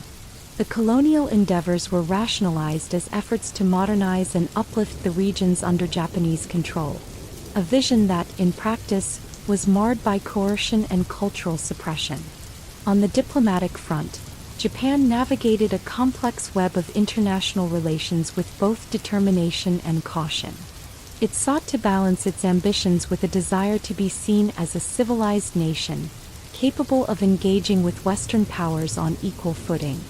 Participation in international conferences, the establishment of embassies, and the adoption of Western legal and educational models were all part of Japan's multifaceted strategy to integrate into the global order. The country's cultural exports, ranging from literature and art to cinema and technology, also began to make an impact, contributing to an image of Japan as a land of innovation and resilience. However, the path to global prominence was not without its challenges and contradictions. The aggressive pursuit of empire and the quest for resources led to mounting tensions with other major powers. The interwar period saw Japan grappling with economic instability, social unrest, and the specter of international sanctions. In an era when the world was deeply scarred by the devastations of World War I, Japan's imperial ambitions began to provoke anxiety among its neighbors and rivals. The interplay of nationalism, economic necessity, and military ambition created an environment in which the ideals of modernity clashed with the legacy of imperial conquest. The lead-up to World War II was a time of heightened tension and dramatic shifts. Japan's leaders, emboldened by past successes and driven by a sense of national destiny, embarked on a campaign of rapid expansion throughout East Asia. The invasion of China, the occupation of French Indochina, and the fortification of the Pacific Islands were all part of a broader strategy aimed at securing Japan's sphere of influence. Yet, as the global conflict escalated, the very strength that had propelled Japan to the status of a global power also sowed the seeds of its eventual downfall. The brutal realities of war, marked by widespread devastation, human suffering, and the mobilization of entire populations, placed immense strain on Japan's resources and challenged the moral and political foundations of its empire. The climactic events of World War II brought Japan's status as a global power to a dramatic and devastating end. The relentless bombing campaigns, the atomic bombings of Hiroshima and Nagasaki, and the ensuing surrender in 1945 shattered the nation's military might and left its society in ruins. Yet even in defeat, Japan's experience as a global power left an indelible mark on its national character. The post-war period became a time of reflection, reconstruction, and reinvention. A period in which Japan sought to reconcile its imperial past with the demands of a peaceful, democratic future. In the decades that followed, Japan's recovery was nothing short of miraculous. Guided by a commitment to pacifism and economic renewal enshrined in its post-war constitution, Japan rebuilt its industrial base and emerged as one of the world's leading economies. The Japanese economic miracle of the 1950s and 1960s transformed the country into a hub of innovation, manufacturing, and global trade. Japanese companies, renowned for their quality and efficiency, became household names around the world, and the nation's technological prowess set new standards in fields ranging from automotive engineering to consumer electronics. Culturally, the legacy of Japan's period as a global power continued to evolve. The experiences of war, defeat, and subsequent rebirth contributed to a nuanced national identity, a blend of resilience, humility, and relentless determination. Japanese art, literature, and cinema began to explore themes of loss, redemption, and the tension between tradition and modernity. This introspection helped Japan forge a new identity in the post-war world, one that embraced peace, innovation, and a commitment to global cooperation. Today, Japan's status as a global power is reflected not only in its economic achievements but also in its contributions to technology, culture, and international diplomacy. It has become a model of how a nation can rise from the ashes of conflict, learn from the past, and build a future defined by both progress and prudence. From high-speed trains and cutting-edge robotics to influential cultural exports such as anime, cuisine, and fashion, Japan's impact on the world is both profound and enduring. Thus, the story of Japan as a global power is a complex tapestry of ambition, conflict, innovation, and renewal. It is a narrative of a nation that dared to challenge the established order, that reached beyond its insular past to embrace the modern world, and that even in the face of catastrophic defeat, found the strength to reinvent itself. The legacy of this era, marked by both triumphant expansion and devastating loss, continues to inform Japan's role on the world stage, serving as a reminder that the pursuit of power and progress is a journey as perilous as it is transformative. In the heart of the 21st century, Japan stands as a striking testament to the power of transformation, a country that has journeyed from feudal isolation and imperial ambition to become a global leader in technology, culture, and innovation. Yet, amid its rapid modernization and economic prowess, Japan remains deeply rooted in traditions that have been refined over millennia. The contemporary landscape is a harmonious interplay of ancient customs and futuristic visions, where centuries-old temples share skylines with neon-lit cities, and the serene rituals of tea ceremonies coexist with the pulsating beats of modern pop culture. Modern Japan is a land of contrasts and continuity. In bustling metropolises such as Tokyo, Osaka, and Kyoto, ultramodern skyscrapers, efficient public transportation, and cutting-edge robotics form the backbone of a society propelled by technological advancement. Tokyo, often described as a city of endless possibility, is a vivid mosaic where the past and future meet at every intersection. In districts like Shibuya and Akihabara, neon signs and digital billboards light up the night while traditional shrines and ancient temples quietly endure in the shadow of high-rise buildings. Here, citizens and visitors alike experience a daily rhythm that celebrates both rapid progress and the enduring beauty of cultural heritage. At the core of Japan's modern identity is an unyielding commitment to craftsmanship and quality, a legacy inherited from centuries of artisanal excellence. Whether it is the delicate artistry of kimono weaving, the precision of sushi chefs, or the innovative design of automotive and electronic products, Japanese culture has long revered the fusion of meticulous technique with creative ingenuity. This deep respect for craftsmanship is evident in everyday life. In local markets, vendors display handcrafted goods that tell stories of regional traditions and time-honored methods, while in high-tech laboratories, researchers push the boundaries of innovation with the same dedication to excellence that once guided samurai and artisans. Education and technology serve as twin pillars of Japan's contemporary society. From the prestigious universities that churn out a steady stream of researchers, engineers, and creative minds to the ubiquitous presence of cutting-edge technology in everyday life, Japan continues to lead in fields as diverse as robotics, renewable energy, and information technology. Advanced robotics, for example, have become a symbol of Japanese innovation. Machines that perform delicate surgeries, assist in daily tasks, and even provide companionship in a society with an aging population. These technological breakthroughs are not pursued in isolation. They are carefully integrated into the fabric of society, ensuring that progress enhances rather than erodes the human experience. Yet, despite its high-tech exterior, Japan remains deeply connected to its past. Festivals and seasonal celebrations continue to play a vital role in uniting communities and preserving cultural memory.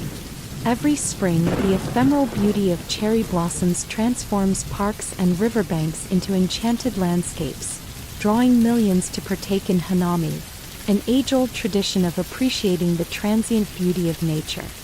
In the quiet sanctuaries of Shinto shrines and Buddhist temples, rituals and ceremonies offer a bridge to a time when spirituality and nature were central to the Japanese worldview. These practices, passed down through generations, serve as anchors in an ever-changing modern world, reminding people of the continuity and resilience of their cultural identity. The arts in contemporary Japan reflect this blend of old and new in striking ways. Modern literature, cinema, and music draw upon traditional narratives and aesthetics while exploring themes relevant to a globalized society. Anime and manga, which have captured the imaginations of millions worldwide, often weave traditional folklore with futuristic settings and contemporary social commentary. The minimalist designs of modern architecture frequently incorporate elements inspired by traditional Japanese design, such as simplicity, natural materials, and a focus on the interplay between space and light. In this manner, the creative industries of Japan continue to be a vibrant dialogue between the past and the present. Globalization has further enriched Japan's cultural landscape. As a key player in international trade and diplomacy, Japan actively engages with the world while maintaining its distinct cultural heritage. Japanese cuisine, for instance, has transcended national borders, becoming a beloved culinary tradition worldwide. Sushi restaurants, ramen shops, and izakayas, casual pubs, can be found in cities around the globe, offering flavors that are both authentically Japanese and adaptable to local tastes. Simultaneously, Japanese businesses have become synonymous with innovation and reliability. Brands like Toyota, Sony, and Nintendo evoke images of quality and ingenuity that resonate internationally. In the realm of social life, contemporary Japan is characterized by both continuity and change. While traditional values such as respect, harmony, and community remain strong, new attitudes toward work, family, and individual expression have emerged, particularly among younger generations. Urban centers are abuzz with diverse lifestyles, ranging from the meticulous routines of office workers in sleek skyscrapers to the creative, fluid lifestyles of artists and entrepreneurs in trendy neighborhoods. Social media, digital communication, and a vibrant pop culture provide fresh platforms for expressing identity, forging connections, and challenging conventional norms. Even as societal debates on issues such as gender roles and work-life balance unfold, the underlying spirit of collaboration and mutual respect continues to be a defining feature of Japanese society. Environmental stewardship is another area where contemporary Japan has made significant strides. Confronted with the challenges of urbanization and industrialization, the nation has embraced sustainable practices and green technologies. From energy-efficient public transportation systems to innovative approaches in recycling and waste management, Japan is striving to balance economic growth with environmental responsibility. Traditional Japanese gardens and practices such as bonsai cultivation and ikebana, flower arranging, have long celebrated the beauty of nature and now inspire modern approaches to sustainability. This harmony between technology and nature is emblematic of Japan's ability to integrate progress with preservation. The political and economic landscape of modern Japan is equally complex and dynamic.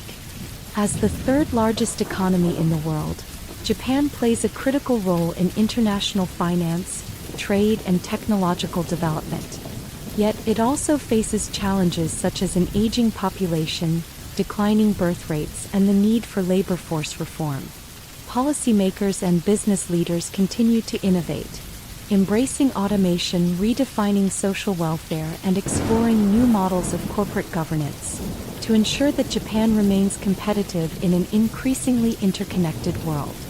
Through a combination of public and private sector initiatives, the nation is working to build a resilient economy that honors its traditions while paving the way for future generations.